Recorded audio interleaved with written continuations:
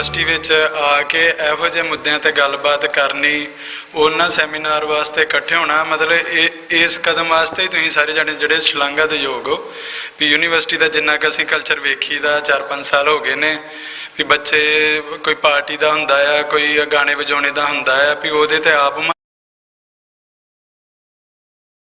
कोई विरला वांझा ही आ भी उही ने उवें आ रहे हैं। तो जिन्ने क बच्चे पहुँचे ने उन्हों का भी बहुत बहुत धन्यवाद आ। मतलब यूनिवर्सिटी विच आके इहो ਜਿਹੇ मुद्दों ते गलबात करनी, उन्होंने सैमीनार वास्ते इकट्ठे होना, मतलब इस कदम वास्ते ही तुसीं सारे जने जिहड़े शलाघा दे योग हो भी यूनिवर्सिटी का जिन्ना क असीं कल्चर वेखी दा 4-5 साल हो गए ने भी बच्चे कोई पार्टी का हुंदा आ, कोई गाने वजाने का हुंदा आ भी उहदे ते आप मारे बंदे हुंदे ने।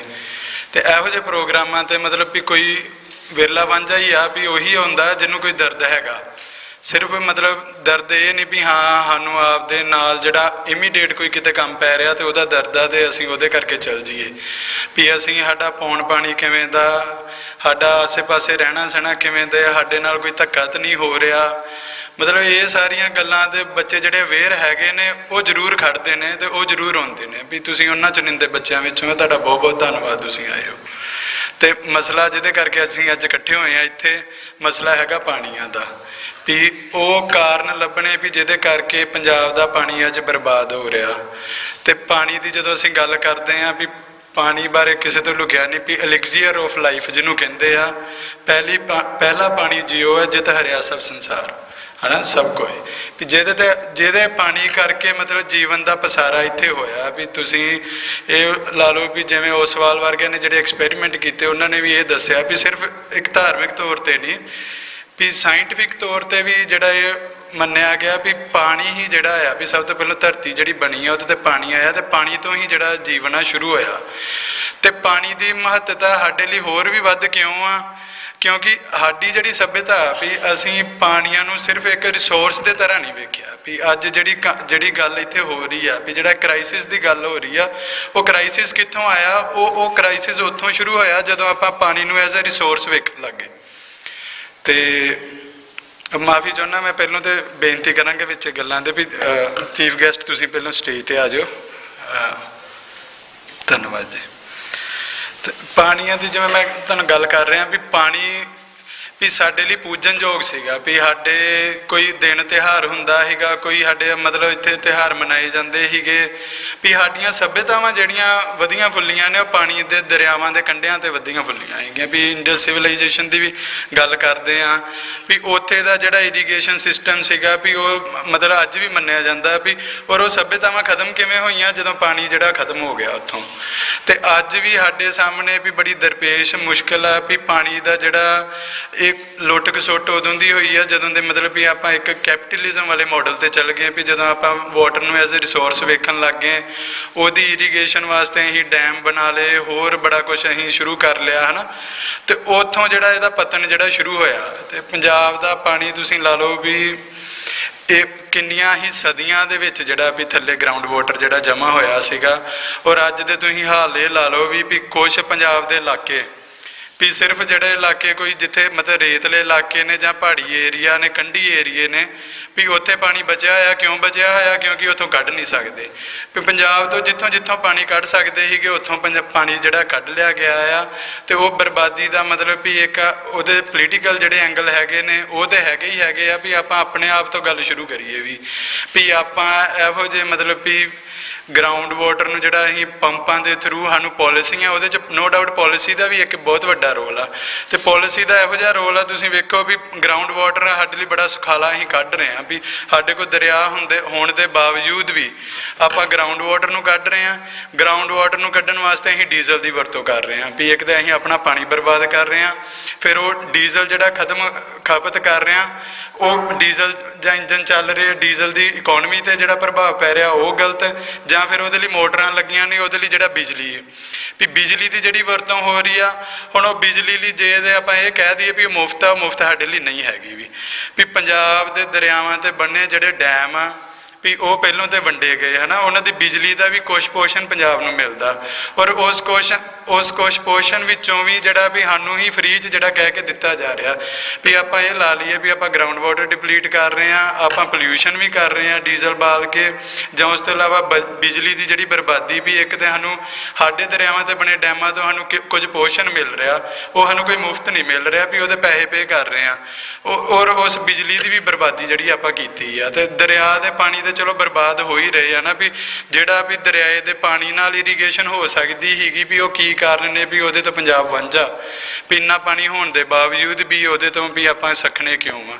ਵੀ ਇਹ ਸਾਰੀਆਂ ਗੱਲਾਂ ਜਿਹੜੀਆਂ ਉਹਦੇ ਤੇ ਵਿਚਾਰ ਚਰਚਾ ਅਸੀਂ ਅੱਜ ਕਰ ਲਈ ਇਕੱਠੇ ਹੋਏ ਨੇ, ਦੋ ਸਪੀਕਰ ਨੇ ਸਾਡੇ ਨਾਲ। ਸਭ ਤੋਂ ਪਹਿਲਾਂ ਮੈਂ ਸਰਦਾਰ ਅਜੇਪਾਲ ਸਿੰਘ ਬਰਾੜ ਉਹਨਾਂ ਨੂੰ ਬੇਨਤੀ ਕਰਾਂਗੇ, ਇਹ ਐਕਸਪਰਟ ਨੇ, ਜੀਓਪੋਲਿਟਿਕ ਐਨਾਲਿਸਟ ਨੇ, ਮਤਲਬ ਪੰਜਾਬ ਪੰਥ ਦੇ ਹਰ ਇੱਕ ਮੁੱਦੇ ਤੇ ਡੂੰਘੀ ਇਹਨਾਂ ਦੀ ਮਤਲਬ ਬਰੀਕੀ ਨਾਲ ਇਹਨਾਂ ਦੀ ਗੱਲਬਾਤ ਰੱਖਦੇ ਨੇ, ਉਹਨਾਂ ਬਾਰੇ ਲਿਖਿਆ ਪੜ੍ਹਿਆ। ਉਹਨਾਂ ਨੂੰ ਬੇਨਤੀ ਕਰਾਂਗਾ ਆਣ ਕੇ ਆਪਣੇ ਵਿਚਾਰ ਰੱਖਣ।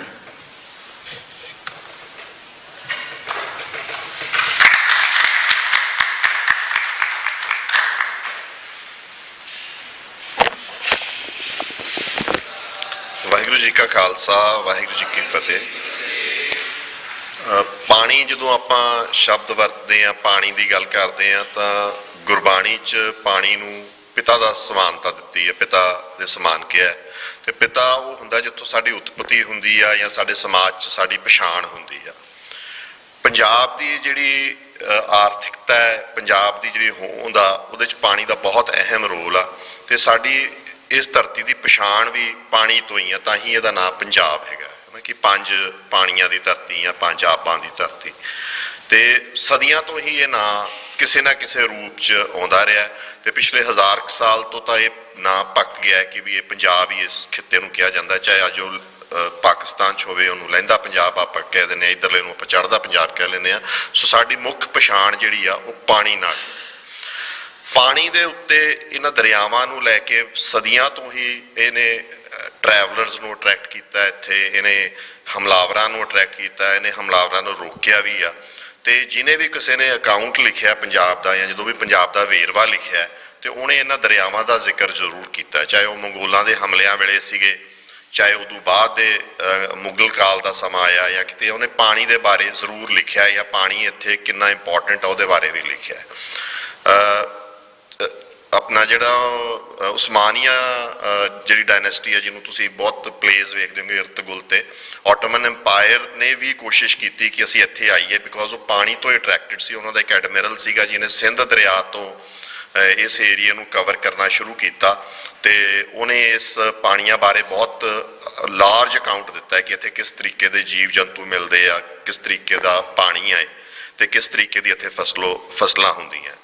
Over a large period of time ਜਿਹੜਾ ਪੰਜਾਬ ਦੀ ਆਰਥਿਕਤਾ, ਚਾਹੇ ਉਹ ਵਪਾਰ ਸੀ, ਹਾਂ, ਉਹ ਇਹਨਾਂ ਦਰਿਆਵਾਂ ਦੇ ਰਾਹੀਂ ਹੁੰਦਾ ਸੀਗਾ, ਚਾਹੇ ਸਾਡੀ ਫਸਲਾਂ ਹੈਗੀਆਂ ਜਿਹੜੀਆਂ ਸਲਾਬੇ ਨਾਲ ਪੈਦਾਵਾਰ ਹੁੰਦੀ ਸੀ, ਅਤੇ ਜਿਹਨੂੰ ਇੰਡੈਂਟੇਸ਼ਨ ਕਨਾਲਸ ਕਹਿੰਦੇ ਆ ਅੰਗਰੇਜ਼ੀ ਦੇ ਵਿੱਚ, ਕਿ ਜਦੋਂ ਦਰਿਆ ਪੂਰੀ ਆਪਦੀ ਜਦੋਂ ਜੋਬਨ ਤੇ ਹੁੰਦਾ, ਜਾਂ ਕਹਿ ਲਓ ਮੌਨਸੂਨਸ ਆਉਂਦੀਆਂ, ਤਾਂ ਉਹ ਗਾਰ ਲੈ ਕੇ ਆਉਂਦਾ ਤੇ ਨਾਲ ਸਲਾਬਾ ਫੈਲ ਜਾਂਦਾ। ਉਸ ਸਲਾਬੇ ਨੂੰ ਪ੍ਰੀਜ਼ਰਵ ਕਰਕੇ ਲੋਕ ਖੇਤੀ ਕਰਦੇ ਰਹੇ ਇੱਥੇ, ਤੇ ਲੋੜ ਜੋਗੀ ਇੱਥੇ ਫਸਲ ਵੀ ਹੁੰਦੀ ਰਹੀ। ਜਿਵੇਂ ਜਿਵੇਂ ਸਮਾਂ ਅੱਗੇ ਆਇਆ, ਅੰਗਰੇਜ਼ ਮਹਾਰਾਜਾ ਰਣਜੀਤ ਸਿੰਘ ਦੇ ਰਾਜ ਵੇਲੇ 2 ਅੰਗਰੇਜ਼ਾਂ ਨੇ ਇਸ ਪਾਣੀ ਨੂੰ, ਹੋਰ ਵੀ ਲੋਕਾਂ ਨੇ ਵੇਖਿਆ ਹੋਣਾ, ਲਾਰਜਲੀ 2 ਅਕਾਊਂਟਸ ਮਿਲਦੇ ਆ ਸਾਨੂੰ, ਪਟਿੰਗਰ ਦਾ ਤੇ ਅਲੈਗਜ਼ੈਂਡਰ ਬਰਨਸ ਦੇ। ਪਟਿੰਗਰ ਨੇ ਇੱਥੇ ਇਹ ਦੱਸਿਆ ਕਿ ਵੀ ਇਹਦੇ 'ਤੇ ਬਹੁਤ ਜ਼ਿਆਦਾ ਸ਼ਿਪਿੰਗ ਹੁੰਦੀ ਆ, ਤੇ ਤਕਰੀਬਨ 50 ਟਨ ਕੈਰੀ ਕਰਨ ਵਾਲੀਆਂ ਜਿਹੜੀਆਂ ਬੋਟਸ ਆ ਉਹ ਵੀ ਇੱਥੋਂ ਕੈਰੀ ਕਰਦੀਆਂ, ਤਕਰੀਬਨ ਕਰਾਚੀ ਤੱਕ ਉਹ ਜਾਂਦੀਆਂ ਹੈਗੀਆਂ, ਉਸ ਹਾਰਬਰਸ ਤੱਕ ਉਹ ਮਾਲ ਮੱਤਾ ਲੈ ਕੇ ਜਾਂਦੀਆਂ। ਇੱਕ ਤਾਂ ਰॉ ਮਟੀਰੀਅਲ ਉਹਨੇ ਕਿੱਥੋਂ ਲੈਣਾ ਹੈ ਤੇ ਆਪਦੀ ਮਾਰਕੀਟ ਕਿੱਥੇ, ਉਹਨੇ ਵੇਚਣਾ ਕਿੱਥੇ ਹੈ। ਜਿੰਨੀ ਦੇਰ ਉਹਨੂੰ ਰॉ ਮਟੀਰੀਅਲ ਸਸਤਾ ਮਿਲਦਾ ਰਹੇ ਤੇ ਮਾਰਕੀਟ ਉਹਦੇ ਕੋਲ ਅਵੇਲੇਬਲ ਰਹੇ, ਤਾਂ ਉਹਦੇ ਕੋਲ ਇੱਕ ਸਰਪਲਸ ਕ੍ਰੀਏਟ ਹੁੰਦਾ ਰਹਿੰਦਾ। ਜਿਹੜਾ ਬ੍ਰਿਟਿਸ਼ ਮਾਡਲ ਸੀਗਾ, ਇੰਡਸਟਰੀਅਲ ਮਾਡਲ, ਉਹ ਸਾਰਾ ਇਸੇ ਦੇ ਉੱਤੇ ਬੇਸ ਸੀਗਾ। ਉਹ ਰॉ ਮਟੀਰੀਅਲਸ ਲੈਂਦੇ ਸੀਗੇ ਕਾਲੋਨੀਜ਼ 'ਚੋਂ, ਤੇ ਆਪਦਾ ਪੱਕਾ ਮਾਲ ਹੁੰਦਾ ਕਾਲੋਨੀਜ਼ ਦੇ ਵਿੱਚ ਤੇ ਹੋਰ ਜਗ੍ਹਾ ਤੇ ਵੇਚਦੇ ਸੀਗੇ। ਤਾਂ ਜਿਹੜਾ ਉਹਦਾ ਸਰਪਲਸ ਕ੍ਰੀਏਟ ਹੁੰਦਾ ਸੀ ਉਹਦੇ ਵਿੱਚੋਂ ਪੈਸੇ ਦਾ, ਉਹਦੇ ਨਾਲ ਉਹ ਪ੍ਰੋਸਪਰਸ ਹੁੰਦੇ ਜਾਂਦੇ ਸੀ। ਤਾਂ ਉਹਨੇ ਵੇਖਿਆ ਕਿ ਸਾਨੂੰ ਇੱਕ ਆਲਟਰਨੇਟ ਕ੍ਰੀਏਟ ਕਰਨਾ ਪੈਣਾ ਰॉ ਮਟੀਰੀਅਲ ਦਾ, ਤੇ ਉਹਦੇ ਵਾਸਤੇ ਬੈਸਟ ਜਿਹੜੀ ਲੋਕੇਸ਼ਨ ਸੀ ਜਾਂ ਬੈਸਟ ਏਰੀਆ ਸੀਗਾ, ਉਹਨਾਂ ਨੇ ਪੰਜਾਬ ਆਈਡੈਂਟੀਫਾਈ ਕੀਤਾ ਕਿ ਇੱਥੋਂ ਆਪਾਂ ਜੇ ਤਾਂ ਆਪਣੇ ਨਹਿਰਾਂ ਕੱਢ ਦਈਏ ਇੱਥੇ, ਜਾਂ ਇਸ ਇਲਾਕੇ ਨੂੰ ਹੋਰ ਡਿਵੈਲਪ ਕਰੀਏ, ਤਾਂ ਇੱਥੋਂ ਸਾਨੂੰ ਰॉ ਮਟੀਰੀਅਲ ਮਿਲਦਾ ਰਹੂਗਾ ਸਾਡੀ ਜ਼ਰੂਰਤ ਵਾਸਤੇ। ਦੂਸਰਾ ਉਹਨਾਂ ਦਾ ਮੇਨ ਇੰਟਰਸਟ ਸੀਗਾ ਕਿ ਅਫਗਾਨ ਸਾਈਡ ਤੋਂ ਉਹਨਾਂ ਨੇ ਰਸ਼ੀਆ ਨੂੰ ਰੋਕਣਾ ਸੀਗਾ, ਤਾਂ ਉਹਨਾਂ ਨੂੰ ਇਸ ਏਰੀਏ 'ਚੋਂ ਮੈਨ ਪਾਵਰ ਵੀ ਚਾਹੀਦੀ ਸੀ। ਇਹ ਗੱਲਾਂ ਮੈਂ ਤਾਂ ਕਰ ਰਿਹਾ ਕਿ ਇਹ ਚੀਜ਼ਾਂ ਆਪਣੇ ਨਾਲ ਰਿਪੀਟ ਹੁੰਦੀਆਂ ਰਹੀਆਂ, ਤਾਂ ਆਪਾਂ ਹੁਣ ਇਹਨੂੰ ਇੱਥੋਂ ਵੇਖਦੇ ਕਿ ਕਿੱਥੋਂ ਇਹ ਸ਼ੁਰੂ ਹੋਇਆ ਸਾਡਾ। ਤਾਂ 1862 ਤੋਂ ਬਾਅਦ ਉਹਨਾਂ ਨੇ ਪਹਿਲੀ ਜਿਹੜੀ ਕਨਾਲ ਕੱਢਣ ਦੀ ਪਲਾਨ ਬਣਾਈ, ਉਹ ਆਹ ਸਰਹੰਦ ਵਾਲੀ ਕਨਾਲ ਆ, ਜਿਹਨੂੰ ਆਪਾਂ ਦਰਾਹੇ ਕੋਲ ਦੀ ਟਾਪੀ ਰੋਪੜ ਤੋਂ ਹੋ ਕੇ ਤੁਸੀਂ ਵੇਖਿਆ ਹੋਣਾ, ਬਹੁਤ ਵੱਡੀ ਨਹਿਰ ਹੈ ਤੇ ਇਹਨੂੰ ਸਰਹੰਦ ਕਨਾਲ ਕਹਿੰਦੇ ਆ। ਉਹਨਾਂ ਨੇ ਪਹਿਲੀ 1872 ਦੇ ਵਿੱਚ ਇਹ ਨਹਿਰ ਬਣਾਉਣ ਦਾ ਪਲਾਨ ਬਣਾਇਆ ਤੇ ਇਹਨੂੰ ਮਤਲਬ ਸਰਵਿਸ ਕੰਪਲੀਟ ਕਰ ਲਈ ਤੇ ਕੰਮ ਸ਼ੁਰੂ ਕਰ ਦਿੱਤਾ। ਇਹਦਾ ਇੰਪੈਕਟ ਕਿੰਨਾ ਸੀ ਇਹ ਜਾਣਨਾ ਬਹੁਤ ਜ਼ਰੂਰੀ ਹੈ। ਇਹਦਾ ਇੰਪੈਕਟ ਇੰਨਾ ਸੀ ਕਿ ਸ਼ਿਕਾਗੋ ਦੀ ਜਿਹੜੀ ਵੀਟ ਮਾਰਕੀਟ ਸੀ, ਕਮੋਡਿਟੀ ਮਾਰਕੀਟ ਸੀ, ਜਿੱਦਣ ਇਹ ਨਹਿਰ ਦੀ ਪਲਾਨ ਸ਼ੁਰੂ ਹੋ ਗਈ ਉਦੋਂ ਉੱਥੇ 10% ਵੀਟ ਦੀਆਂ ਪ੍ਰਾਈਸਿਸ ਦੇ ਵਿੱਚ ਡਾਊਨਫਾਲ ਆ ਗਿਆ। 10% ਜੇ ਕਿਸੇ ਕਮੋਡਿਟੀ ਦੇ ਵਿੱਚ ਡਾਊਨਫਾਲ ਆ ਜੇ, ਉਹਦੀ ਪ੍ਰਾਈਸ ਟੁੱਟ ਜੇ, ਤਾਂ ਉਹ ਤਕਰੀਬਨ ਕਈ ਇਲਾਕਿਆਂ 'ਚੋਂ ਅਨਵਾਇਬਲ ਹੋ ਜਾਂਦੀ। ਸੋ ਇੰਨਾ ਵੱਡਾ ਇਹ ਪ੍ਰੋਜੈਕਟ ਸੀਗਾ, ਇਹਦੀ ਇੰਨਾ ਵੱਡਾ ਵਰਲਡ ਗਲੋਬਲ ਲੈਵਲ 'ਤੇ ਇਹਦਾ ਐਡਾ ਵੱਡਾ ਇੰਪੈਕਟ ਸੀਗਾ। ਤੇ ਉਹਨੇ 1872 ਤੋਂ ਸ਼ੁਰੂ ਕਰਕੇ 1872 ਤੋਂ ਸ਼ੁਰੂ ਕਰਕੇ ਤਕਰੀਬਨ 1883 ਤੱਕ ਇਹ ਸਾਰਾ ਪ੍ਰੋਜੈਕਟ ਪੂਰਾ ਹੋ ਗਿਆ, ਜਿਹਦੇ ਨਾਲ ਮਾਲਵੇ ਦਾ ਬਹੁਤ ਵੱਡਾ ਏਰੀਆ ਉਹਨਾਂ ਨੇ ਘੱਟੋ ਘੱਟ 6 ਮਹੀਨੇ ਪਾਣੀ ਦੇਣ ਵਾਲਾ ਕਰਤਾ, ਜਿਹਦੇ 'ਚ ਇਹਦੀਆਂ ਗਾਂ 3 ਫੀਡਰਸ ਬਣ ਜਾਂਦੀਆਂ, ਅਲੱਗ-ਅਲੱਗ ਜਾਂਦੀਆਂ ਬਠਿੰਡੇ ਨੂੰ, ਆਪਣਾ ਬੋਰ ਫਾਜ਼ਿਲਕਾ, ਇਹਨਾਂ ਸਾਰੇ ਇਲਾਕਿਆਂ ਨੂੰ ਪਾਣੀ ਇੱਥੋਂ ਮਿਲਣ ਲੱਗ ਗਿਆ। ਤਾਂ ਇਹਦਾ ਬਹੁਤ ਵੱਡਾ ਇੱਕ ਇੰਪੈਕਟ ਹੋਇਆ, ਫਸਲਾਂ ਹੋਣ ਲੱਗ ਗਈਆਂ। ਤਾਂ ਅੰਗਰੇਜ਼ ਨੂੰ ਸਮਝ ਆ ਗਈ ਕਿ ਇਸੇ ਤਰੀਕੇ ਦੀਆਂ ਉਹਨਾਂ ਕਨਾਲ ਸੋਰ ਕੱਢਣੀਆਂ ਸ਼ੁਰੂ ਕੀਤੀਆਂ। ਤੋਂ ਪ੍ਰੈਜ਼ੈਂਟ ਜਿਹੜਾ ਪਾਕਿਸਤਾਨ ਆ ਉਹਦੇ 'ਚ ਮੌਂਟਗੋਮਰੀ ਦਾ ਇਲਾਕਾ, ਲਾਇਲਪੁਰ ਦਾ ਇਲਾਕਾ, ਉਹਨੇ ਇਹਨਾਂ ਨਹਿਰਾਂ ਦੇ ਆਸੇ-ਪਾਸੇ ਵਸਾਤਾ। ਉਹਦਾ ਇੰਨਾ ਜ਼ਿਆਦਾ ਰੈਵਨਿਊ ਉਹਨਾਂ ਨੂੰ ਮਿਲਿਆ ਕਿ ਜਿਹੜੀ ਉਹਨਾਂ ਦੀ ਇਨਵੈਸਟਮੈਂਟ ਸੀ, ਉਹ ਇਨਵੈਸਟਮੈਂਟ ਤੋਂ ਕਿਤੇ ਵੱਧ ਉਹਨਾਂ ਨੂੰ ਸਾਲਾਨਾ ਆਮਦਨ ਹੋਣੀ ਸ਼ੁਰੂ ਹੋਈ ਉੱਥੋਂ। ਉਦੋਂ ਨਾਲ ਹੀ ਕ੍ਰਾਈਸਿਸ ਹੋਰ ਚੱਲ ਰਿਹਾ ਸੀਗਾ ਕਿ ਰੇਲਵੇਜ਼ ਨੂੰ ਡਿਵੈਲਪ ਕੀਤਾ ਜਾਵੇ। ਸੋ ਇਹ ਦੋਨੇ ਚੀਜ਼ਾਂ ਕੰਬੀਨੇਸ਼ਨ 'ਚ ਹੋ ਰਹੀਆਂ ਸੀਗੀਆਂ। ਰੇਲਵੇਜ਼ ਦੇ ਵਿੱਚ ਉਹਨਾਂ ਦੀ ਇਨਵੈਸਟਮੈਂਟ ਹੋ ਰਹੀ ਸੀ, ਉਹ ਪੈਸਾ ਖਾ ਰਹੀ ਸੀਗੀ।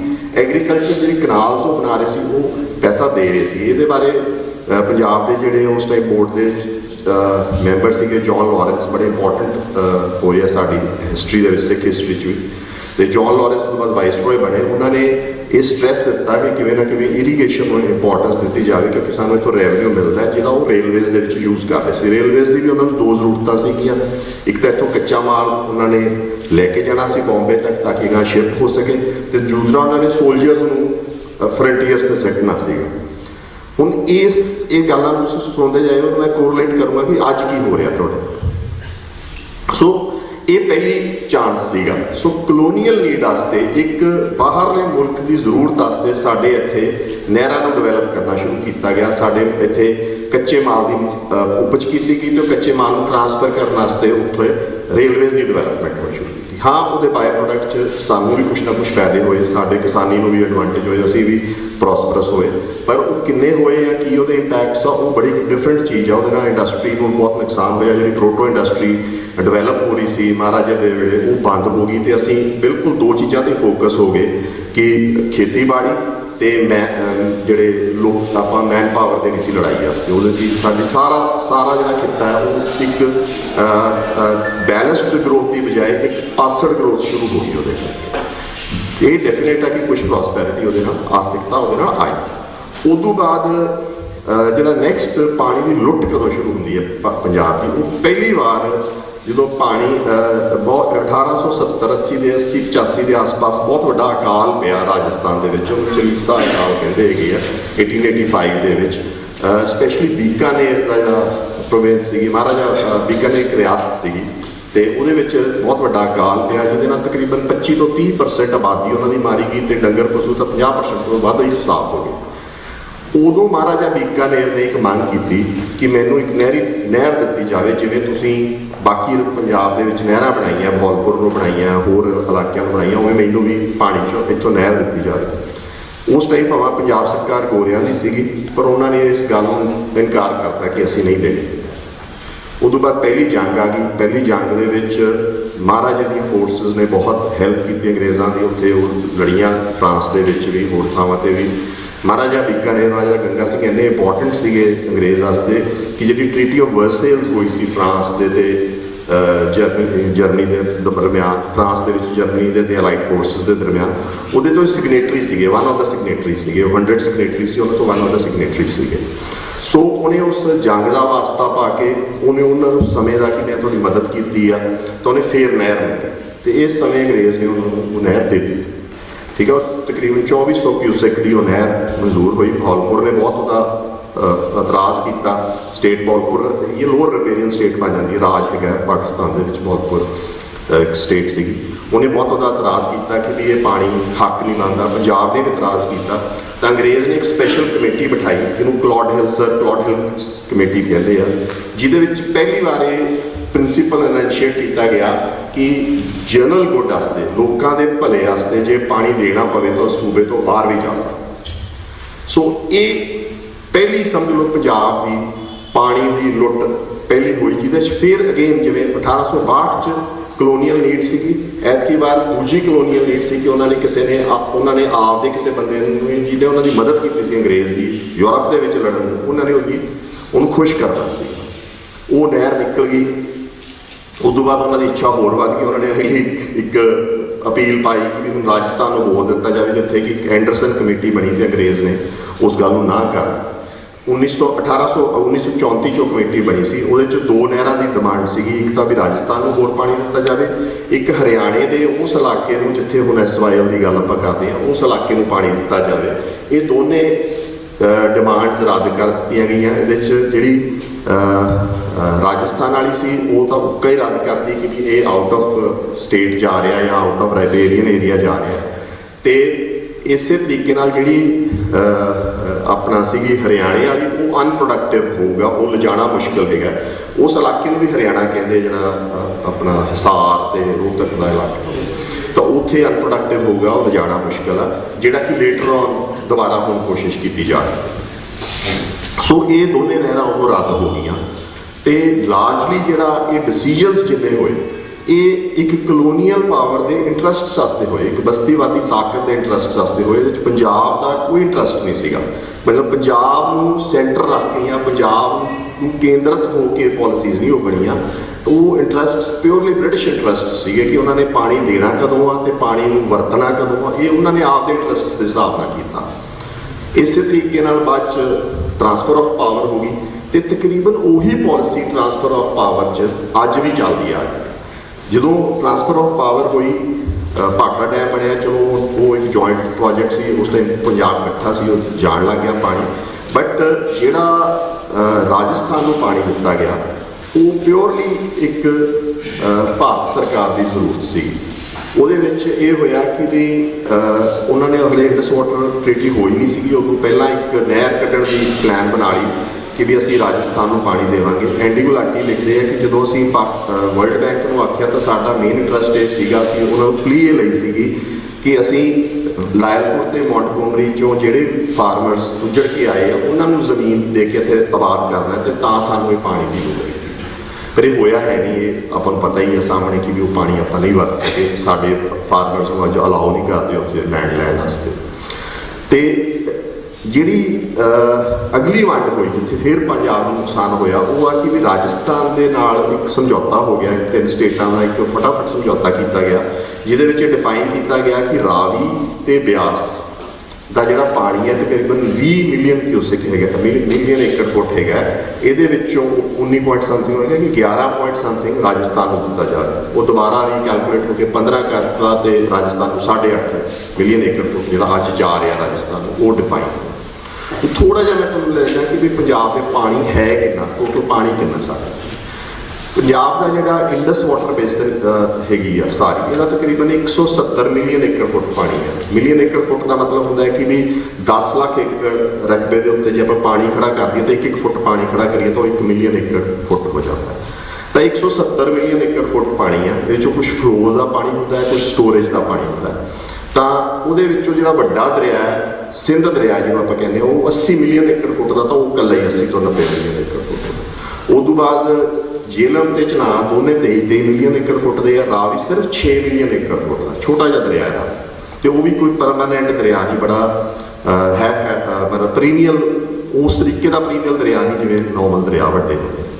ਬਿਆਸ ਤੇ ਸਤਲੁਜ ਸਿਰਫ 12 ਮਿਲੀਅਨ ਏਕੜ ਫੁੱਟ ਦੇ ਹੁੰਦੇ ਗਏ। ਸੋ ਪੰਜਾਬ ਦੀ ਜਦੋਂ ਵੰਡ ਹੋਈ, ਪਾਣੀ ਦੀ ਵੰਡ ਕੀਤੀ ਗਈ ਤਾਂ ਇੰਡਸ ਵਾਟਰ ਟ੍ਰੀਟੀ ਜਦੋਂ ਕੀਤੀ ਗਈ ਤਾਂ ਉਹਦੇ ਵਿੱਚ ਮੌਜੂਦਾ ਪੰਜਾਬ ਨੂੰ ਸਿਰਫ 30 ਮਿਲੀਅਨ ਏਕੜ ਫੁੱਟ ਪਾਣੀ ਮਿਲਿਆ, ਜਿਹਦੇ ਵਿੱਚੋਂ 12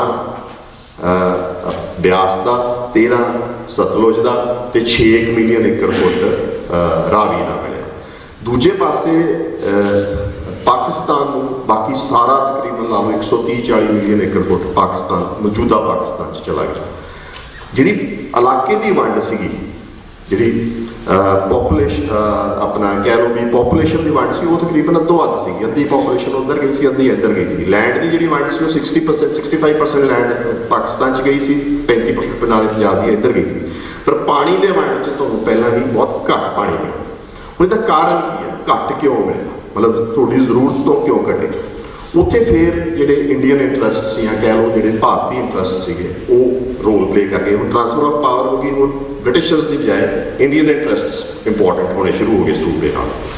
ਉਹਦੇ ਵਿੱਚ ਇਹ ਸੀਗਾ ਕਿ ਵੀ 1950 ਦੇ ਆਸ-ਪਾਸ 1948 ਜਾਂ 49 ਦੇ ਆਸ-ਪਾਸ ਹੀ ਵਰਲਡ ਦੇ ਵਿੱਚ ਇੱਕ ਟਰੂਮੈਨ ਡਾਕਟ੍ਰਿਨ ਆ ਗਈ ਸੀ। ਜਦ ਪ੍ਰੈਜ਼ੀਡੈਂਟ ਟਰੂਮੈਨ ਅਮਰੀਕਾ ਦੇ ਵਿੱਚ ਆ ਗਏ ਸੀ, ਉਹਨਾਂ ਦੀ ਪ੍ਰਿੰਸੀਪਲ ਡਾਕਟ੍ਰਿਨ ਇਹ ਸੀਗੀ ਕਿ ਵੀ ਅਸੀਂ ਕਿਸੇ ਹਾਲਤ 'ਚ ਵੀ ਜਿਹੜਾ ਲੈਫਟ ਦਾ ਪਸਾਰਾ ਹੈ, ਜਿਹੜਾ ਕਮਿਊਨਿਜ਼ਮ ਦਾ ਪਸਾਰਾ ਹੈ, ਉਹ ਰੋਕਣਾ ਹੈ ਸੀ। ਉਹਨੂੰ ਕਿਸੇ ਤਰੀਕੇ ਨਾਲ ਵਧਣ ਨਹੀਂ ਦੇਣਾ, ਉਹਨੂੰ ਕੰਟੇਨ ਕਰਨਾ ਹੈ ਸੀ। ਉਸ ਕੰਟੇਨ ਕਰਨ ਦੇ ਕੇਸ ਦੇ ਵਿੱਚ ਕੋਰੀਅਨ ਵਾਰ ਲੜੀ ਗਈ 1950 ਦੇ ਵਿੱਚ, ਤੇ ਉੱਥੋਂ ਕੋਰੀਅਨ ਵਾਰ ਤੋਂ ਬਾਅਦ ਹੀ ਇੱਕ ਐਟੋਮਿਕ ਐਨਰਜੀ ਕਮਿਸ਼ਨ ਦੇ ਚੇਅਰਮੈਨ ਸੀ ਲੈਲੈਂਥੀਅਨ, ਉਹ ਇੰਡੀਆ ਆਏ। ਉਹ ਇੰਡੀਆ ਜਦੋਂ ਆਏ ਘੁੰਮੇ ਫਿਰੇ ਤੇ ਉਹਨਾਂ ਨੇ 2 ਪ੍ਰੋਬਲਮਸ ਆਈਡੈਂਟੀਫਾਈ ਕੀਤੀਆਂ ਪਾਕਿਸਤਾਨ ਦੇ ਮੌਜੂਦਾ ਭਾਰਤ ਦੇ ਵਿੱਚ, ਜਿਨ੍ਹਾਂ ਦੀ 2 ਪ੍ਰੋਬਲਮਸ ਉਹਨਾਂ ਨੇ ਕਿਹਾ, ਇੱਕ ਤਾਂ ਕਸ਼ਮੀਰ ਤੇ ਇੱਕ ਪੰਜਾਬ ਦਾ ਜਿਹੜਾ ਪਾਣੀ ਆ, ਇਹ ਪੋਟੈਂਸ਼ੀਅਲ ਆ ਜਿੱਥੇ ਲੜਾਈ ਹੋ ਸਕਦੀ ਹੈ ਇਹਨਾਂ ਦੋਵਾਂ ਮੁਲਕਾਂ ਦੇ ਵਿੱਚ। ਤੇ ਉਹਨੇ ਵਾਪਸ ਜਦੋਂ ਗਿਆ, ਉਹਨੇ ਸੀਰੀਜ਼ ਆਫ ਆਰਟੀਕਲਸ ਲਿਖੇ 5-6, ਕੌਲੀਅਰ ਨਾਮ ਦਾ ਮੈਗਜ਼ੀਨ ਸੀਗਾ। ਉਹ ਕੌਲੀਅਰ ਮੈਗਜ਼ੀਨ ਦੇ ਵਿੱਚ ਉਹਨੇ 6-7 ਆਰਟੀਕਲਸ ਲਿਖੇ, ਜਿਹਦੇ ਵਿੱਚ ਉਹਨੇ ਆਖਿਆ ਕਿ ਵੀ ਇੱਥੇ ਇੱਕ potential of another Korea making ਹੈਗਾ ਜੇ ਪਾਣੀ ਤੇ ਕਸ਼ਮੀਰ ਨੂੰ ਦੇ ਇਸ਼ੂਜ਼ ਨੂੰ ਸੋਲਵ ਨਾ ਕੀਤਾ ਗਿਆ।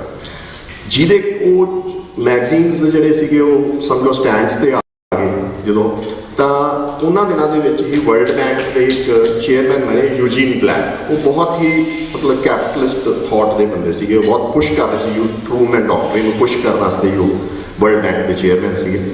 ਤੇ ਉਹ ਕਿਤੇ ਉਹਨਾਂ ਨੇ ਜੀਵਨ 'ਚ ਕਹਿੰਦੇ ਆ ਕਿ ਕਦੀ ਵੀ ਰਸਾਲਾ ਨਹੀਂ ਪੜ੍ਹਿਆ ਸੀਗਾ, ਮਤਲਬ ਮੈਗਜ਼ੀਨ ਨਹੀਂ ਪੜ੍ਹਿਆ ਸੀ। ਉਹ ਪਹਿਲੀ ਵਾਰ ਕਹਿੰਦੇ ਮੈਂ ਲੈ ਕੇ ਪੜ੍ਹਿਆ ਤੇ ਉਹਦੇ 'ਚ ਲੈਲੈਂਥੀਅਨ ਦਾ ਉਹ ਆਰਟੀਕਲ ਸੀਗਾ। ਤੇ ਉਹਨੇ ਲੈਲੈਂਥੀਅਨ ਨਾਲ ਗੱਲ ਕੀਤੀ, ਉਹਨੇ ਕਿਹਾ ਤੂੰ ਵਾਪਸ ਹਿੰਦੁਸਤਾਨ ਜਾ ਤੇ ਆਪਾਂ ਇਹਨੂੰ ਰਿਜ਼ੋਲਵ ਕਰੀਏ। USA ਦਾ ਬੇਸਿਕ ਥ੍ਰੈਟ ਇਹ ਸੀਗੀ ਕਿ ਜਿਹੜਾ ਕਮਿਊਨਿਜ਼ਮ ਹੈਗਾ ਉਹ ਆਲਮੋਸਟ ਅਫਗਾਨਿਸਤਾਨ ਤੱਕ ਤਾਂ ਹੈਗਾ। ਅਫਗਾਨ ਜਿਹੜੇ ਆ ਉਹਨਾਂ ਦੇ ਰਸ਼ੀਅਨ ਐਂਬਿਟ ਦੇ ਵਿੱਚ ਸੀਗੇ।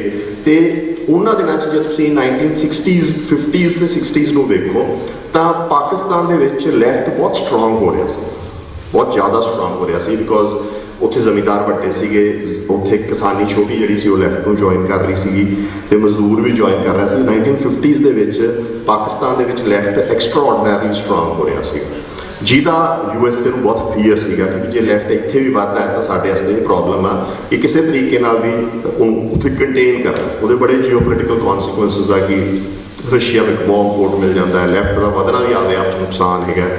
ਸੋ ਉਹਨਾਂ ਨੇ ਪਾਣੀ ਦੇ ਮਸਲੇ ਦੇ ਵਿੱਚ ਆਪਦੇ ਹਿੱਤਾਂ ਵਾਸਤੇ ਭਾਰਤ ਤੇ ਪਾਕਿਸਤਾਨ ਦੇ ਵਿੱਚ ਸਾਲਸੀ ਦਾ ਕੰਮ ਸ਼ੁਰੂ ਕਰਤਾ, ਇੱਕ ਮੀਡੀਏਟਰ ਦੇ ਰੂਪ 'ਚ ਉਹ ਆ ਗਏ।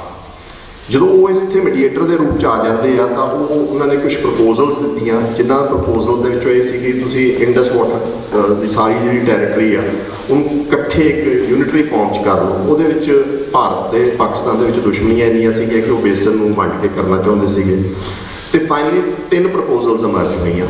ਪਹਿਲੀ ਪ੍ਰਪੋਜ਼ਲ ਸੀ ਪਾਕਿਸਤਾਨ ਦੀ, ਉਹ ਕਹਿੰਦੇ ਵੀ ਸਾਨੂੰ ਸਾਰੇ ਪਾਕਿਸਤਾਨ ਵਾਲੇ ਦਰਿਆ ਸਿੰਧ, ਜੇਹਲਮ, ਚਨਾਬ ਦਾ ਪਾਣੀ ਪਲੱਸ 30% ਰਾਵੀ ਤੇ ਬਿਆਸ ਦੇ ਵਿੱਚੋਂ ਪਾਣੀ ਦਿਓ। ਦੂਜੀ ਪ੍ਰਪੋਜ਼ਲ ਸੀਗੀ ਭਾਰਤ ਦੀ, ਉਹ ਇਹ ਸੀਗੀ ਕਿ ਸਾਨੂੰ ਰਾਵੀ, ਬਿਆਸ ਤੇ ਸਤਲੁਜ ਦਾ ਪਾਣੀ ਦਿਓ, ਪਲੱਸ ਸਾਨੂੰ 7% ਪਾਣੀ ਦਿਓ ਚਨਾਬ ਦਾ। ਉਹ 7% ਇਹ ਸੀਗਾ ਕਿ 2 ਟ੍ਰਿਬਿਊਟਰੀਜ਼ ਹੈਗੀਆਂ ਚਨਾਬ ਦੀਆਂ, ਜਿਹੜੀਆਂ ਚੰਦਰਾ ਤੇ ਭਾਗਾ, ਜਿਹੜੀਆਂ ਹਿਮਾਚਲ ਚੋਂ ਨਿਕਲਦੀਆਂ, ਕਹਿੰਦੇ ਵੀ ਉਹਦੇ ਤੇ ਸਾਡਾ ਹੱਕ ਆ। ਜਿਹੜੇ ਕਸ਼ਮੀਰ ਵਾਲੇ ਤੋਂ ਨਿਕਲਦੇ ਦਰਿਆ ਉਹ ਸਾਰੇ ਪਾਕਿਸਤਾਨ ਨੂੰ। ਜਦੋਂ ਇਹ 20,000 ਕਿਊਸਿਕ ਪਾਣੀ ਸਾਨੂੰ ਮੜੂ ਇੱਕ ਜਗ੍ਹਾ ਹੈਗੀ ਹੈ ਜਿੱਥੋਂ ਇਹ ਰਾਵੀ 'ਚ ਪੈ ਸਕਦਾ ਕਿ ਰਾਵੀ 'ਚ ਪਾ। ਇਸ ਬੇਸਿਸ ਦੇ ਉੱਤੇ 20,000 ਕਿਊਸਿਕ, ਇਸ 20,000 ਕਿਊਸਿਕ ਨੂੰ ਵੇਖਦੇ ਹੋਏ ਰਾਜਸਥਾਨ ਕਨਾਲ ਬਣਾ ਦਿੱਤੀ ਗਈ 18,500 ਕਿਊਸੈਕ। ਪਰ ਜਦੋਂ ਐਗਰੀਮੈਂਟ ਦਾ ਸਮਾਂ ਆਇਆ, ਜਦੋਂ ਫਾਈਨਲ 1960 ਦੇ ਵਿੱਚ ਐਗਰੀਮੈਂਟ ਦਾ ਸਮਾਂ ਆਇਆ, ਉਦੋਂ ਹਿੰਦੁਸਤਾਨ ਦੀ ਜਿਹੜੀ ਸੈਕੰਡ 5 ਈਅਰ ਪਲਾਨ ਸੀ ਉਹ ਬਹੁਤ ਬੁਰੀ ਤਰ੍ਹਾਂ ਲੜਖੜਾ ਗਈ ਸੀ। ਉਹਨੂੰ ਪੈਸਾ ਚਾਹੀਦਾ ਸੀ ਭਾਰਤ ਨੂੰ IMF ਤੋਂ। IMF ਨੇ ਪ੍ਰੈਸ਼ਰ ਪਾਇਆ ਤੇ ਉਹ ਇੱਕ ਸਮਝੌਤਾ ਕਰਾਤਾ ਜਿਹਦੇ 'ਚ ਰਾਵੀ, ਬਿਆਸ ਤੇ ਸਤਲੁਜ ਦਾ ਪਾਣੀ ਤਾਂ ਪੰਜਾਬ ਨੂੰ ਮਿਲ ਗਿਆ ਤੇ ਦੂਜਾ ਸਾਰਾ ਪਾਣੀ ਪਾਕਿਸਤਾਨ ਨੂੰ ਦੇ ਦਿੱਤਾ ਗਿਆ। ਇਹਦੇ ਨਾਲ ਜਿਹੜਾ 20,000 ਕਿਊਸੈਕ ਪਾਣੀ ਮਿਲਣਾ ਸੀਗਾ ਜਿਹੜਾ ਰਾਜਸਥਾਨ ਨੂੰ ਜਾਣਾ ਸੀ, ਉਹਦੇ ਤੇ ਕਾਂਟਾ ਵੱਜ ਤੇ ਜਨਰਲ ਅਯੂਬ ਉਹਨਾਂ ਨੇ ਇੱਕ ਆਪਣਾ ਕਿਤਾਬ ਲਿਖੀ ਆ ਫਰੈਂਡਸ ਨਾਟ ਮਾਸਟਰਸ। ਉਹਦੇ ਵਿੱਚ ਉਹ ਦੱਸਦੇ ਆ ਕਿ ਸ਼ਾਮ ਨੂੰ ਕਰਾਚੀ ਜਿਮਖਾਨਾ 'ਚ ਸੀਗੇ, ਉਹਨਾਂ ਨੇ ਕਿਹਾ ਵੀ ਨਹਿਰੂ ਬਹੁਤ ਬੈਨੇਵੋਲੈਂਟ ਬੰਦਾ ਜਿਹਨੇ ਮੈਨੂੰ ਇੰਨਾ ਪਾਣੀ ਦੇ ਦਿੱਤਾ, ਮਤਲਬ ਉਹਨੇ ਰਿਕਾਰਡ ਹੋ ਕਹਿੰਦਾ ਹੈ। ਤੇ ਨਹਿਰੂ ਦੀ ਇਹ ਸੀਗੀ ਕਿ ਉਹਨੇ ਟ੍ਰੇਡ ਆਫ ਕਰ ਲਿਆ, ਉਹਨੇ IMF ਤੋਂ ਫੰਡ ਲੈਣ ਵਾਸਤੇ ਉਹਨੇ ਪਾਣੀ ਉਧਰ ਦੇ ਦਿੱਤਾ। ਉਹਦਾ ਜਦੋਂ ਪਾਣੀ ਦੇਤਾ ਉਹਦਾ ਹੋ ਹੱਲਾ ਮਚ ਗਿਆ ਬਹੁਤ ਜ਼ਿਆਦਾ ਰਾਜਸਥਾਨ 'ਚ, ਵਿਧਾਨ ਸਭਾ 'ਚ, ਫਿਰ ਪਾਰਲੀਮੈਂਟ 'ਚ ਜਿਹੜੇ ਉਹਦੇ ਸਪੀਕਰ ਸੀ ਵਾਜਪਾਈ ਨੇ ਸਵਾਲ ਉਠਾਇਆ, ਉਹਦੇ ਕਾਂਗਰਸ ਦੇ ਆਪਦੇ ਬੰਦਿਆਂ ਨੇ ਸਵਾਲ ਉਠਾਇਆ। ਤਾਂ ਜਦੋਂ ਇਹ ਸਵਾਲ ਉੱਠਿਆ ਤਾਂ ਉਹਨੇ ਕਿਹਾ ਕਿ ਪਾਣੀ ਮਿਲੂਗਾ। ਹਾਲਾਂਕਿ ਪਾਣੀ ਉਹਨਾਂ ਦਿਨਾਂ 'ਚ ਇੱਕ ਲਹਿਰੀ ਸਿੰਘ ਮਿਨਿਸਟਰ ਹੁੰਦੇ ਸੀ ਸਾਡੇ, ਉਹਨਾਂ ਨੇ ਜਵਾਬ ਦਿੱਤਾ ਸੀਗਾ ਰਾਜਸਥਾਨ ਕਨਾਲ ਦੇ ਇਸ ਪਾਣੀ ਨੂੰ ਦੇਣ ਤੋਂ, ਬਟ ਪ੍ਰਤਾਪ ਸਿੰਘ ਕੈਰੋਂ ਨੇ ਯੀਲਡ ਕਰ ਗਏ ਉਸ ਨਹਿਰੂ ਦੇ ਪ੍ਰੈਸ਼ਰ ਤੇ ਰਾਜਸਥਾਨ ਕਨਾਲ ਜਿਹੜੀ ਬਣਦੀ ਪਈ ਸੀ ਉਹਦੇ ਵਿੱਚ ਉਹ ਪਾਣੀ ਚਲਾ ਗਿਆ। ਸੋ ਮੇਰਾ ਕਹਿਣ ਦਾ ਮਤਲਬ ਇਹ ਹੈ ਕਿ ਲੇਟਰ ਔਨ SYL ਕਨਾਲ ਦਾ ਵੀ ਆਪਾਂ ਨੂੰ ਪਤਾ ਹੈ ਕਿ ਕਿਸ ਤਰੀਕੇ ਨਾਲ ਦਰਬਾਰਾ ਸਿੰਘ ਤੇ ਦਬਾਅ ਪਾ ਕੇ ਪਾਣੀ ਲਿਆ ਗਿਆ, ਕਿਸ ਤਰੀਕੇ ਨਾਲ ਪੰਜਾਬ ਦੀ ਵੰਡ ਹੋਈ। ਤਾਂ ਬਰੋਡਲੀ ਜਿਹੜੀ ਮੈਂ ਗੱਲ ਤੁਹਾਨੂੰ ਕਹਿਣਾ ਚਾਹੁੰਦਾ ਕਿ ਜਦੋਂ ਵੀ ਜਿਹੜੀ ਲੁੱਟ ਹੋ ਰਹੀ ਹੈ ਤੁਹਾਡੀ, ਜਿਹੜੀ ਮੇਨ ਤੌਰ ਤੇ ਤੁਹਾਡੇ ਵਸੀਲਿਆਂ ਦੀ ਲੁੱਟ ਹੁੰਦੀ ਹੈ, ਤੁਹਾਡੀ ਜੋ ਵੀ ਕੁਛ ਹੁੰਦੀ ਆ, ਉਹਦਾ ਮੁੱਖ ਕਾਰਨ ਜਿਹੜਾ ਵੀ ਬਣਿਆ ਉਹ ਹਮੇਸ਼ਾ ਕਿਸੇ ਹੋਰ ਦੀ ਨੀਡ ਬਣੀ। ਪਹਿਲਾਂ ਅੰਗਰੇਜ਼ ਦੀ ਜ਼ਰੂਰਤ ਸੀਗੀ, ਉਹਨੇ ਇੱਥੇ ਨਹਿਰਾਂ ਕੱਢੀਆਂ, ਇੱਥੋਂ ਰੇਲਵੇਜ਼ ਤੋਂ ਤੁਹਾਨੂੰ ਡਿਵੈਲਪ ਰੇਲਵੇਜ਼ ਨਾਲ ਤੁਹਾਡਾ ਮਾਲ ਖਿੱਚਿਆ, ਇੱਥੇ ਇੰਡਸਟਰੀ ਨਹੀਂ ਡਿਵੈਲਪ ਹੋਣ ਦਿੱਤੀ, ਕੱਚਾ ਮਾਲ ਜਾਂਦਾ ਰਿਹਾ। ਉਸੇ ਤਰੀਕੇ ਨਾਲ ਹੀ ਜਿਹੜੀ ਜੋ ਉਹਨੂੰ ਜ਼ਰੂਰਤ ਪਈ, ਉਹਨੇ ਗੰਗ ਕਨਾਲ ਦਾ ਪਾਣੀ ਦੇਤਾ ਰਾਜਸਥਾਨ ਨੂੰ, ਕਿਉਂਕਿ ਉਹਨੂੰ ਜ਼ਰੂਰਤ ਸੀਗੀ, ਉਹਦੇ ਵਾਸਤੇ ਉਹ ਲੜੇ ਸੀਗੇ। ਉਹਦੇ 'ਚ ਪੰਜਾਬ ਦਾ ਕੋਈ ਐਡਵਾਂਟੇਜ ਨਹੀਂ ਸੀਗਾ। ਉਸੇ ਤਰੀਕੇ ਨਾਲ ਹੀ ਜਦੋਂ ਅੱਗੇ ਹੋਇਆ, ਭਾਰਤ ਨੂੰ IMF ਤੋਂ ਪੈਸੇ ਚਾਹੀਦੇ ਸੀ, ਤਾਂ ਉਹਨੇ ਅਖੀਰ ਕਟੌਤੀ ਜਿਹੜੀ ਕੀਤੀ ਉਹ ਪੰਜਾਬ ਦੇ ਪਾਣੀ ਤੇ। ਸੋ ਪੰਜਾਬ ਨੂੰ ਜਾਂ ਕਹਿ ਲਓ ਇਸ ਖਿੱਤੇ ਨੂੰ ਹਮੇਸ਼ਾ ਹੀ ਇਸ ਗੱਲ ਕਰਕੇ ਲੁੱਟਿਆ ਗਿਆ। ਆਪਾਂ ਬਹੁਤ ਲੌਜ਼, ਆਪਾਂ ਕਈ ਵਾਰ ਉਹਨੂੰ ਲਾਅ ਕਹਿ ਦਿੰਦੇ, ਐਕਚੁਅਲੀ ਨੋਰਮਸ ਆ, ਜਿਹਨੂੰ ਆਪਾਂ ਰਿਪੇਰੀਅਨ ਨੋਰਮ ਕਹਿ ਦਿੰਦੇ ਹਾਂ, ਕੋਈ ਬੇਸਿਨ ਵਾਲਾ ਨੋਰਮ ਆ, ਇਸੇ ਤਰੀਕੇ ਨਾਲ ਅਣਗਿਣਤ ਨੋਰਮ ਆ ਜਿਨ੍ਹਾਂ 'ਚੋਂ ਅੱਜ ਕੱਲ੍ਹ ਜਿਹੜਾ ਲੇਟੈਸਟ ਜਿਹਨੂੰ ਯੂਜ਼ ਕਰਦੇ ਉਹ ਹੈਲਸਿੰਕੀ ਨੋਰਮ ਆ। ਪਰ ਮੋਟੇ ਤੌਰ ਤੇ ਪਾਣੀ ਦੇ ਮਸਲੇ 'ਚ ਜਾਂ ਕਿਸੇ ਵੀ ਵਸੀਲੇ ਦੇ ਮਸਲੇ 'ਚ ਕੋਈ ਨੋਰਮ ਦੁਨੀਆ ਦੇ ਵਿੱਚ ਹੈ ਨਹੀਂਗਾ। ਡਾਢੇ ਦਾ 100 ਆ ਕਿ ਜਿਹੜਾ ਤਗੜਾ ਉਹ ਖੋਲ ਜਾਂਦਾ ਸੀ। ਅਮਰੀਕਾ ਦੇ ਵਿੱਚ ਹੀ ਜੇ ਅਮਰੀਕਾ ਦੇ ਅੰਦਰ ਵੰਡ ਹੁੰਦੀ ਆ ਤਾਂ ਕੋਈ ਹੋਰ ਤਰੀਕੇ ਦੇ ਨੋਰਮ ਲੱਗਦੇ ਆ। ਜੇ ਨਿਊਯਾਰਕ ਨੂੰ ਪਾਣੀ ਦੇਣਾ, ਉਹੀ ਅਮਰੀਕਾ ਜਦੋਂ ਮੈਕਸੀਕੋ ਨੂੰ ਪਾਣੀ ਦੇਣ ਲੱਗਦਾ ਉਹ ਹੋਰ ਨੋਰਮਸ ਲਾ ਲੈਂਦਾ। ਉਹੀ ਇਜ਼ਰਾਈਲ ਜਦੋਂ ਜਾਰਡਨ ਦੇ ਦਰਿਆ ਦੇ ਵਿੱਚ ਪਾਣੀ ਦੇਣਾ ਉਹ ਹੋਰ ਤਰ੍ਹਾਂ ਦੇ ਨੋਰਮਸ ਆ। ਜਦੋਂ ਉਹ ਕਲੇਮ ਕਰਦਾ ਹੈ ਉਹ ਹੋਰ ਤਰ੍ਹਾਂ ਦੀਆਂ ਗੱਲਾਂ ਕਰਦਾ। ਇਸੇ ਤਰੀਕੇ ਨਾਲ ਸਾਰੀ ਦੁਨੀਆ 'ਚ ਇਹ ਹਾਲ, ਮਤਲਬ ਕਿਤੇ ਵੀ ਜਗ੍ਹਾ ਤੇ ਇੱਥੇ ਵਸੀਲੇ ਆ ਉੱਥੇ ਇਹ ਆਈ ਹੋਊਗਾ। ਉਹਦਾ ਕਾਰਨ ਵੀ ਆਪਾਂ ਨੂੰ ਸਮਝਣਾ ਚਾਹੀਦਾ। ਜਿਹੜੀਆਂ ਕੌਮਾਂ ਦੀਆਂ ਤਾਕਤ ਹੈ, ਜਿਹੜੀ ਵੀ ਕਿਸੇ ਕਮਿਊਨਿਟੀ ਜਾਂ ਕਿਸੇ ਨੇਸ਼ਨ ਦੀ ਜਾਂ ਕਿਸੇ ਕਮਿਊਨਿਟੀ ਦੀ ਤਾਕਤ ਆ, ਉਹ ਕਿਸੇ ਕਾਨੂੰਨ ਨਾਲ ਨਹੀਂ ਉਹ ਤੈਅ ਹੁੰਦੀ ਹੈ ਨਾ, ਕਿਤੇ ਕੋਈ ਵਰਲਡ ਆਰਡਰ ਨਹੀਂਗਾ। ਵਰਲਡ ਆਰਡਰ ਜਿਹੜਾ ਹੈਗਾ ਉਹ ਅਨਾਰਕੀ ਆ, ਮਤਲਬ ਕਿ ਇੱਕ ਦੂਜੇ ਨੂੰ ਜਿਹੜਾ ਤਕੜਾ ਉਹ ਦੱਬ ਲਵੇ। ਅਸਲ ਤਾਂ ਇਹ ਆਰਡਰ ਹੈਗਾ ਦੁਨੀਆ 'ਚ, ਜਿਹਨੂੰ ਆਪਾਂ ਅੱਜ ਦੇ ਰੂਪ 'ਚ ਬੈਲੈਂਸ ਆਫ ਪਾਵਰ ਕਹਿੰਦੇ। ਬੈਲੈਂਸ ਆਫ ਪਾਵਰ ਕੀ ਹੈ ਕਿ ਮੇਰੀ ਤੇ ਤੇਰੀ ਤਾਕਤ ਬਰਾਬਰ ਆ, ਫਿਰ ਟੱਕਰ ਪਾਂਗੇ ਤਾਂ ਦੋਨਾਂ ਨੂੰ ਡਿਸਟਰਕਸ਼ਨ ਹੋ ਜਾਊਗੀ। ਠੀਕ ਹੈ, ਸੋ ਉਨੀ ਦੇਰ ਆਪਾਂ ਲੜਾਂਗੇ। ਜਦੋਂ ਇੱਕ ਨੂੰ ਪਤਾ ਲੱਗ ਜੂ ਕਿ ਮੇਰੀ ਤਾਕਤ ਜ਼ਿਆਦਾ ਹੈ ਤੇ ਦੂਜਾ ਕਮਜ਼ੋਰ ਆ, ਉਹ ਲੜ ਪੈਂਦੇ, ਉਸ ਟਾਈਮ ਤੁਹਾਡੀ ਲੜਾਈ ਆ ਜਾਂਦੀ ਹੈ। ਸੋ ਬੈਲੈਂਸ ਆਫ ਪਾਵਰ ਤੇ ਜਦੋਂ ਚੀਜ਼ ਡਿੱਗਦੀ ਆ ਤਾਂ ਉਹਦੇ ਵਾਸਤੇ ਦੋ ਚੀਜ਼ਾਂ ਇੰਪੋਰਟੈਂਟ ਹੋ ਜਾਂਦੀਆਂ ਕਿਸੇ ਵੀ ਕੌਮ ਵਾਸਤੇ, ਕਿਸੇ ਵੀ ਕਮਿਊਨਿਟੀ ਵਾਸਤੇ। ਉਹ ਆ ਉਸ ਕੌਮ ਦਾ ਸਰਮਾਇਆ, ਵੈਲਥ, ਜਿਹੜਾ ਵਸੀਲਿਆਂ ਦੇ ਫਾਰਮ 'ਚ ਹੁੰਦਾ ਹੈ ਜਾਂ ਹੋਰ ਵੈਲਥ ਦੇ ਫਾਰਮ 'ਚ ਹੁੰਦਾ ਪੋਪੂਲੇਸ਼ਨ ਵਿੱਚ, ਤੇ ਦੂਸਰੀ ਉਹਦੀ ਆਬਾਦੀ।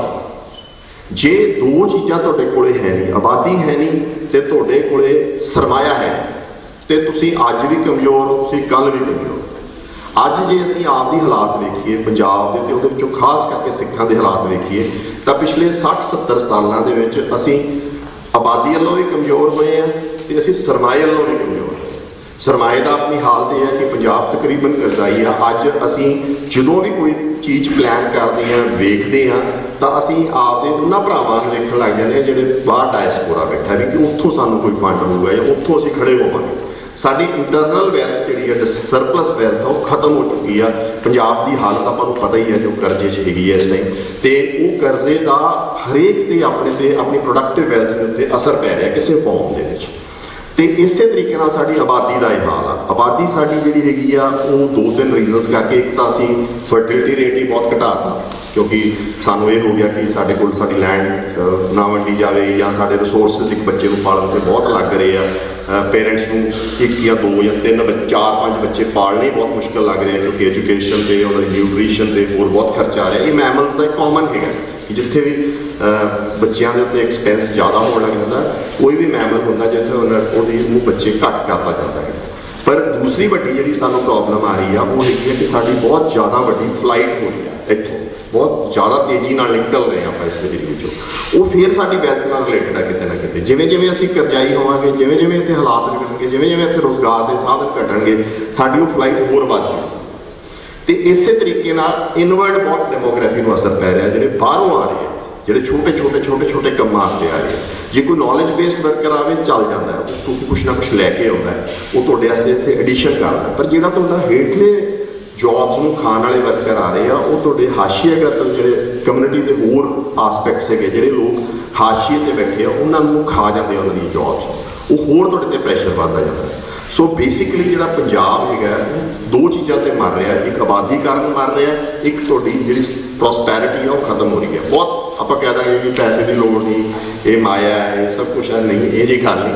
ਕੌਮਾਂ ਜਿਹੜੀਆਂ ਨੇ ਕਮਿਊਨਿਟੀ ਦੇ ਐਂਗਲ ਤੋਂ ਵੇਖੋਗੇ, ਕੌਮ ਦੇ ਐਂਗਲ ਤੋਂ ਵੇਖੋਗੇ ਤਾਂ ਵੈਲਥ ਬਹੁਤ ਇੰਪੋਰਟੈਂਟ ਆ, ਤੇ ਵੈਲਥ ਦੇ ਨਾਲ ਨਾਲ ਪੋਪੂਲੇਸ਼ਨ ਇੰਪੋਰਟੈਂਟ ਆ। ਤੁਹਾਡੀਆਂ ਫੌਜਾਂ ਵੀ ਉਸੇ ਆਬਾਦੀ 'ਚੋਂ ਬਣਨੀਆਂ, ਤੁਹਾਡੀਆਂ ਪੋਲੀਟੀਕਲ ਪਾਰਟੀਆਂ ਵੀ ਉਸੇ ਆਬਾਦੀ 'ਚੋਂ ਬਣਨੀਆਂ। ਜੇ ਤੁਹਾਡੇ ਕੋਲੇ ਆਬਾਦੀ ਹੈ ਨਹੀਂ ਤਾਂ ਤੁਸੀਂ ਕੋਈ ਐਕਟਿਵਿਜ਼ਮ ਨਹੀਂ ਕਰ ਸਕਦੇ, ਕੋਈ ਸੰਘਰਸ਼ ਨਹੀਂ ਲੜ ਸਕਦੇ। ਜੇ ਤੁਹਾਡੇ ਕੋਲ ਸਰਮਾਇਆ ਹੈ ਨਹੀਂ, ਤੁਸੀਂ ਤਾਂ ਵੀ ਸੰਘਰਸ਼ ਨਹੀਂ ਲੜ ਸਕਦੇ। ਤੁਹਾਡਾ ਅਗਲੇ ਦਿਨ ਹੀ ਤੁਹਾਡਾ ਲੰਗਰ ਬੰਦ ਹੋਣ 'ਤੇ ਆ ਜਾਂਦਾ, ਤੁਹਾਡੇ ਕੋਲ ਟੈਂਟਾਂ 'ਤੇ ਪੈਸੇ ਨਹੀਂ ਦਿੰਦੇ, ਲੜੋਗੇ, ਠੀਕ ਹੈ ਨਾ। ਸੋ ਇਹ ਦੋਨੇ ਚੀਜ਼ਾਂ ਮਤਲਬ ਮੈਂ ਬੜੀ ਬੇਸਿਕ ਲੈਵਲ 'ਤੇ ਕਹਿ ਰਿਹਾ, ਵੱਡੇ ਲੈਵਲ 'ਤੇ ਤਾਂ ਵੇਖਦੇ ਹੀ ਤੁਸੀਂ ਫੌਜਾਂ ਜਾਂ ਹਥਿਆਰ, ਉਹ ਸਾਰਾ ਸਰਮਾਏ 'ਚੋਂ ਤੇ ਆਬਾਦੀ 'ਚੋਂ ਹੀ ਨਿਕਲਦਾ ਹੈ ਸਾਰਾ ਕੁਛ। ਸੋ ਆਬਾਦੀ ਦਾ ਤੇ ਸਰਮਾਏ ਦਾ ਦੋਵਾਂ ਦਾ ਤਵਾਜ਼ਨ ਹੋਣਾ ਚਾਹੀਦਾ। ਇਹ ਨਹੀਂ ਕਿ ਇਕੱਲੀ ਆਬਾਦੀ ਚੀਨ ਕੋਲੇ ਬੜੀ ਸੀ, ਹੁਣ ਜਦੋਂ ਤੱਕ ਕੋਈ ਸਰਮਾਇਆ ਉਹ ਫਿਰ ਤਾਕਤਵਰ ਹੋਇਆ। ਇਸ ਇਕੱਲੀ ਆਬਾਦੀ ਵੀ ਨਹੀਂ ਤੇ ਇਕੱਲੀ ਸਰਮਾਇਆ ਵੀ ਨਹੀਂ, ਅਮੀਰ ਮੁਲਕ ਵੀ ਨਹੀਂ ਸਰਵਾਈਵ ਕਰਦੇ। ਯਹੂਦੀਆਂ ਕੋਲੇ ਬਹੁਤ ਬੇਹੱਦ ਸਰਮਾਇਆ ਸੀਗਾ ਜਦੋਂ ਨਾਜ਼ੀਆਂ ਨੇ ਉਹਨਾਂ 'ਤੇ ਕੀਤਾ ਸਾਰਾ ਕੁਛ, ਉਹਨਾਂ ਦੇ ਪੱਲੇ ਕੀ ਰਿਹਾ, ਉਹਨਾਂ ਨੂੰ ਖੀਰ ਆਪ ਦਾ ਖਿੱਤਾ ਖੜਾ ਕਰਨਾ। ਸੋ ਦੋਨੇ ਚੀਜ਼ਾਂ ਦੀ ਲੋੜ ਪੈਂਦੀ ਹੈ ਤੁਹਾਨੂੰ, ਆਬਾਦੀ ਦੀ ਤੇ ਸਰਮਾਏ ਦੀ। ਪਰ ਆਪਾਂ ਕਿੱਥੇ ਮਰ ਰਹੇ ਹਾਂ? ਆਪਾਂ 2-3 ਚੀਜ਼ਾਂ 'ਤੇ ਮਰ ਰਹੇ ਹਾਂ ਅੱਜ। ਪਹਿਲੀ ਗੱਲ ਤਾਂ ਮੌਜੂਦਾ ਜਿਹੜਾ ਸਾਡਾ ਕੇਂਦਰ ਦਾ ਤੇ ਸੂਬੇ ਦੇ ਸੰਬੰਧ, ਜਿਹੜੇ ਮੌਜੂਦਾ ਸਾਡੇ ਨਾਲ ਕੇਂਦਰ ਦਾ ਜਿਹੜਾ ਸੰਬੰਧ ਆ, ਚਾਹੇ ਉਹ ਆਰਥਿਕ ਸੰਬੰਧ ਆ, ਚਾਹੇ ਰੈਗੂਲੇਟਰੀ ਸੰਬੰਧ ਆ, ਉਹ ਸਾਰਾ ਹੀ ਪੰਜਾਬ ਦੇ ਵਿਰੋਧੀ ਹੈ। ਤੁਸੀਂ ਉਹ ਸਟੇਟ ਹੋ ਜਿਹਦੇ ਕੋਲ ਆਦੀ ਰਾਜਧਾਨੀ ਹੈ, ਤੁਸੀਂ ਉਹ ਸਟੇਟ ਹੋ ਜਿਹੜੇ ਆਪਦੇ ਪਾਣੀਆਂ ਦੇ ਵਿੱਚੋਂ 70-80% ਪਾਣੀ ਬਾਹਰਲੀਆਂ ਸਟੇਟਾਂ ਨੂੰ ਦੇ ਰਿਹਾ। ਕੋਈ ਹੋਰ ਵਿਖਾਓ ਮੈਨੂੰ ਸੂਬਾ। ਇੱਕ ਨਰਮਦਾ ਕਹਿੰਦਾ ਜੀ ਅਸੀਂ ਦੇ ਆਂਗੇ ਰਾਜਸਥਾਨ ਨੂੰ, ਮੈਨੂੰ ਲੱਗਦਾ ਮਸਾਂ 1 ਜਾਂ 2% ਪਾਣੀ ਹੋਣਾ ਜਿਹੜਾ ਗੁਜਰਾਤ ਰਾਜਸਥਾਨ ਨੂੰ ਦਿੱਤਾ। ਇਸੇ ਤਰੀਕੇ ਨਾਲ ਪੰਜਾਬ ਇੱਕ ਐਸਾ ਸਟੇਟ ਹੈ ਜਿਹੜੀ 70% ਦਾ ਪਾਣੀ ਬਾਹਰਲੇ ਸੂਬਿਆਂ ਨੂੰ ਦੇ ਰਹੀ। ਸਾਡੇ ਕੋਲ ਰਾਜਧਾਨੀ ਹੈ ਨਹੀਂ। ਤੁਸੀਂ ਅੱਜ ਕਰਨਾਟਕਾ ਨੂੰ ਕਹਿੰਦੇ ਜੀ ਵੈਲਦੀ ਸਟੇਟ ਆ, ਠੀਕ ਹੈ। ਕਰਨਾਟਕਾ 'ਚ ਤੁਸੀਂ ਬੰਗਲੌਰ ਦੀ GDP ਤੇ ਬੰਗਲੌਰ ਦੀ ਅਰਨਿੰਗ ਕੱਢ ਲਓ, ਫਿਰ ਕਰਨਾਟਕਾ ਨਾਪ ਕੇ ਦੇਖੋ ਵੀ ਕਿੱਥੇ ਕਰ। ਤੁਸੀਂ ਅੱਜ ਹਰਿਆਣੇ 'ਚੋਂ ਗੁੜਗਾਉਂ ਤੇ ਫਰੀਦਾਬਾਦ ਕੱਢ ਲਓ, ਬਾਕੀ ਹਰਿਆਣਾ ਵੇਖੋ ਕਿੱਥੇ ਕੱਢ। ਤੁਸੀਂ ਅੱਜ ਰਾਜਸਥਾਨ 'ਚੋਂ ਜੈਪੁਰ ਜੋਧਪੁਰ 2 ਕੱਢ ਦਿਓ, ਬਾਕੀ ਰਾਜਸਥਾਨ ਵੇਖੋ। ਤੁਸੀਂ ਅੱਜ ਆਪਣਾ ਉਹਦੇ 'ਚੋਂ ਤਮਿਲਨਾਡੂ 'ਚੋਂ 2 ਏਰੀਆਜ਼ ਕੱਢ ਦਿਓ, ਠੀਕ ਹੈ। ਇੱਕ ਜਿਹੜਾ ਉਹਨਾਂ ਦਾ ਕੈਪੀਟਲ ਉਹ ਕੱਢ ਦਿਓ, ਇੱਕ ਅੱਧਾ ਹੋਰ ਕੱਢ ਦਿਓ, ਤੁਸੀਂ ਵੇਖੋ ਕਿੱਥੇ ਖੜਾ। ਸੋ ਇਹ ਜਿਹੜੇ ਅਰਬਨ ਸੈਂਟਰਸ ਆ ਜਿੱਥੇ ਵੈਲਥ ਕ੍ਰੀਏਟ ਹੋਣੀ ਹੈ, ਤੇ ਜਿੱਥੇ ਵੈਲਥ ਨੂੰ ਲਿਜਾ ਕੇ ਤੁਸੀਂ ਆਪਦੇ ਦੂਜੇ ਲੋਕਾਂ ਨੂੰ ਦੇਣੀ ਹੋਵੇ ਤਾਂ ਕਿ ਟ੍ਰਾਂਸਫਰ ਆਫ ਵੈਲਥ ਹੋਊਗੀ, ਜਿੱਥੇ ਤੁਹਾਡੇ ਹਾਸ਼ੀਏਗਤ ਲੋਕਾਂ ਨੂੰ ਤੁਸੀਂ ਜਨਰਲ ਲਾਈਫ ਜਿਹੜੀ ਇਸ ਨੀਓ ਲਿਬਰਲ ਐਨਵਾਇਰਨਮੈਂਟ ਦੇ ਵਿੱਚ ਕੁਚਲੇ ਜਾ ਰਹੇ ਆ, ਉਹ ਤਾਂ ਹੀ ਪੋਸੀਬਲ ਆ ਜੇ ਤੁਹਾਡੇ ਕੋਲੇ ਤੁਹਾਡੇ ਮੇਨ ਅਰਬਨ ਸੈਂਟਰਸ ਤੁਹਾਡੇ ਹੱਥ 'ਚ। ਤੁਹਾਡਾ ਮੇਨ ਅਰਬਨ ਸੈਂਟਰ ਅਗਲੇ ਨੇ ਖੋਲ੍ਹਿਆ, ਅੱਜ ਇਹ 15,000 ਕਰੋੜ ਦਾ ਰੈਵਨਿਊ ਜਨਰੇਟ ਕਰਦਾ ਹੈ ਕੈਪੀਟਲ, ਜਿਹਦੇ 'ਚ ਆਪਾਂ 'ਚ ਖੜੇ। 15,000 ਕਰੋੜ 'ਚ ਉਹਦੇ 'ਚ ਖਰਚਾ ਕੀ ਹੁੰਦਾ? 4.5-5,000 ਕਰੋੜ। ਬਾਕੀ 10,000 ਕਰੋੜ ਦਾ ਜਿਹੜਾ ਰੈਵਨਿਊ ਆ ਉਹ ਕੇਂਦਰ ਲੈ ਜਾਂਦਾ। ਜੇ ਪਿਛਲੇ 10 ਸਾਲਾਂ ਦਾ ਵੀ ਪੰਜਾਬ ਨੂੰ ਮਿਲ ਜਾਏ, 15 ਦਾ ਵੀ ਪੰਜਾਬ ਤੇ ਹਰਿਆਣੇ 'ਚ ਵੰਡ ਕੇ ਵੀ ਦੇ ਦੇ, ਤਾਂ ਵੇਖੋ ਆਪਣਾ ਕਰਜ਼ਾ ਕਿੱਥੇ ਖੜਾ। ਸੋ ਇਸ ਤਰੀਕੇ ਦੀ ਲੁੱਟ ਜਿਹੜੀ ਸਾਡੀ ਹੋ ਰਹੀ ਆ ਉਹ ਸਾਨੂੰ ਨੁਕਸਾਨ ਕਰ।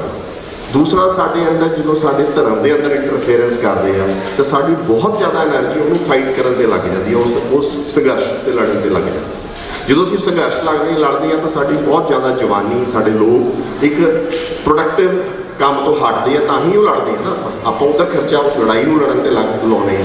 ਸੋ ਸੈਕਿੰਡ ਸਾਡੇ ਨਾਲ ਇਹ ਹੋ, ਪਰ ਇਹ ਇਕੱਲੇ ਦੋ ਚੀਜ਼ਾਂ ਜ਼ਿੰਮੇਵਾਰ ਨੇ। ਇਸ ਤੋਂ ਇਲਾਵਾ ਸਾਡੇ ਆਪ ਦੀ ਲੀਡਰਸ਼ਿਪ ਜ਼ਿੰਮੇਵਾਰ, ਜਿਹੜੀ ਨਾ ਤਾਂ ਦੂਰਦਰਸ਼ੀ ਆ, ਉਹਨੂੰ ਸਮਝ ਨਹੀਂ ਆਈ ਕਿ ਨਵੀਂ ਬੈਂਕ ਕਿੱਥੋਂ ਕ੍ਰੀਏਟ ਹੋਣੀ ਆ। ਅਸੀਂ ਨਵੇਂ ਆਪਦੀ ਪੋਪੂਲੇਸ਼ਨ ਨੂੰ ਇਕੋਨਮੀ ਦੇ ਹਿਸਾਬ ਨਾਲ ਵੀ ਦੇਖਦੇ ਤਾਂ ਅਸੀਂ ਸਟਰਕਚਰਲ ਬੈਲੈਂਸ ਨੂੰ ਕਿੱਧਰ ਨੂੰ ਮੂਵ ਕਰਨਾ, ਅਸੀਂ ਪੋਪੂਲੇਸ਼ਨ ਨੂੰ ਕਿੱਧਰ ਨੂੰ ਉਹਨੂੰ ਰੁਜ਼ਗਾਰ ਦੇਣੀ ਆਉਣ ਵਾਲੇ। ਪਿਛਲੇ 25 ਸਾਲਾਂ 'ਚ ਇੱਕ ਸਮਾਂ ਸੀਗਾ ਜਦੋਂ ਕੀਤਾ ਜਾ ਸਕਦਾ ਸੀ। ਵਰਲਡ ਦੇ ਵਿੱਚ ਗਲੋਬਲਾਈਜੇਸ਼ਨ ਹੋ ਰਹੀ ਸੀ, ਆਬਾਦੀਆਂ ਨੂੰ ਸ਼ਿਫਟ ਹੋ ਰਹੀਆਂ ਸੀ, ਤਾਂ ਸਾਡੇ ਬੱਚਿਆਂ ਨੂੰ ਬਾਹਰ ਜਾਣ ਦੀ ਬਜਾਏ ਇੱਥੇ ਰੁਜ਼ਗਾਰ ਬਣਨੀ ਚਾਹੀਦੀ ਸੀ। ਤੇ ਆਪਾਂ ਨੂੰ ਸਭ ਨੂੰ ਪਤਾ ਹੈ ਕਿ ਰੁਜ਼ਗਾਰ ਕਿੱਥੋਂ ਬਣਨਾ ਸੀ।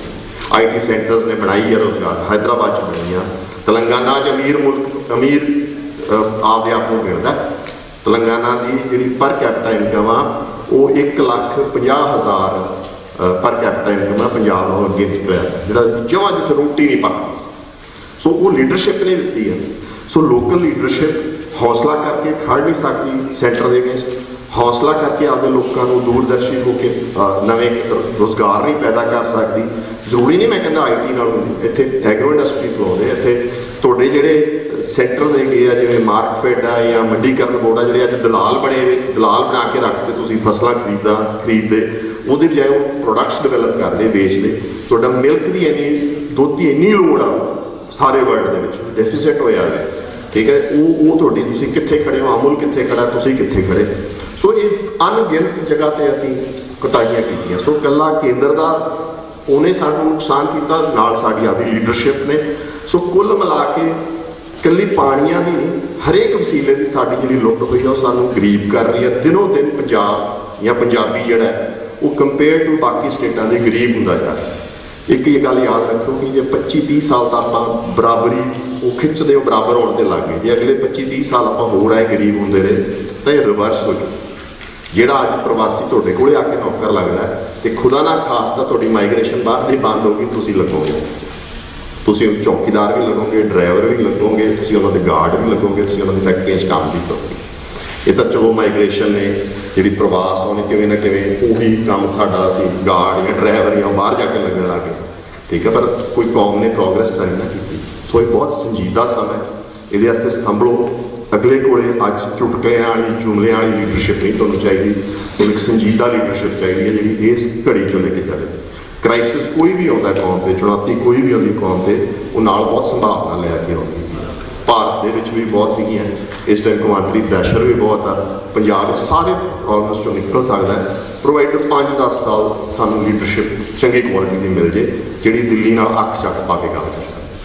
ਵਾਹਿਗੁਰੂ ਜੀ ਕਾ ਖਾਲਸਾ, ਵਾਹਿਗੁਰੂ। ਦੇਖਦੇ ਹਾਂ ਵੀ ਹਾਂ ਵੈਸਟ ਨੇ ਜਿਹੜੀਆਂ ਸ਼ਰਤਾਂ ਤੇ ਉਹ ਪਾਵਰ ਨੂੰ ਟ੍ਰਾਂਸਫਰ ਕੀਤਾ, ਉਹ ਸ਼ਰਤਾਂ ਵੀ ਉਸ ਮਾਡਲ 'ਚੋਂ ਹੀ ਹੁੰਦੀਆਂ ਨੇ ਵੀ ਇਹ ਕੈਪੀਟਲਿਜ਼ਮ ਦਾ ਜਿਹੜਾ ਮਾਡਲ ਆ ਵੀ ਉਹ ਹੁੰਦਾ ਐਵੇਂ ਹੀ ਰਹੂਗਾ, ਤੇ ਤਾਈਓ ਜਿਹੜੀ ਟ੍ਰਾਂਸਫਰ ਆਫ ਪਾਵਰ ਆ ਉਹਦੀ ਫਿਜ਼ੀਬਿਲਿਟੀ ਜਿਹੜੀ ਹੋਈ ਸੀਗੀ ਵੀ ਇਹ ਸਾਨੂੰ ਮਤਲਬ ਵੇਖਣ ਦੀ, ਵਿਚਾਰਨ ਦੀ ਲੋੜ ਆ ਵੀ ਇਹ ਬੜੀ ਵਧੀਆ ਇਹਨਾਂ ਨੇ ਗੱਲ ਕਹੀ ਆ ਵੀ ਜਿਹੜਾ ਯੂਨੀਅਨ ਆਫ ਸਟੇਟ ਆ ਵੀ ਉਹਨਾਂ ਨੂੰ ਵੀ ਡਿਫਾਈਨ ਕਰਨ ਦੀ ਬਹੁਤ ਅੱਜ ਦੇ ਸਮੇਂ ਦੇ ਵਿੱਚ ਲੋੜ ਆ ਵੀ ਆਪਾਂ ਯੂਨੀਅਨ ਆਪਾਂ ਕਿੱਥੇ ਬਣਾਉਂਦੇ ਹੁੰਦੇ ਆ ਵੀ ਹਾਂ ਜਿੱਥੇ ਅਸੀਂ ਬਰਾਬਰ ਦੀ ਇੱਕ ਧਿਰ ਹੋਈਏ, ਵੀ ਸਾਡੇ 'ਚ ਕੁਛ ਜਿਹੜੇ ਕਾਮਨ ਗਰਾਊਂਡਸ ਹੋਣ ਤੇ ਉਹਦੇ 'ਤੇ ਆਪਾਂ ਸਾਡੀ ਸਹਿਮਤੀ ਹੋਵੇ ਵੀ ਫਿਰ ਆਪਾਂ ਇੱਕ ਯੂਨੀਅਨ 'ਚ ਹੁੰਦੇ ਆ। ਤੇ ਕਹਿਣ ਨੂੰ ਆਪਾਂ ਇੱਥੇ ਵੀ ਅੱਜ ਦੇ ਟਾਈਮ 'ਚ ਇੱਕ ਯੂਨੀਅਨ ਆਫ ਸਟੇਟ ਆ, ਤੇ ਪਰ ਉਹਦੇ 'ਚ ਸਾਡੇ ਕੋਲ ਕੋਈ ਅਧਿਕਾਰ ਨਹੀਂ ਹੈਗਾ ਵੀ ਇਹ ਤੁਸੀਂ ਪਿਛਲੇ ਜਿਹੜੇ ਆਪਾਂ ਕਿਸਾਨੀ ਮੋਰਚੇ ਦਾ ਵੇਖਦੇ ਹੁੰਦੇ ਉਹਦੀ ਮੈਂ ਬੜੀ ਐਗਜ਼ਾਮਪਲ ਦਿੰਦਾ ਹੁੰਦਾ ਵੀ ਪੰਜਾਬ ਦੇ ਜਿਹੜੇ MP ਆ ਵੀ ਇਹ ਇੱਥੇ ਜਿਹੜਾ ਡੈਮੋਕ੍ਰੈਟਿਕ ਇੱਕ ਸਿਸਟਮ ਚੱਲਦਾ ਵੀ ਇਹ ਇੱਕ ਗੱਲ ਬਹੁਤ ਵਧੀਆ ਇਹਨਾਂ ਨੇ ਕਹੀ ਆ ਵੀ ਇਹ ਕਹਿਣ ਨੂੰ ਉੱਤੋਂ ਮਤਲਬ ਵੀ ਅੰਦਰ ਖਾਤੇ ਜੋ ਮਰਜ਼ੀ ਚੱਲੀ ਜਾਂਦਾ, ਉੱਤੇ ਇਹਨਾਂ ਨੇ ਰੱਖਿਆ ਹੋਇਆ ਵੀ ਉਹਨੂੰ ਡੈਮੋਕ੍ਰੇਸੀ ਦਾ ਇੱਕ ਰੈਪਰ ਦਿੱਤਾ ਹੋਇਆ, ਪਰ ਚੱਲ ਉਹ ਮਤਲਬ ਅਨਾਰਕੀ ਰਹੀ ਆ। ਤੇ ਉਹ ਅਨਾਰਕੀ ਦੀ ਐਗਜ਼ਾਮਪਲ ਕੀ ਆ ਵੀ ਤੁਸੀਂ ਵੇਖੋ ਵੀ ਡੈਮੋਕ੍ਰੈਟਿਕ ਸਿਸਟਮ ਕੀ ਆ ਵੀ ਲੋਕਾਂ ਦੇ ਚੁਣੇ ਹੋਏ ਨੁਮਾਇੰਦੇ ਜਿਹੜੇ ਆ ਵੀ ਉਹ ਤੈਅ ਕਰ ਕਰਨਗੇ ਉਹਨਾਂ ਦਾ ਫਿਊਚਰ। ਹੁਣ ਪੰਜਾਬ ਤੇ ਜਦੋਂ ਪੰਜਾਬ ਦੀ ਕਿਸਾਨੀ ਤੇ ਕ੍ਰਾਈਸਿਸ ਆਇਆ ਹੈਗਾ ਜਾਂ ਜਿਹੜੇ ਬਿੱਲ ਲਿਆਂਦੇ ਗਏ ਸੀਗੇ, ਉਹ ਪੰਜਾਬ ਦੇ ਸਾਰੇ ਜਿੰਨੇ MP ਸੀਗੇ ਉਹਨਾਂ ਨੇ ਉਹਦਾ ਵਿਰੋਧ ਕੀਤਾ ਹੈਗਾ ਪਾਰਲੀਮੈਂਟ 'ਚ। ਹੁਣ ਪੰਜਾਬ ਦੇ ਲੋਕਾਂ ਦਾ ਵਿਰੋਧ ਤੇ ਉਹ MP ਦੇ ਥਰੂ ਹੀ ਜਾਊਗਾ, ਤੇ ਉਹ ਸਾਰੇ MP ਜਿਹੜੇ ਹੈਗੇ ਵੀ ਉਹ ਉਹਨਾਂ ਦੀ ਰਿਪਰੈਜ਼ੈਂਟੇਸ਼ਨ ਹੈਗੀ। ਇੱਕ ਸੂਬਾ ਜਿਹੜਾ ਖੇਤੀ ਤੇ ਡਿਪੈਂਡ ਕਰਦਾ ਔਰ ਉਹ ਬਿੱਲ ਜਿਹੜੇ ਉਹਨੂੰ ਇਫੈਕਟ ਕਰ ਰਿਹਾ, ਔਰ ਉੱਥੇ ਦੇ ਲੋਕ, ਉੱਥੇ ਦੇ ਚੁਣੇ ਹੋਏ MP ਜਿਹੜੇ ਆ ਉਹਦੇ ਖਿਲਾਫ, ਤਾਂ ਵੀ ਉਹ ਬਿੱਲ ਉਹਦੇ ਤੇ ਥੋਪਿਆ ਗਿਆ। ਤੇ ਫਿਰ ਜੇ ਇਹਨੂੰ ਆਪਾਂ ਡੈਮੋਕ੍ਰੈਟਿਕ ਪ੍ਰੋਸੈਸ ਕਹੀਏ ਤਾਂ ਮੈਨੂੰ ਲੱਗਦਾ ਹੈ ਕੋਈ ਬਹੁਤੀ ਵਧੀਆ ਗੱਲ ਨਹੀਂ ਕਿ ਜੇ ਉਹ ਲੋਕ ਜਿਹੜੇ ਆ ਉਹਨਾਂ ਦੀ ਬਿੱਲ ਜਿਹੜੀ ਆ ਉਹਦੇ ਤੇ ਉਹ ਐਕਟ ਨਹੀਂ ਕੀਤਾ ਜਾ ਰਿਹਾ, ਤੇ ਫਿਰ ਉੱਪਰੋਂ ਡੈਮੋਕ੍ਰੈਟਿਕ ਸਿਸਟਮ ਜ਼ਰੂਰ ਹੋ ਸਕਦਾ, ਪਰ ਇਹਨਾਂ ਦੀਆਂ ਜੜ੍ਹਾਂ ਜਿਹੜੀਆਂ ਉਹ ਕਮਜ਼ੋਰ ਨੇ। ਵੀ ਆਪਾਂ ਨੂੰ ਉਸ ਚੀਜ਼ ਵੱਲ ਵੀ ਧਿਆਨ ਦੀ ਲੋੜ ਆ, ਵੀ ਇਹਦੀ ਜਿਹੜੀ ਜੜ੍ਹ ਆ ਵੀ ਉਹ ਲੱਭਣ ਦੀ ਸਾਨੂੰ ਬਹੁਤ ਲੋੜ ਆ। ਕਿ ਅੱਜ ਪੰਜਾਬਾਂ ਦੀ ਧਰਤੀ ਤੇ ਬਹਿ ਕੇ ਜੇ ਆਪਾਂ ਪੰਜਾਬ ਦੇ ਵਾਟਰ ਕ੍ਰਾਈਸਿਸ ਦੀ ਗੱਲ ਕਰਾਂਗੇ ਤੇ ਬੜੇ ਗਰੀਬ ਸਿਚੁਏਸ਼ਨ ਆ, ਵੀ ਇਹਨੂੰ ਗੱਲ ਨੂੰ ਆਪਾਂ ਸਮਝੀਏ ਵੀ ਹੋਰ ਕਿਸੇ ਮਾਰੂਥਲ 'ਚ ਗੱਲ ਹੋ ਰਹੀ ਹੁੰਦੀ, ਕਿਸੇ ਰਾਜਸਥਾਨ 'ਚ ਗੱਲ ਹੋ ਰਹੀ ਹੁੰਦੀ, ਜਾਂ ਕੋਈ ਇਹੋ ਜਿਹੀ ਸਟੇਟ 'ਚ ਗੱਲ ਹੋ ਰਹੀ ਹੁੰਦੀ, ਫਿਰ ਆਪਾਂ ਸੋਚਦੇ ਵੀ ਹਾਂ ਵੀ ਪੰਜਾਬਾਂ ਦੀ ਧਰਤੀ ਤੇ ਬਹਿ ਕੇ ਵੀ ਜੇ ਪੰਜਾਬ ਦੇ ਮੁੱਦਿਆਂ ਤੇ ਗੱਲ ਹੋ ਰਹੀ ਆ, ਵੀ ਜੇ ਤੁਸੀਂ ਲਾਓ ਵੀ ਉਸ ਸਿਚੁਏਸ਼ਨ ਦੀ ਡੂੰਘਾਈ ਕਿੰਨੀ ਆ। ਤੇ ਇਸ ਤੋਂ ਬਾਅਦ ਮੈਂ ਸਰਦਾਰ ਗੁਰਤੇਜ ਸਿੰਘ ਉਹਨਾਂ ਨੂੰ ਬੇਨਤੀ ਕਰੂੰਗਾ ਕਿ ਉਹ ਆਣ ਕੇ ਆਪਣੇ ਵਿਚਾਰ ਰੱਖਣ। ਸਰਦਾਰ ਸਾਹਿਬ ਫਾਰਮਰ IAS ਨੇ ਤੇ ਬਹੁਤ ਹੀ ਇਹਨਾਂ ਦਾ ਯੋਗਦਾਨ ਪੰਥ ਪੰਜਾਬ ਨੂੰ ਬਹੁਤ ਹੀ ਲਿਖਤਾਂ ਦੇ ਥਰੂ, ਕਿਤਾਬਾਂ ਦੇ ਥਰੂ ਤੇ ਆਪਣੇ ਵਿਚਾਰਾਂ ਦੇ ਥਰੂ ਤੇ ਆਪਣੇ ਵਿਚਾਰ ਆਣ ਕੇ ਦੇਣ। ਇਸ ਤੋਂ ਬਾਅਦ ਅਸੀਂ ਬੱਚਿਆਂ ਕੋ ਵੀ ਜਿਹੜੇ ਸਵਾਲ ਜਵਾਬ ਜਿਹੜੇ ਆ ਉਹ ਸਵਾਲ ਲਵਾਂਗੇ, ਉਹਨਾਂ ਤੇ ਜਵਾਬ ਰੱਖਾਂਗੇ। ਧੰਨਵਾਦ ਜੀ।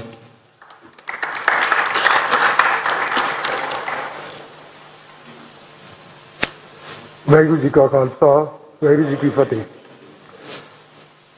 ਗਲੋਬਲ ਪ੍ਰਸਪੈਕਟਿਵ ਤੇ ਨਜ਼ਰੀਆ ਤੁਹਾਡੇ ਸਾਹਮਣੇ ਆ ਚੁੱਕਿਆ। ਹੁਣ ਮੈਂ ਗੱਲ ਕਰਨੀ ਹੈ ਸਿਰਫ ਪੰਜਾਬ ਦੀ, ਔਰ ਪੰਜਾਬ ਦੇ ਵਿੱਚ ਜੋ ਸਾਡੇ ਨਾਲ ਵਰਤਾਰਾ 1947 ਤੋਂ ਬਾਅਦ ਸ਼ੁਰੂ ਹੋਇਆ ਉਸ ਦੇ ਕਾਰਨ ਕੀ ਹਨ, ਇਹ ਤੁਸੀਂ ਜਿਹੜੇ ਹੋਣਹਾਰ ਬੱਚੇ ਇੱਥੇ ਯੂਨੀਵਰਸਿਟੀ 'ਚ ਪੜ੍ਹ ਰਹੇ ਨੇ ਉਹਨਾਂ ਨੂੰ ਜ਼ਰੂਰਤ ਹੈ ਇਹਨਾਂ ਨੂੰ ਸਮਝਣ ਦੀ। ਜਿਹੜੀ ਇਸ ਦੀ ਹਿਸਟਰੀ ਹੈ ਪੰਜਾਬ ਦੇ ਪਾਣੀ ਦੀ ਲੁੱਟ ਦੀ, ਉਹ 1947 ਤੋਂ ਸ਼ੁਰੂ ਹੁੰਦੀ ਹੈ। ਉਸ ਤੋਂ ਪਹਿਲਾਂ ਕੀ ਸੀਗਾ, ਉਸ ਤੋਂ ਪਹਿਲਾਂ ਉਹਨਾਂ ਨੇ ਆਪਣੇ ਇੰਟਰਸਟ ਵਾਸਤੇ ਇਸ ਨੂੰ ਐਕਸਪਲੋਇਟ ਕੀਤਾ, ਜਿਸ ਤਰ੍ਹਾਂ ਅਜੇਪਾਲ ਜੀ ਨੇ ਤੁਹਾਨੂੰ ਦੱਸਿਆ। ਤੇ ਲੇਕਿਨ ਉਸ ਦੇ ਵਿੱਚ ਸਾਡਾ ਵੀ ਫਾਇਦਾ ਹੋਇਆ ਸੀ। ਅਸੀਂ ਲੋਕ ਵੀ ਆਪਣੇ ਪੈਰਾਂ ਦੇ ਉੱਤੇ ਖੜੇ ਹੋ ਗਏ ਸਾਂ। ਕਈ ਜਿਹੜੀ ਰਣਜੀਤ ਸਿੰਘ ਦੇ ਸਮੇਂ ਸਾਡੇ ਵਿੱਚ ਇੱਕ ਸਮਰਿੱਧੀ ਆਈ ਸੀ, ਪੈਸਾ ਲੋਕਾਂ ਦੇ ਕੋਲ ਆਇਆ ਸੀ। ਉਸ ਵੇਲੇ 1 ਰੁਪਇਆ ਸਾਡਾ ਨਾਨਕਸ਼ਾਹੀ ਸਿੱਕਾ, ਨਾਨਕਸ਼ਾਹੀ 1 ਰੁਪਇਆ 13 ਪਾਉਂਡ ਦਾ ਮਿਲਦਾ ਸੀ। तो साढ़े विच बड़ी तरक्की हुई सी। उस तो बाद अंग्रेज़ों के समय दे विच जदों असीं इस हालत दे विच पहुँच गए कि लोकां नूं बाहर जाण वास्ते सब तो पहला चीन दे विच साडा माइग्रेशन शुरू होया अंग्रेज़ों की गुलामी तो बचण वास्ते, मलेशिया वगैरह। फिर ये उदों ये सानूं नहरां दा सानूं इत्थे नहरां कड्ढियां गईयां ते साडे लोकां दे विच कुछ पैसा ते आउणा शुरू होया। हुण ये दसंबर 1947 दे विच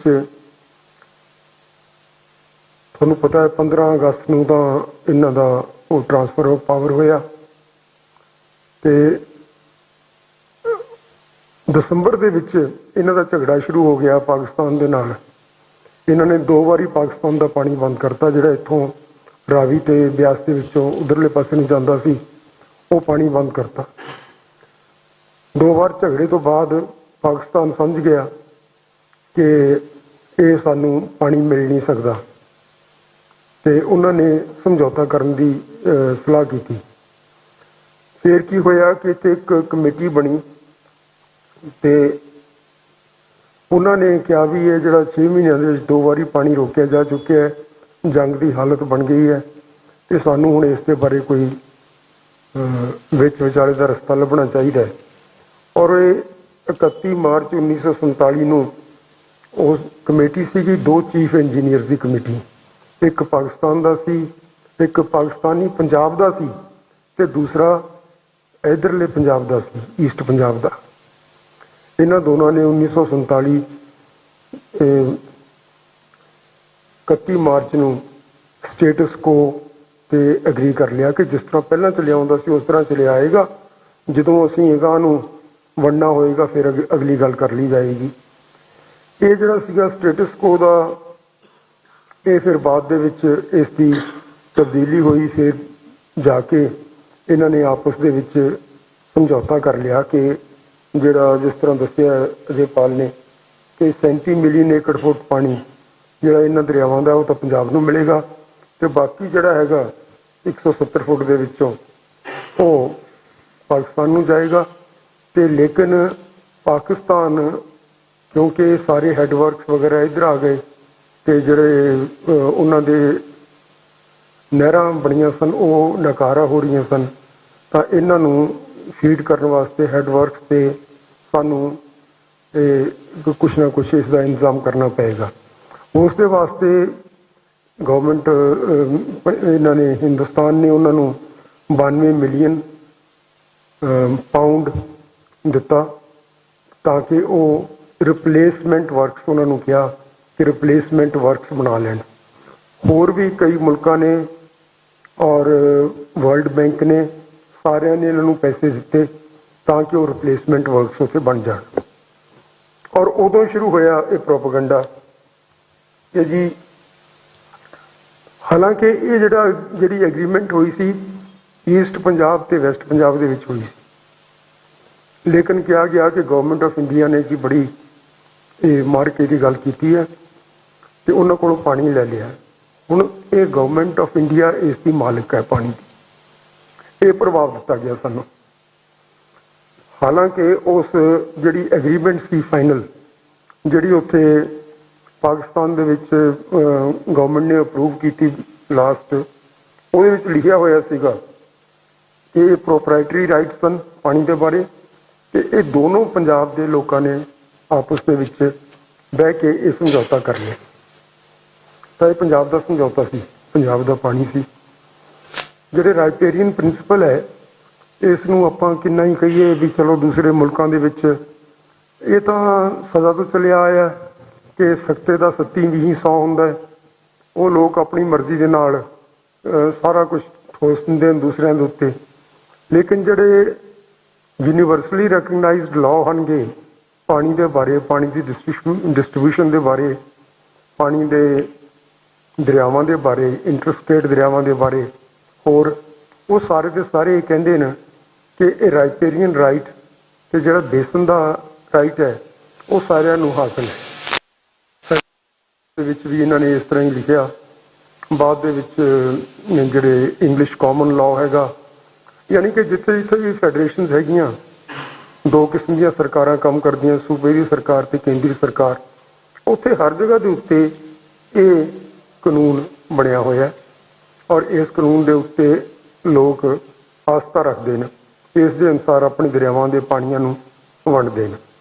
ਇਸ ਦਾ ਮਤਲਬ ਇਹ ਹੈ, ਹੁਣ ਤੁਸੀਂ ਦੇਖਿਆ ਕੱਲ੍ਹ ਪਰਸੋਂ ਇੱਥੇ ਫਲੱਡ ਆਇਆ ਸੀ, ਆਪਣਾ ਕਿੰਨਾ ਨੁਕਸਾਨ ਹੋਇਆ। ਤੇ ਉਸ ਤੋਂ ਪਹਿਲਾਂ 1988 ਦੇ ਵਿੱਚ ਫਲੱਡ ਆਇਆ ਸੀਗਾ ਔਰ ਉਸ ਦੇ ਵਿੱਚ ਪੰਜਾਬ ਦਾ $1 ਬਿਲੀਅਨ ਦਾ ਨੁਕਸਾਨ ਹੋਇਆ ਸੀ ਤੇ ਰਾਜਸਥਾਨ ਦਾ ਇੱਕ ਧੇਲੇ ਦਾ ਨੁਕਸਾਨ ਨਹੀਂ ਹੋਇਆ, ਜਿਹੜਾ ਕਿ ਅੱਧਾ ਪਾਣੀ ਸਾਡਾ ਲਿਜਾ ਰਿਹਾ, ਜਾਂ ਹਰਿਆਣੇ ਦਾ ਕੋਈ ਨੁਕਸਾਨ ਨਹੀਂ ਹੋਇਆ।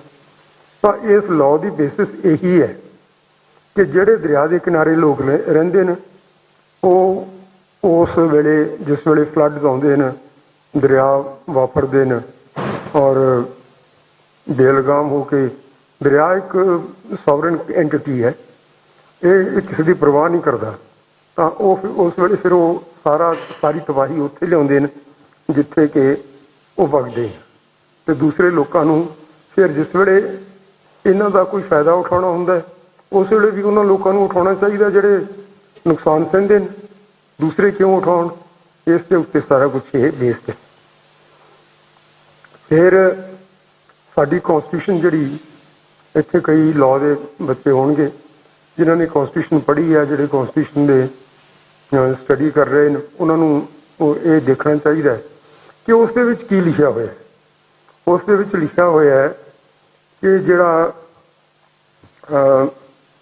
7th ਸ਼ਡਿਊਲ ਹੈ ਉਸ ਦੇ ਵਿੱਚ 3 ਲਿਸਟ ਦਿੱਤੀਆਂ ਹੋਈਆਂ ਨੇ। ਇੱਕ ਲਿਸਟ ਹੈਗੀ ਸਟੇਟ ਦੀ, ਇੱਕ ਹੈਗੀ ਸੈਂਟਰ ਦੀ, ਇੱਕ ਹੈਗੀ ਕਨਕਰੈਂਟ। ਜਿਹੜੀ ਸੈਂਟਰ ਦੀ ਲਿਸਟ ਹੈਗੀ ਉਸ ਦੇ ਵਿੱਚ ਉਸ ਤਰ੍ਹਾਂ ਦੇ ਉਹ ਸੈਂਟਰ ਵਾਲੇ ਲਾਜ਼ ਆਪਣੇ ਪਾਸ ਕਰਦੇ ਨੇ, ਬਣਾਉਂਦੇ ਨੇ ਉਸ ਦੇ ਬਾਰੇ। ਜਿਹੜੀ ਹੈਗੀ ਕੇਂਦਰ ਦੀ, ਜਿਹੜੀ ਹੈਗੀ ਸਟੇਟ ਦੀ ਲਿਸਟ, ਉਸ ਦੇ ਵਿੱਚ ਸਟੇਟ ਵਾਲੇ ਆਪਣੇ ਲਾਜ਼ ਬਣਾਉਂਦੇ ਨੇ। ਕਨਕਰੈਂਟ ਦੇ ਵਿੱਚ ਇੱਕ ਦੂਸਰੇ ਦੀ ਸਲਾਹ ਦੇ ਨਾਲ ਦੋਨੋਂ ਬਣਾ ਸਕਦੇ ਆ। ਤਾਂ ਜਿਹੜਾ ਪਾਣੀ ਹੈ ਉਹ ਜਿਹੜੇ ਰਾਈਪੇਰਿੰਗ ਸਟੇਟਸ ਹੋਣਗੇ ਉਹਨਾਂ ਦੇ ਵਿੱਚ ਜਿਹੜੇ ਦਰਿਆ ਦੂਸਰੇ ਕਿਸੇ ਸਟੇਟ ਦੇ ਕੰਢੇ ਨੂੰ ਨਹੀਂ ਲੱਗਦੇ, ਕਿਸੇ ਬਾਉਂਡਰੀ ਨੂੰ ਨਹੀਂ ਲੱਗਦੇ, ਉਹਨਾਂ ਦਾ ਦਰਿਆਵਾਂ ਦਾ ਪਾਣੀ ਉਹ ਹੀ ਲੋਕ ਵਰਤ ਸਕਦੇ ਨੇ ਜਿਹੜੇ ਸਟੇਟ ਦੇ ਅੰਦਰ ਉਹ ਚੱਲਦੇ ਨੇ। ਤਾਂ ਰਾਵੀ, ਬਿਆਸ, ਸਤਲੁਜ ਤਿੰਨੇ ਆਪਣੇ ਸਟੇਟ ਦੇ ਅੰਦਰ ਚੱਲਦੇ ਨੇ ਔਰ ਅਸੀਂ ਸਿਰਫ ਇਸ ਨੂੰ ਵਰਤਣ ਦੇ ਹੱਕਦਾਰ ਹਾਂ। ਇਸ ਦੇ ਬਾਰੇ ਤੁਸੀਂ ਜਿਹੜੀ ਹੈਗੀ ਲਿਸਟ 2 ਐਂਟਰੀ 17 ਆਰਟੀਕਲ 240 ਤੇ ਆਰਟੀਕਲ 162, ਇਹ ਤੁਸੀਂ ਜਿਹੜੇ ਲਾਅ ਵਾਲੇ ਬੱਚੇ ਨੇ ਪੜ੍ਹ ਲੈਣ ਤਾਂ ਉਹ ਸਾਰੀ ਗੱਲ ਉਹਨਾਂ ਨੂੰ ਕਲੀਅਰ ਹੋ ਜਾਏਗੀ। ਜਿਹੜੇ ਹੈਗੇ ਇੰਟਰਸਟੇਟ ਰਿਵਰਸ, ਉਹਨਾਂ ਵਾਸਤੇ ਲਿਸਟ 1 ਦੇ ਵਿੱਚ, ਯੂਨੀਅਨ ਲਿਸਟ ਦੇ ਵਿੱਚ ਐਂਟਰੀ 56 ਆਰਟੀਕਲ 262 ਦੇ ਅੰਡਰ ਇਹਦੇ ਨਾਲ ਮਿਲਾ ਕੇ ਇਹਨੂੰ ਪੜ੍ਹਨਾ ਚਾਹੀਦਾ। ਸੋ ਇਹ ਸੀ ਸਾਡਾ ਸਿਸਟਮ ਸਾਰਾ, ਜਿਹੜਾ ਕਿ ਸਾਰੇ ਹਿੰਦੁਸਤਾਨ ਦੇ ਵਿੱਚ ਇਸ ਵੇਲੇ ਵੀ ਲਾਗੂ ਹੈ, ਪਰ ਸਿਰਫ ਤੁਹਾਡੇ ਉੱਤੇ ਲਾਗੂ ਨਹੀਂ। ਇਸ ਦੇ ਕਾਰਨ ਕੀ ਹੈ, ਇੰਟਰਨੈਸ਼ਨਲ ਕੀ ਹੈ, ਜੀਓਪੋਲੀਟੀਕਲ ਕੀ ਹੈ, ਇਹਨਾਂ ਦੇ ਬਾਰੇ ਤਾਂ ਗੱਲ ਹੋ ਚੁੱਕੀ ਹੈ। ਲੇਕਿਨ ਜਿਹੜੇ ਇੱਥੋਂ ਅਸੀਂ ਸਮਝਣਾ ਹੈ ਜਿਸ ਤਰ੍ਹਾਂ ਇਸ ਨੂੰ ਕਿ ਸਾਡੇ ਨਾਲ ਇਸ ਤਰ੍ਹਾਂ ਦੀ ਨਫ਼ਰਤ ਕਿਉਂ ਹੈ, ਤਾਂ ਇਹ ਸਾਨੂੰ ਫਿਰ ਹੋਰ ਤਰੀਕੇ ਦੇ ਨਾਲ ਇਹ ਸਾਰੀ ਗੱਲ ਸਮਝਣੀ ਪਏਗੀ। ਹੁਣ ਆਪਾਂ ਸਾਰੀ ਗੱਲ ਇਸ ਦੇ ਉੱਤੇ ਆਧਾਰਿਤ ਕੀਤੀ ਜਾਂਦੀ ਹੈ ਕਿ ਹਰਿਆਣੇ ਨੂੰ ਪਾਣੀ ਦੀ ਬਹੁਤ ਲੋੜ ਹੈ, ਪੰਜਾਬ ਦੇ ਵਿੱਚ ਸਰਪਲਸ। ਹੁਣ ਆਪਾਂ ਇਹ ਦੋਨਾਂ ਗੱਲਾਂ ਦੇ ਉੱਤੇ ਮੈਂ ਥੋੜਾ ਤੁਹਾਡਾ ਧਿਆਨ ਦਿਵਾਉਣਾ ਚਾਹੁੰਦਾ। ਇੱਕ ਵੇਲੇ ਸਾਡੇ ਪੰਜਾਬ ਦੇ ਇੰਜੀਨੀਅਰ ਹਨ, ਉਹਨਾਂ ਨੇ ਇਸ ਦੇ ਬਾਰੇ ਰਿਸਰਚ ਕੀਤੀ ਸੀ ਔਰ ਆਰਟੀਕਲ ਵੀ ਕਾਫੀ ਇੰਪੋਰਟੈਂਟ ਉਹਨਾਂ ਨੇ ਲਿਖਿਆ ਸੀ। GS ਢਿੱਲੋਂ ਸਨ, ਸਾਡੇ ਚੀਫ ਇੰਜੀਨੀਅਰ ਹੁੰਦੇ ਸੀ। ਉਹਨਾਂ ਨੇ ਆਰਟੀਕਲ ਲਿਖਿਆ ਸੀਗਾ, does Haryana need more water, ਔਰ ਇਹ 24 ਜੁਲਾਈ 2004 ਦੇ ਵਿੱਚ ਟ੍ਰਿਬਿਊਨ ਦੇ ਛਪਿਆ ਸੀ। ਉਸ ਦੇ ਵਿੱਚ ਉਹਨਾਂ ਨੇ ਦੱਸਿਆ ਹੈ ਕਿ ਹਰਿਆਣੇ ਕੋਲੇ 5.4 ਮਿਲੀਅਨ ਏਕੜ ਫੁੱਟ ਭਾਖੜਾ ਨੰਗਲ ਪ੍ਰੋਜੈਕਟ ਤੋਂ ਮਿਲ ਰਿਹਾ, 10.98 ਮਿਲੀਅਨ ਫੁੱਟ ਇਹਨਾਂ ਦਾ ਹਿੱਸਾ ਤਾਜੇਵਾਲੇ ਦੇ ਵਿੱਚ ਹੈਡਵਰਕਸ ਦੇ ਵਿੱਚ ਹੈਗਾ, 5 ਫੁੱਟ ਇਸ ਨੂੰ ਜਮਨਾ ਤੋਂ ਮਿਲ ਰਿਹਾ। ਫਿਰ ਇਸ ਨੂੰ ਘੱਗਰ ਦਾ ਪਾਣੀ, ਮਾਰਕੰਡਾ ਤੇ ਇਹ ਜਿਹੜੇ ਟਾਂਗਰੀ ਆਦਿ ਛੋਟੇ ਛੋਟੇ ਦਰਿਆ ਆਣਗੇ, ਘੱਗਰ ਦੇ ਉੱਤੇ ਇਹਨਾਂ ਨੇ ਤਕਰੀਬਨ ਆਪਣਾ ਕਬਜ਼ਾ ਕਰ ਲਿਆ। ਹਾਲਾਂਕਿ ਉਹ ਇੰਟਰਸਟੇਟ ਰਿਵਰ ਹੈ, ਇੰਟਰਵੀਨਿੰਗ ਬੇਸਨ ਦੇ ਵਿੱਚ ਹੈ, ਪੰਜਾਬ ਦੀ ਬੇਸਨ ਤੋਂ ਬਾਹਰ ਹੈ, ਲੇਕਿਨ ਉਹ ਦੋਨਾਂ ਸਟੇਟਸ ਦੇ ਵਿੱਚ ਹੀ ਵਗਦਾ ਹੈ। ਲੇਕਿਨ ਇਹਨਾਂ ਨੇ ਹੁਣ ਆਪਣੇ ਡੈਮ ਵਗੈਰਾ ਬਣਾ ਕੇ ਉੱਤੇ ਵੀ ਕਬਜ਼ਾ ਕਰ ਲਿਆ। ਤਾਂ ਅਖੀਰ ਦੇ ਉੱਤੇ ਉਸਨੇ ਨਰਵਾਣਾ ਬ੍ਰਾਂਚ ਰਾਹੀਂ ਪੁਰਾਣੇ ਹਰਿਆਣੇ ਨੂੰ 2 ਮਿਲੀਅਨ ਏਕੜ ਫੁੱਟ ਪਾਣੀ ਪੰਜਾਬ ਤੋਂ ਜਾ ਰਿਹਾ ਹੈ, 2.2 ਮਿਲੀਅਨ ਏਕੜ ਫੁੱਟ। ਤਾਂ ਹਰਿਆਣੇ ਕੋਲੇ ਪਾਣੀ ਹੈ 14.38 ਮਿਲੀਅਨ ਏਕੜ ਫੁੱਟ ਇਸ ਵੇਲੇ ਉਹਨਾਂ ਕੋਲੇ ਹੈਗਾ। ਤੇ ਜੇ ਪੰਜਾਬ ਨੂੰ ਜਿਹੜਾ ਮਿਲ ਰਿਹਾ ਇਹ ਉਹ ਵੀ 14.4 ਦੇ ਕਰੀਬ ਪਾਣੀ ਹੈ ਸਾਰਾ।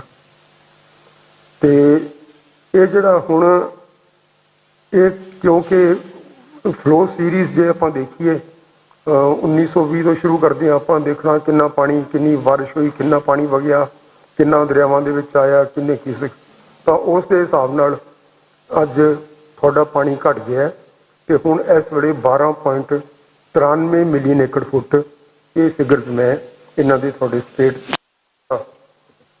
ਤੁਹਾਡਾ ਸਟੇਟ ਦੀ ਡਿਪਾਰਟਮੈਂਟ ਉਹਨਾਂ ਕੋਲੋਂ ਲਏ ਨੇ।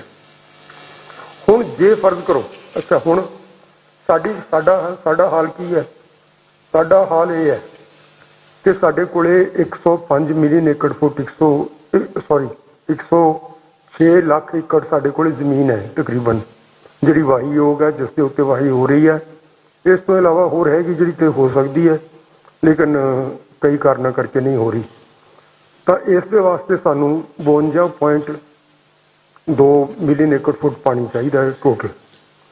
ਸਾਡੇ ਸਾਰੇ ਦਰਿਆਵਾਂ ਦਾ ਰਲਾ ਕੇ 32.5 ਮਿਲੀਅਨ ਏਕੜ ਫੁੱਟ ਅੱਜ ਪਾਣੀ ਹੈ। ਔਰ ਇਸ ਦੇ ਵਿੱਚੋਂ ਜੇ ਸਾਰਾ ਅਸੀਂ ਵਰਤੀਏ ਤਾਂ ਵੀ ਅਸੀਂ ਡਿਫੀਸ਼ੀਐਂਟ ਹਾਂ। ਫਿਰ ਅਸੀਂ ਕੀ ਕਰ ਰਹੇ ਹਾਂ? ਅਸੀਂ ਲੈ ਕੇ ਜ਼ਮੀਨ ਦੇ ਵਿੱਚੋਂ ਪਾਣੀ ਕੱਢ ਰਹੇ ਹਾਂ। ਜ਼ਮੀਨ ਦਾ ਪਾਣੀ, ਜੇ ਜ਼ਮੀਨ ਦੇ ਵਿੱਚੋਂ ਪਾਣੀ ਕੱਢੋ ਡੀਜ਼ਲ ਨਾਲ ਕੱਢੋ 10-12 ਗੁਣਾ ਜ਼ਿਆਦਾ ਖਰਚਾ, ਜੇ ਬਿਜਲੀ ਦੇ ਨਾਲ ਕੱਢੋ ਤਾਂ ਵੀ 5-6 ਗੁਣਾ ਜ਼ਿਆਦਾ ਖਰਚਾ। ਫਿਰ ਉਸ ਤੋਂ ਬਾਅਦ ਉਹ ਡਿਪਲੀਟ ਹੁੰਦਾ ਜਾਂਦਾ ਹੈ। ਤੇ ਲੇਕਿਨ ਰੀਚਾਰਜ ਹੋਣਾ ਚਾਹੀਦਾ, ਨਹੀਂ ਤਾਂ ਧਰਤੀਆਂ ਬੰਜਰ ਹੋ ਜਾਂਦੀਆਂ ਜਿਨ੍ਹਾਂ ਦੇ ਵਿੱਚੋਂ ਪਾਣੀ ਕੱਢ ਲਏ ਜਾਂਦੇ ਨੇ, ਉੱਥੇ ਕੱਖ ਨਹੀਂ ਉੱਗਦਾ, ਜਿਸ ਤਰ੍ਹਾਂ ਕਿ ਕਈ ਜਗ੍ਹਾ ਦੇ ਉੱਤੇ ਹੁਣ ਹੋ ਚੁੱਕਿਆ। ਸੋ ਸਾਡੇ ਕੋਲੇ ਇੰਨੇ ਪਾਣੀ ਦੀ ਸਾਨੂੰ ਲੋੜ ਹੈ ਤੇ ਅੱਜ ਸਾਡੇ ਕੋਲੇ ਇੰਨਾ ਪਾਣੀ ਹੈ 27 ਮਿਲੀਅਨ ਏਕੜ ਫੁੱਟ। ਅਸੀਂ ਹਰ ਸਾਲ 16.5 ਲੱਖ ਟਿਊਬਵੈੱਲ ਦੇ ਨਾਲ ਧਰਤੀ ਦੇ ਵਿੱਚੋਂ ਕੱਢ ਰਹੇ ਹਾਂ। ਤੇ ਰੀਚਾਰਜ ਕਿੰਨਾ ਹੁੰਦਾ ਹੈ? ਰੀਚਾਰਜ ਹੁੰਦਾ ਹੈ 3 ਮਿਲੀਅਨ ਏਕੜ ਫੁੱਟ। ਦਰਿਆ ਸਾਡੇ ਬੰਦ ਹੋ ਗਏ, ਡੈਮ ਬਣ ਗਏ, ਦਰਿਆ ਵਗਦੇ ਨਹੀਂ। ਜਿਹੜੇ ਨਹਿਰਾਂ ਹਨ, ਇਹਨਾਂ ਨੇ ਵੀ ਹੁਣ ਐਜੀਟੇਸ਼ਨ ਕੀਤੀ ਹੈ ਉਸ ਦੇ ਬਰਖਲਾਫ। ਨਹਿਰਾਂ ਪੱਕੀਆਂ ਕੀਤੀਆਂ ਜਾ ਰਹੀਆਂ, ਸੀਪੇਜ ਹੁੰਦਾ ਨਹੀਂ ਤੇ ਹੋਰ ਬੜੇ ਨੁਕਸਾਨ ਇਹਨਾਂ ਚੀਜ਼ਾਂ ਦੇ ਹੋ ਰਹੇ ਨੇ। ਤੇ ਅੱਜ ਅਸੀਂ ਸਾਡੇ ਕੋਲੇ ਇੰਨਾ ਪਾਣੀ, ਇੰਨੀ ਧਰਤੀ ਨੂੰ ਸਿੰਜਣ ਵਾਸਤੇ, ਇੰਨੀ ਧਰਤੀ ਨੂੰ ਆਬ ਪਾਸ਼ ਕਰਨ ਵਾਸਤੇ ਸਾਡੇ ਕੋਲੇ ਸਿਰਫ ਇੰਨਾ ਹੀ ਪਾਣੀ ਹੈ। ਔਰ ਅਸੀਂ ਆਪਣੀ ਧਰਤੀ ਨੂੰ ਰੋਜ਼ ਦੀ ਰੋਜ਼ ਇਹਦੇ ਵਿੱਚੋਂ ਪਾਣੀ ਕੱਢ ਕੇ ਤੇ ਬੰਜਰ ਕਰਨ ਦੇ ਕਿਨਾਰੇ ਲੈ ਜਾ ਚੁੱਕੇ ਹਾਂ। ਇਹ ਨਾ ਸਮਝਣਾ ਕਿ ਹੋ ਜਾਏਗਾ ਕਈ ਸਾਲਾਂ ਦੇ ਵਿੱਚ, ਇਹ ਹੋਣ ਵਾਲਾ ਹੈ। ਇਹ ਅੱਜ ਸਾਡੇ ਸਾਹਮਣੇ ਹੈ। ਤੇ ਫਿਰ ਕੀ ਹੋਏਗਾ? ਜੇ ਫਰਜ਼ ਕਰੋ SYL ਕਨਾਲ ਚੱਲ ਜਾਂਦਾ ਹੈ, ਜਿਸ ਦਾ ਇਹ ਕਹਿੰਦੇ ਨੇ ਕਿ ਜੀ ਸਾਨੂੰ ਬੜੀ ਜ਼ਰੂਰੀ ਹੈ ਹਰਿਆਣੇ ਵਾਸਤੇ। ਹਰਿਆਣੇ ਵਾਸਤੇ ਜ਼ਰੂਰੀ ਨਹੀਂ ਹੈ, ਉਹਨਾਂ ਕੋਲੇ ਸਾਡੇ ਨਾਲੋਂ ਅੱਧੀ ਵਾਹੀਯੋਗ ਜ਼ਮੀਨ ਹੈ। ਔਰ ਜਿਹੜੀ ਪ੍ਰੋਡਕਟਿਵਿਟੀ ਹੈ ਪੰਜਾਬ ਦੀ, ਉਹ 4,00,000 ਕਿਲੋਜ਼ ਪਰ ਹੈਕਟੇਅਰ ਹੈ। ਤੇ ਜਿਹੜੀ ਸਾਰੀ ਹਿੰਦੁਸਤਾਨ ਦੀ ਪ੍ਰੋਡਕਟਿਵਿਟੀ ਹੈ, ਬਾਕੀਆਂ ਦੀ ਐਵਰੇਜ ਉਹ ਹੈ 1,000 ਕਿਲੋਗ੍ਰਾਮ। ਯਾਨੀ ਕਿ ਇਸ ਤਰ੍ਹਾਂ ਨਾਲ ਉਹ ਪਾਣੀ ਨੂੰ ਜਿੰਨਾ ਵਰਤ ਸਕਦੇ ਹਾਂ ਅਸੀਂ ਪੰਜਾਬ ਦੇ ਵਿੱਚ, ਲੋਕਾਂ ਦੇ ਫਾਇਦੇ ਵਾਸਤੇ, ਲੋਕਾਈ ਦੇ ਫਾਇਦੇ ਵਾਸਤੇ, ਪੰਜਾਬ ਦੇ ਫਾਇਦੇ ਵਾਸਤੇ, ਉਹ ਸਾਨੂੰ ਵਰਤਣ ਦੀ ਇਜਾਜ਼ਤ ਨਹੀਂ ਦਿੱਤੀ ਜਾ ਰਹੀ। ਨੁਕਸਾਨ ਦਾ ਹੋ ਰਿਹਾ, ਸਾਰੇ ਮੁਲਕ ਦਾ ਹੀ ਨਹੀਂ, ਬਹੁਤ ਸਾਰੇ ਦਾ ਵੀ ਨੁਕਸਾਨ ਹੋ ਰਿਹਾ। ਇੱਕ ਵਾਰੀ ਮੈਂ ਇੰਗਲੈਂਡ ਦੇ ਵਿੱਚ ਸੀ, ਉਸ ਵੇਲੇ ਤੇ ਥੋੜ੍ਹਾ ਜਿਹਾ ਕ੍ਰੌਪ ਫੇਲੀਅਰ ਦਾ ਖਤਰਾ ਹੋਇਆ ਸੀ ਤੇ ਉਹ ਲੋਕ ਕਹਿ ਰਹੇ ਸਨ ਕਿ ਸਾਡੇ ਤਾਂ ਇੱਥੇ ਬੜੀ ਕੀਮਤਾਂ ਵੱਧ ਜਾਣੀਆਂ ਖਾਣ ਵਾਲੀਆਂ ਚੀਜ਼ਾਂ ਦੀਆਂ, ਕਿਉਂਕਿ ਪੰਜਾਬ ਦੇ ਵਿੱਚ ਕ੍ਰੌਪ ਫੇਲੀਅਰ ਹੋਣ ਵਾਲਾ ਹੈ। ਤਾਂ ਇਸ ਤਰ੍ਹਾਂ ਦੇ ਬਹੁਤ ਦੂਰ ਦੂਰ ਤੱਕ ਇਸ ਦੇ ਨਤੀਜੇ ਜਾਂਦੇ ਨੇ। ਤਾਂ ਜੇ ਇਹ SYL, ਇਸ ਦੇ ਬਾਰੇ ਸਾਡੇ ਇੰਜੀਨੀਅਰ ਸਨ GS ਢਿੱਲੋਂ, ਉਹਨਾਂ ਨੇ ਲਿਖਿਆ ਹੈ ਇਸ ਦੇ ਬਾਰੇ ਕਾਫੀ ਪਹਿਲਾਂ ਆਰਟੀਕਲ ਲਿਖਿਆ ਸੀਗਾ। ਔਰ ਉਹ ਕਹਿੰਦੇ ਹੈ ਜੇ SYL ਚੱਲ ਜਾਂਦਾ ਹੈ ਤਾਂ 9.75 ਲੱਖ ਏਕੜ ਫਿਰੋਜ਼ਪੁਰ, ਬਠਿੰਡਾ, ਮੁਕਤਸਰ, ਫਾਜ਼ਿਲਕਾ, ਜ਼ੀਰਾ ਆਦਿ ਵਿੱਚ ਬੰਜਰ ਹੋ ਜਾਣਗੇ। ਉਸੇ ਦਿਨ ਬੰਜਰ ਹੋ ਜਾਣਗੇ ਜਿਸ ਦਿਨ SYL ਚੱਲਦਾ। ਸੋ ਇਹ ਹੈ ਇਸਦੀ ਸੀਰੀਅਸਨੈਸ। ਤੇ ਹਰਿਆਣੇ ਦੀ ਕਿੰਨੀ ਜ਼ਰੂਰਤ ਹੈ ਇਹ ਮੈਂ ਤੁਹਾਡੇ ਨਾਲ ਗੱਲ ਕਰ ਚੁੱਕਿਆ। ਤੇ ਪਹਿਲਾਂ ਇਹ ਪਾਣੀ ਸਾਡੇ ਕੋਲੇ ਜਿਹੜੀਆਂ ਫਲੋ ਸੀਰੀਜ਼ ਸਨ, ਉਹਨਾਂ ਦੇ ਵਿੱਚ 17.17 ਇੰਦਰਾ ਗਾਂਧੀ ਨੇ ਬਣਾਇਆ ਸੀ 1981 ਦੇ ਵਿੱਚ। ਉਸਨੇ ਜਿਹੜਾ ਪਾਣੀ, ਉਹ ਬੜੀ ਚਲਾਕੀ ਸੀ ਔਰ ਹੇਰਾਫੇਰੀ ਸੀ ਕਿ 17.17 ਮਿਲੀਅਨ ਏਕੜ ਫੁੱਟ ਪਾਣੀ ਸਰਪਲਸ ਹੈਗਾ। ਉਸਨੇ ਉਹਦੇ ਵਿੱਚ ਫਲੱਡ ਦਾ ਪਾਣੀ ਪਾ ਲਿਆ ਸੀ। 1950 ਤੱਕ ਦੀਆਂ ਸੀਰੀਜ਼ ਅਸੀਂ ਵਰਤਦੇ ਸਾਂ ਹੁਣ ਤੱਕ, ਤੇ ਉਸਨੇ 1950 ਤੋਂ ਬਾਅਦ 1960 ਦੀ ਸੀਰੀਜ਼ ਪਾ ਕੇ, ਜਦੋਂ ਕਿ ਪੰਜਾਬ ਦੇ ਵਿੱਚ 2 ਫਲੱਡ ਆਏ ਸਨ, ਉਹਦੇ ਵਿੱਚ ਸ਼ਾਮਲ। ਫਲੱਡ ਦੇ ਪਾਣੀ ਦਾ ਕੋਈ ਫਾਇਦਾ ਫਾਇਲ ਆ ਜਾਂਦੀ ਹੈ ਤੁਹਾਡੇ ਕੋਲ, ਇਸ ਤੋਂ ਇਲਾਵਾ ਕੋਈ ਫਾਇਦਾ।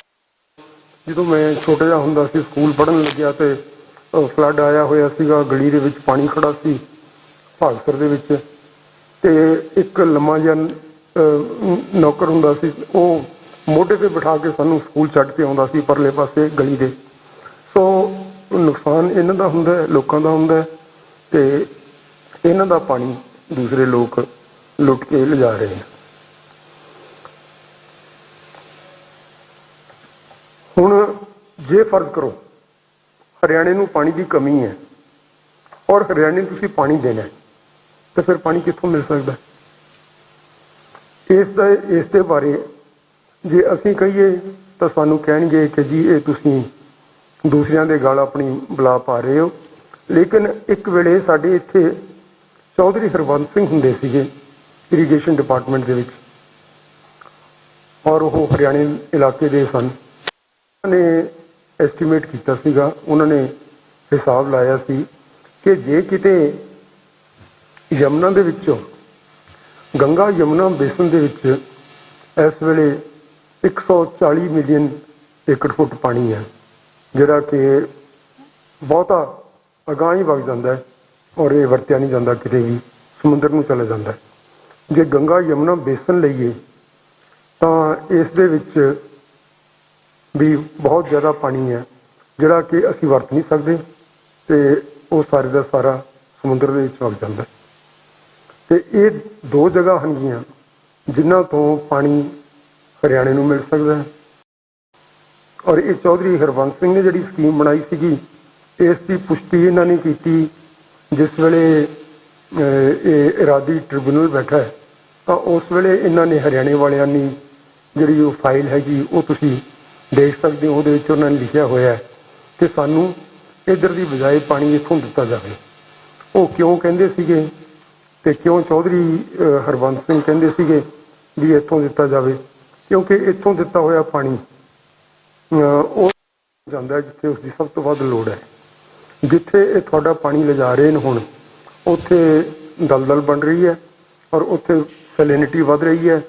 ਇਹਨਾਂ ਨੇ ਵਰਲਡ ਬੈਂਕ ਤੋਂ 2004 ਦੇ ਵਿੱਚ ਲੋਨ ਲਈ ਹੈ, ਉਸ ਨੂੰ ਨੂਨ ਨੂੰ ਖਤਮ ਕਰਨ ਵਾਸਤੇ, ਤੇ ਬਾਕੀ ਸਾਰੇ ਜਿਹੜੀਆਂ ਉਸਦੀਆਂ ਬੁਰਾਈਆਂ ਹਨ, ਜਿਹੜੀ ਉੱਥੇ ਜ਼ਿਆਦਾ ਪਾਣੀ ਐਕਸੈਸਿਵ ਹੋ ਜਾਂਦਾ, ਉਸ ਨੂੰ ਠੀਕ ਕਰਨ ਵਾਸਤੇ ਇਹਨਾਂ ਨੇ ਵਰਲਡ ਬੈਂਕ ਕੋਲੋਂ ਲੋਨ ਵੀ ਲਈ ਹੈ।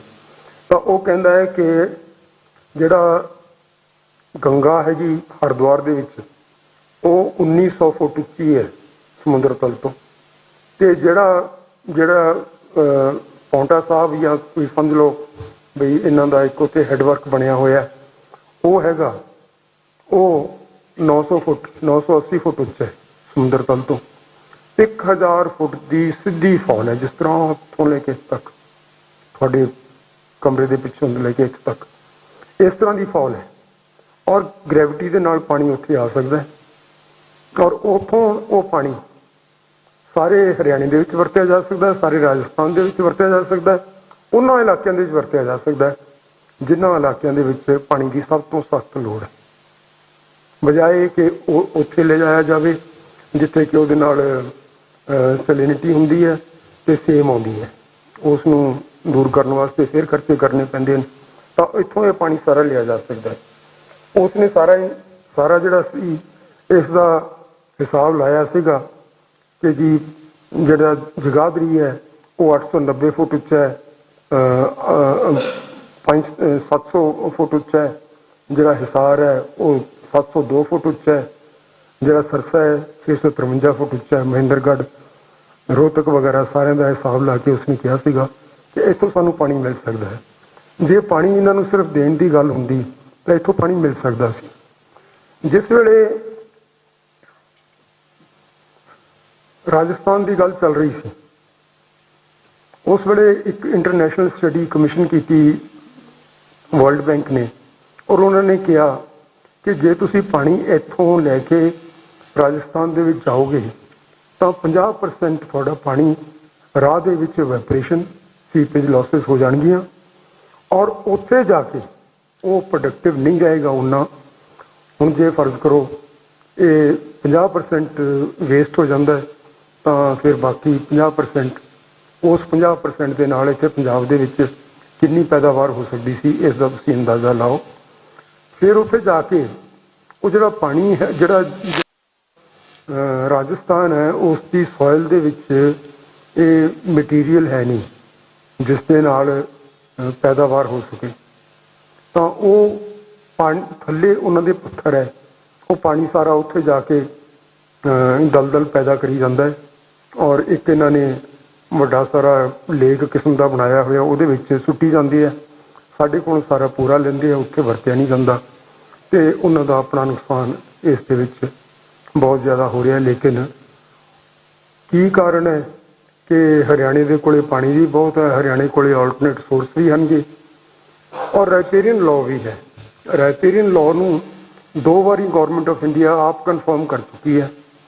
ਉਹ ਕਿਸ ਤਰ੍ਹਾਂ, ਜਿਸ ਵੇਲੇ ਪੰਜਾਬ ਦੀ ਤੇ ਹਰਿਆਣੇ ਦੀ ਵੰਡ ਹੋਈ ਹੈ 1966 ਦੇ ਵਿੱਚ ਬਾਉਂਡਰੀ ਬਣੀ ਹੈ, ਤਾਂ ਉਸ ਵੇਲੇ ਇਹਨਾਂ ਨੇ ਕਿਹਾ ਕਿ ਜਿਹੜਾ ਯਮੁਨਾ ਦਰਿਆ ਹੈ ਇਹ ਹਰਿਆਣੇ ਦੇ ਵਿੱਚ ਵਗਦਾ ਹੈ, ਇਹ ਪੰਜਾਬ ਦਾ ਇਸ ਦੇ ਉੱਤੇ ਕੋਈ ਅਧਿਕਾਰ ਨਹੀਂ ਔਰ ਸਾਰਾ ਪਾਣੀ ਯਮੁਨਾ ਦਾ ਹਰਿਆਣੇ ਨੂੰ ਦੇ ਦਿੱਤਾ ਗਿਆ। ਇਹ ਕੀ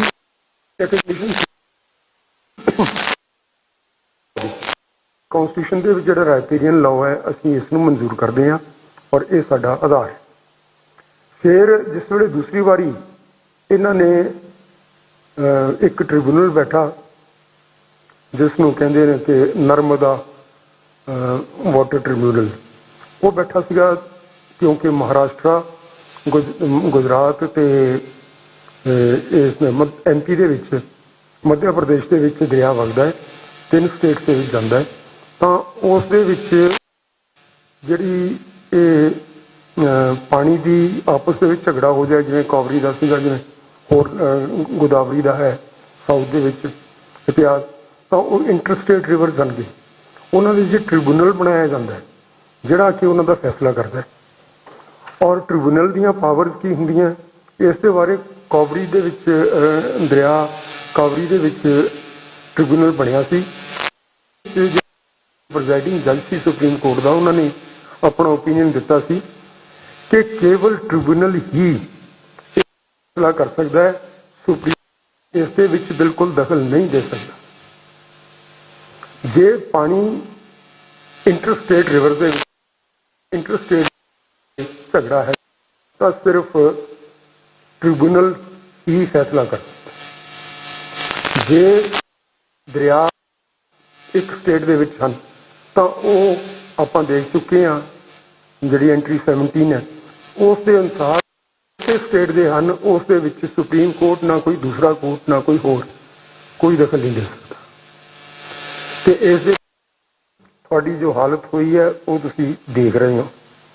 ਹੁਣ ਜੇ ਅਸੀਂ ਇਸ ਦੇ ਬਾਰੇ ਐਗਰੀਮੈਂਟਸ ਤੇ ਜਿਹੜੀਆਂ ਇਹਨਾਂ ਨੇ ਕਰਵਾਈਆਂ ਨੇ ਉਹਨਾਂ ਦੇ ਬਾਰੇ ਗੱਲ ਕਰਨੀ ਸ਼ੁਰੂ ਕਰੀਏ ਤਾਂ ਸਭ ਤੋਂ ਪਹਿਲੀ ਐਗਰੀਮੈਂਟ ਹੋਈ 29 ਜਨਵਰੀ 1955 ਨੂੰ। ਇਹ 'ਚ ਕੀ ਹੋਇਆ ਕਿ ਇੱਕ ਪੰਜਾਬ ਦਾ ਪਾਣੀ ਨੂੰ ਲੁੱਟਣ ਵਾਸਤੇ ਇੱਕ ਗਰੋਹ ਬਣਿਆ। ਉਸ ਗਰੋਹ ਦੇ ਵਿੱਚ ਗੁਲਜ਼ਾਰੀ ਲਾਲ ਨੰਦਾ ਇਰੀਗੇਸ਼ਨ ਮਿਨਿਸਟਰ ਸੀ, ਇੱਕ ਡਿਪਟੀ ਸੈਕਟਰੀ ਪੰਜਾਬ ਦਾ ਮੰਗਾ ਲਿਆ ਗਿਆ, ਇੱਕ ਡਿਪਟੀ ਸੈਕਟਰੀ ਰਾਜਸਥਾਨ ਦਾ ਮੰਗਾ ਲਿਆ ਗਿਆ ਤੇ ਇੱਕ ਸੈਂਟਰਲ ਵਾਟਰ ਕਮਿਸ਼ਨ ਦੇ ਮੈਂਬਰ ਨੂੰ ਬੁਲਾ ਲਿਆ ਗਿਆ। ਜੇ ਕੋਈ ਪਾਣੀ ਦੇ ਬਾਰੇ ਅਥਾਰਟੀ ਹੈ ਹਿੰਦੁਸਤਾਨ ਦੇ ਵਿੱਚ ਤਾਂ ਉਹ central water and power commission ਹੈ। ਉਸ ਤੋਂ ਅਗਾਂਹ ਕੋਈ ਜਿਵੇਂ ਸੁਪਰੀਮ ਕੋਰਟ ਹੈ ਸਾਡੇ, ਉਸ ਤੋਂ ਅਗਾਂਹ ਕੋਈ ਵੱਡੀ ਅਥਾਰਟੀ ਹੈ ਨਹੀਂ। ਤਾਂ ਉਸ ਦੇ ਵਿੱਚ ਉਸ ਵੇਲੇ ਜਿਹੜਾ ਕੰਵਰ ਸੇਨ ਸੀ ਸੈਂਟਰਲ ਵਾਟਰ ਕਮਿਸ਼ਨ ਦਾ ਚੇਅਰਮੈਨ, ਉਹ ਆਪਣਾ ਪੰਜਾਬ ਦਾ ਸੀ ਔਰ ਉਹ ਜਾਣਦਾ ਸੀ ਕਿ ਕੀ ਪਾਣੀ ਦਾ ਕੀ ਮਹੱਤਵ ਹੈ ਤੇ ਕਿਸ ਤਰ੍ਹਾਂ ਅਸੀਂ ਇਸ ਨੂੰ ਵਰਤਣਾ ਹੈ। ਉਹਨੇ ਕੀ ਇਹਨਾਂ ਨੇ ਇੱਕ ਡਿਪਟੀ ਸੈਕਟਰੀ ਲੈਵਲ ਦੀ ਮੀਟਿੰਗ ਦੇ ਪ੍ਰੋਸੀਡਿੰਗਸ ਡਰਾਅ ਕੀਤੀਆਂ यानी कोई अवार्ड नहीं, कोई समझौता नहीं, कोई किसी का। ਜਿਹੜੇ ਸਮਝੌਤੇ ਹੁੰਦੇ ਨੇ ਸਟੇਟਸ ਦੇ ਵਿੱਚ, ਉਹ ਆਰਟੀਕਲ 239 ਦੇ ਅਨੁਸਾਰ ਹੁੰਦੇ ਨੇ ਕਨਸਟੀਟਿਊਸ਼ਨ ਦਾ। ਜਿਹੜੇ ਇੱਥੇ ਲਾਅ ਵਾਲੇ ਬੱਚੇ ਜਾਣਦੇ ਹੋਣਗੇ, 239 ਦੇ ਵਿੱਚ ਸਟੇਟ ਦੀ ਅਸੈਂਬਲੀ ਪਾਸ ਕਰਦੀ ਹੈ ਮਤਾ। ਅਸੈਂਬਲੀ ਕੀ ਹੁੰਦੀ ਹੈ? ਲੋਕਾਂ ਦੀ ਨੁਮਾਇੰਦਾ ਜਮਾਤ ਹੁੰਦੀ ਹੈ। ਲੋਕ, ਇਹ ਜਿਹੜਾ ਪਾਣੀ ਹੈ ਇਹ ਕਿਸੇ ਦੇ ਪਿਓ ਦਾ ਨਹੀਂ ਹੈ, ਇਹ ਲੋਕਾਂ ਦਾ ਹੈ। ਅਸੀਂ ਸੋਵਰਨ ਹਾਂ ਇਸ ਪਾਣੀ ਦੇ ਉੱਤੇ। ਇਹ ਸਾਡੀ ਸੋਵਰਨ ਧਰੋਹਰ ਹੈ, ਇਹ ਸਾਨੂੰ ਅਮਾਨਤ ਮਿਲੀ ਹੈ ਸਾਨੂੰ, ਔਰ ਸਾਨੂੰ ਅਸੀਂ ਅਗਾਂਹ ਆਪਣੀਆਂ ਜਨਰੇਸ਼ਨਸ ਨੂੰ ਪਾਸ ਕਰਨੀ ਹੈ। ਇਸ ਦੇ ਉੱਤੇ ਇਹ ਕੋਈ ਚੀਫ ਮਿਨਿਸਟਰ ਕਦੇ ਵੀ ਕੋਈ ਕਾਨੂੰਨ ਨਹੀਂ ਪਾਸ, ਕੋਈ ਇਸ ਨੂੰ ਪਾਣੀ ਨੂੰ ਛੱਡ ਨਹੀਂ ਸਕਦਾ, ਕਿਸੇ ਨੂੰ ਦੇ ਨਹੀਂ ਸਕਦਾ, ਕਿਸੇ ਕੋਲੋਂ ਲੈ ਨਹੀਂ ਸਕਦਾ। ਲੈਣਾ ਤਾਂ ਚਲੋ ਫਿਰ ਵੀ ਅਸੀਂ ਮੰਨ ਲਵਾਂਗੇ, ਪਰ ਕਿਸੇ ਨੂੰ ਵੀ ਦੇਣ ਦਾ, ਪਾਣੀ ਦੇਣ ਦਾ ਅਧਿਕਾਰ ਨਹੀਂ, ਜਿੰਨੀ ਦੇਰ ਤੱਕ ਲੋਕ ਪੰਜਾਬ ਦੇ ਨਾ ਕਹਿਣ ਕਿ ਅਸੀਂ ਪਾਣੀ ਦੇਣ ਨੂੰ ਤਿਆਰ। ਇਸ ਦੇ ਬਾਵਜੂਦ ਇੱਕ ਡਿਪਟੀ ਸੈਕਟਰੀ ਲੈਵਲ ਦੀ ਮੀਟਿੰਗ ਦੇ ਵਿੱਚ ਔਰ ਕੰਵਰ ਸੈਨ ਨੇ ਕਿਹਾ ਕਿ ਇਹ ਧੱਕਾ ਹੈ, ਕਹਿੰਦੇ ਤੁਸੀਂ ਇਸ 'ਤੇ ਦਸਤਖਤ ਕਰੋ।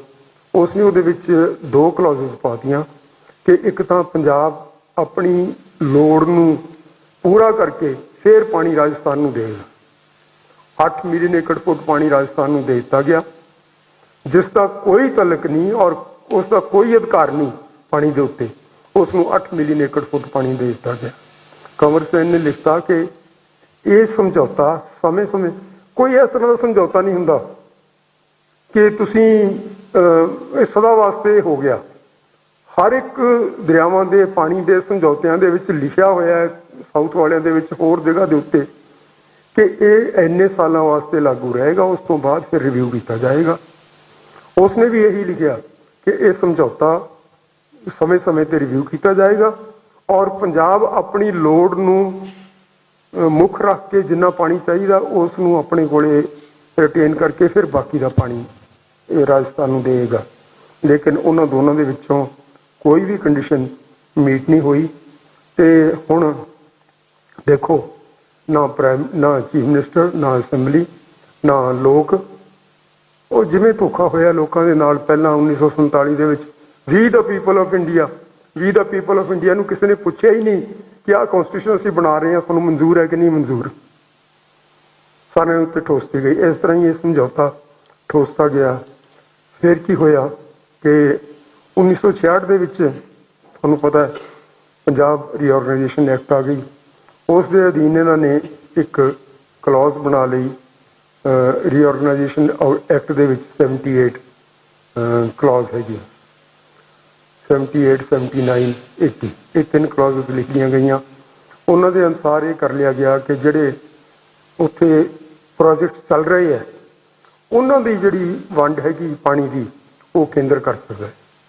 ਹਾਲਾਂਕਿ ਕੇਂਦਰ ਨੂੰ ਕੋਈ ਅਧਿਕਾਰ ਨਹੀਂ ਇਹਨਾਂ ਦੀ ਵੰਡ ਕਰਨ ਦਾ। ਔਰ ਜਿਸ ਵੇਲੇ ਹਰਿਆਣਾ ਵੱਖਰਾ ਸਟੇਟ ਬਣ ਗਿਆ ਸੀ, ਉਸ ਵੇਲੇ ਇਸ ਤੋਂ ਵਾਂਝਾ ਹੋ ਗਿਆ ਸੀ। ਜੇ ਬੀਕਾਨੇਰ ਨੂੰ ਅੰਗਰੇਜ਼ਾਂ ਨੇ ਪਾਣੀ ਦਿੱਤਾ ਸੀਗਾ ਤਾਂ ਉਹਨਾਂ ਦੇ ਉੱਤੇ ਸ਼ਰਤ ਲਾਈ ਸੀ ਕਿ ਤੁਸੀਂ ਆ ਜਿਹੜੇ ਗੰਗਾਨਗਰ ਤੇ ਸਾਰੇ ਇਲਾਕੇ ਦੇ ਵਿੱਚ ਫਸਦੇ ਹੈ ਲੋਕ ਆਪਣੇ, ਇਹ ਇਸ ਵਾਸਤੇ ਵਸਦੇ ਹੈ ਕਿ ਉਹਨਾਂ ਤੇ ਸ਼ਰਤ ਲੱਗੀ ਸੀ ਕਿ ਇੱਥੋਂ ਦੇ ਲੋਕਾਂ ਨੂੰ ਜਿਨ੍ਹਾਂ ਦਾ ਪਾਣੀ ਤੁਸੀਂ ਲੈ ਰਹੇ ਹੋ ਇਹਨਾਂ ਨੂੰ ਧਰਤੀ ਦਿਓਗੇ ਉੱਥੇ ਵਸਣ ਵਾਸਤੇ। ਔਰ ਉਹਨਾਂ ਦੇ ਉੱਤੇ ਸ਼ਰਤ ਲੱਗੀ ਸੀ ਕਿ ਗੰਗਾ ਸਿੰਘ ਇੰਨਾ ਪੈਸਾ ਇਸ ਪੰਜਾਬ ਦੇ ਖਜ਼ਾਨੇ ਦੇ ਵਿੱਚ ਹਰ ਸਾਲ ਦਾਖਲ ਕਰੇਗਾ, ਇਹ ਰਾਇਲਟੀ ਪਾਣੀ ਦੀ। ਔਰ ਅੱਜ ਕੀ ਹੈ? ਅੱਜ ਇਹ ਹੈ ਕਿ ਜੇ ਉਹਨਾਂ ਨੇ ਨਹਿਰ ਪੱਟਣੀ ਹੈ, ਫਿਲਟਰਿੰਗ ਹੋ ਗਈ ਤਾਂ ਪੰਜਾਬ ਪੱਟ ਕੇ ਦੇਵੇ, ਜੇ ਪੱਕੀ ਕਰਨੀ ਹੈ ਤਾਂ ਪੰਜਾਬ ਪੱਕੀ ਕਰਕੇ ਦੇਵੇ, ਤਾਂ ਕਿ ਪੰਜਾਬ ਦੀ ਪਾਣੀ ਦੀ ਇਹ। ਔਰ ਇਹ ਤੁਹਾਡੀ ਇਸ ਕਰਕੇ ਹੈ ਕਿ ਜੋ ਲੀਡਰ ਅਸੀਂ ਚੁਣੇ ਨੇ ਉਹਨਾਂ ਨੇ ਸਾਡੇ ਨਾਲ ਜੋ ਕਰਨਾ ਸੀ ਉਹ ਇਹੋ ਜਿਹਾ ਕੁਛ ਹੀ ਸਾਡੇ ਨਾਲ ਹੋ ਸਕਦਾ ਸੀ। ਤਾਂ ਇਸ ਤੋਂ ਬਾਅਦ ਪੰਜਾਬ ਨੇ 1978 ਦੇ ਵਿੱਚ ਇੱਕ ਰਿਟ ਕਰਤੀ ਕਿ ਇਹ ਜਿਹੜਾ ਤੁਸੀਂ ਕਰ ਰਹੇ ਹੋ ਪਾਣੀ ਦੀ ਡਿਸਟ੍ਰੀਬਿਊਸ਼ਨ, 24 ਮਾਰਚ 1976 ਨੂੰ ਇਹ ਡਿਸਟ੍ਰੀਬਿਊਸ਼ਨ ਹੋਈ। ਔਰ 24 ਮਾਰਚ 1976 ਨੂੰ ਐਮਰਜੈਂਸੀ ਲੱਗੀ ਹੋਈ ਸੀ। ਐਮਰਜੈਂਸੀ ਦੇ ਵਿੱਚ ਜੋ ਮਰਜ਼ੀ ਸਰਕਾਰ ਕਰ ਸਕਦੀ ਸੀ, ਕੋਈ ਪੁੱਛਣ ਵਾਲਾ ਨਹੀਂ ਸੀ। ਲੋਕ ਜੇਲ੍ਹਾਂ ਦੇ ਵਿੱਚ ਸਨ ਤੇ ਉਹਨਾਂ ਨੇ ਆਪਣਾ ਇਹ ਪਾਣੀ ਦੀ ਵੰਡ ਕਰਤੀ। ਪੰਜਾਬ ਨੇ 1978 ਦੇ ਵਿੱਚ ਇਸ ਦੇ ਬਰਖਲਾਫ ਰਿਟ ਕੀਤੀ ਸੁਪਰੀਮ ਕੋਰਟ ਦੇ ਵਿੱਚ ਕਿ ਇਹਨਾਂ ਦਾ ਕੋਈ ਹੱਕ ਨਹੀਂ ਬਣਦਾ, ਇਹ ਸਾਡਾ ਪਾਣੀ ਹਰਿਆਣਾ ਤੇ ਰਾਜਸਥਾਨ ਨੂੰ ਨਹੀਂ ਜਾ ਸਕਦਾ। ਰਾਜਸਥਾਨ ਨੂੰ ਪਾਣੀ ਜਾਣ ਤੱਕ ਕੋਈ ਹੋਰ ਪ੍ਰੋਵੀਜ਼ਨ ਨਹੀਂ ਸੀ, ਸਿਰਫ ਉਹ ਇੱਕ ਡਿਪਟੀ ਸੈਕਟਰੀ ਲੈਵਲ ਦੀ ਕਮੇਟੀ ਦੀ ਮੀਟਿੰਗ ਦੇ ਪ੍ਰੋਸੀਡਿੰਗ ਸਨ ਕਿ ਕਾਰਵਾਈ ਹੋਈ ਉਸ ਮੀਟਿੰਗ ਦੇ ਵਿੱਚ, ਸਿਰਫ ਉਹ ਸੀ। ਉਸ ਤੋਂ ਬਾਅਦ ਇਹਨਾਂ ਨੇ ਜਦੋਂ ਇੰਦਰਾ ਗਾਂਧੀ ਮੁੜ ਕੇ ਦੁਬਾਰੇ ਵਾਪਸ ਆਈ ਤਾਂ ਇਸ ਨੇ ਇਹਨਾਂ ਨੇ ਪੰਜਾਬ ਵਾਲਿਆਂ ਨੇ ਰਿਟ ਵੀ ਕੀਤੀ, ਮੁਰਾਰਜੀ ਦੇਸਾਈ ਨੂੰ ਵੀ ਅਪਰੋਚ ਕੀਤਾ। ਕੈਂਬਰਿਜ ਹਿਸਟਰੀ ਆਫ ਪੰਜਾਬ ਦੇ ਵਿੱਚ ਲਿਖਿਆ ਹੋਇਆ ਦੇਸਾਈ ਨੇ ਇਹਨਾਂ ਨੂੰ ਬੁਲਾ ਲਿਆ, ਹਰਿਆਣੇ ਵਾਲਿਆਂ ਨੂੰ, ਰਾਜਸਥਾਨ ਵਾਲਿਆਂ ਨੂੰ, ਜਿਹੜੇ ਰੌਲਾ ਪਾਉਂਦੇ ਸੀ ਕਿ ਪਾਣੀ ਨਹੀਂ ਮਿਲ ਰਿਹਾ ਸਾਨੂੰ, ਕਿ ਉਹਨੇ ਇੱਕ ਆਪਣੇ ਦਫ਼ਤਰ ਦੇ ਵਿੱਚ ਨਕਸ਼ਾ ਰੱਖਿਆ ਹੋਇਆ ਸੀਗਾ। ਕਹਿੰਦਾ ਜਰਾ ਦਿਖਾਓ ਮੈਨੂੰ ਵੀ ਹਰਿਆਣੇ ਦਾ ਤੇ ਰਾਜਸਥਾਨ ਦਾ ਕਿਹੜਾ ਹਿੱਸਾ ਪੰਜਾਬ ਨੂੰ ਲੱਗਦਾ ਹੈ, ਦਰਿਆਵਾਂ ਨੂੰ ਲੱਗਦਾ ਹੈ, ਜਿੱਥੋਂ ਅਸੀਂ ਉਹਨਾਂ ਨੂੰ ਪਾਣੀ ਦੇਈਏ। ਲੇਕਿਨ ਉਹ ਮਿਨਿਸਟਰੀ ਵਗੈਰਾ ਆਪਸੀ ਰੌਲੇ ਦੇ ਵਿੱਚ ਰਹਿ ਗਈਆਂ ਤੇ ਥੋੜੇ ਸਮੇਂ ਤੋਂ ਬਾਅਦ ਉਹ ਸਾਰਾ ਕੁਝ ਸੈਂਟਰ ਦੇ ਵਿੱਚ ਚੇਂਜ ਹੋ ਗਿਆ।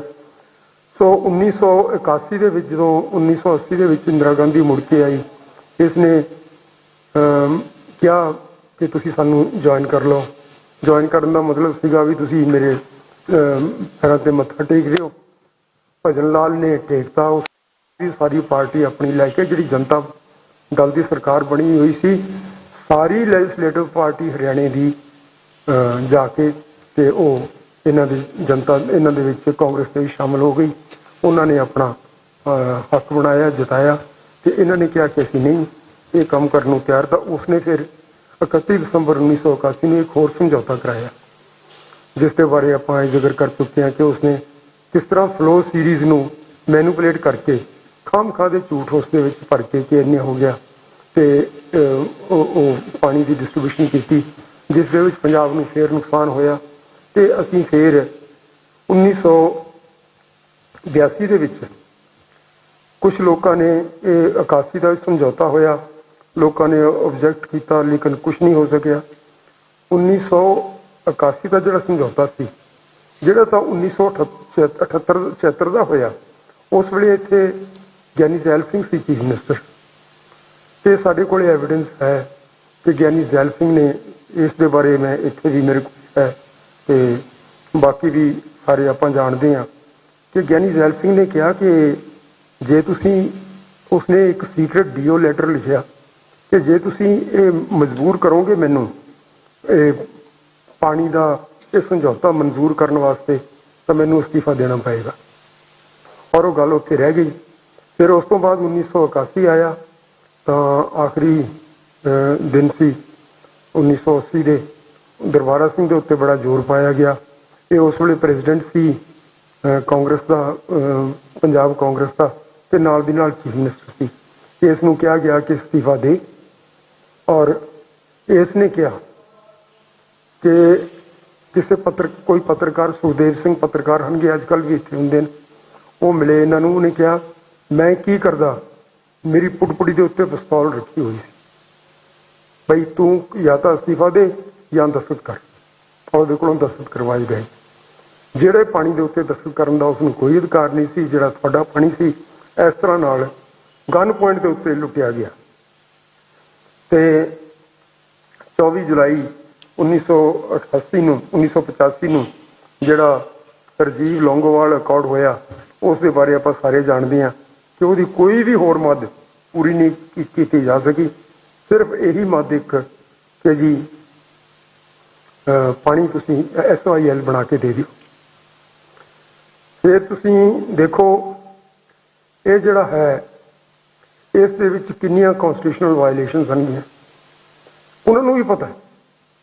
ਹੁਣ ਇਹ ਤਾਂ ਕੋਈ ਹੈ ਨਹੀਂ ਵੀ ਕਨਸਟੀਟਿਊਸ਼ਨ, ਔਰ ਮੇਰੇ ਕੋਲ ਇੱਥੇ ਇਹਦੇ ਵਿੱਚ ਵੀ ਇੱਕ ਕਨਸਟੀਟਿਊਸ਼ਨ ਦੀ ਕਾਪੀ ਪਈ ਹੈ, ਔਰ ਇਹ ਛੋਟੀਆਂ ਛੋਟੀਆਂ ਛਪਦੀਆਂ, ਗਵਰਨਮੈਂਟ ਆਫ ਇੰਡੀਆ ਛਾਪਦੀ ਹੈ, ਸਾਰਿਆਂ ਕੋਲ ਹੋਣਗੀਆਂ, ਹਰ ਇੱਕ ਨੇ ਪੜ੍ਹੀ ਹੋਈ ਹੈ। ਆਰਟੀਕਲ 14 ਹੈ ਇਕੁਐਲਿਟੀ। ਉਸ ਦੇ ਵਿੱਚ ਕਿਹਾ ਗਿਆ ਕਿ ਸਾਰਿਆਂ ਦੀ, ਸਾਰੇ ਕਾਨੂੰਨ ਦੇ ਸਾਹਮਣੇ ਬਰਾਬਰ ਹੋਣਗੇ ਔਰ ਸਾਰਿਆਂ ਨੂੰ ਬਰਾਬਰ ਅਧਿਕਾਰ ਹੋਣਗੇ ਕਾਨੂੰਨ ਦੇ ਵਿੱਚ। ਔਰ ਇਹ ਸਾਡੀ ਜਿਹੜੀ ਕਨਸਟੀਟਿਊਸ਼ਨ ਹੈ, ਇਸ ਦਾ ਆਧਾਰ ਹੈ, ਬੇਸਿਸ ਹੈ।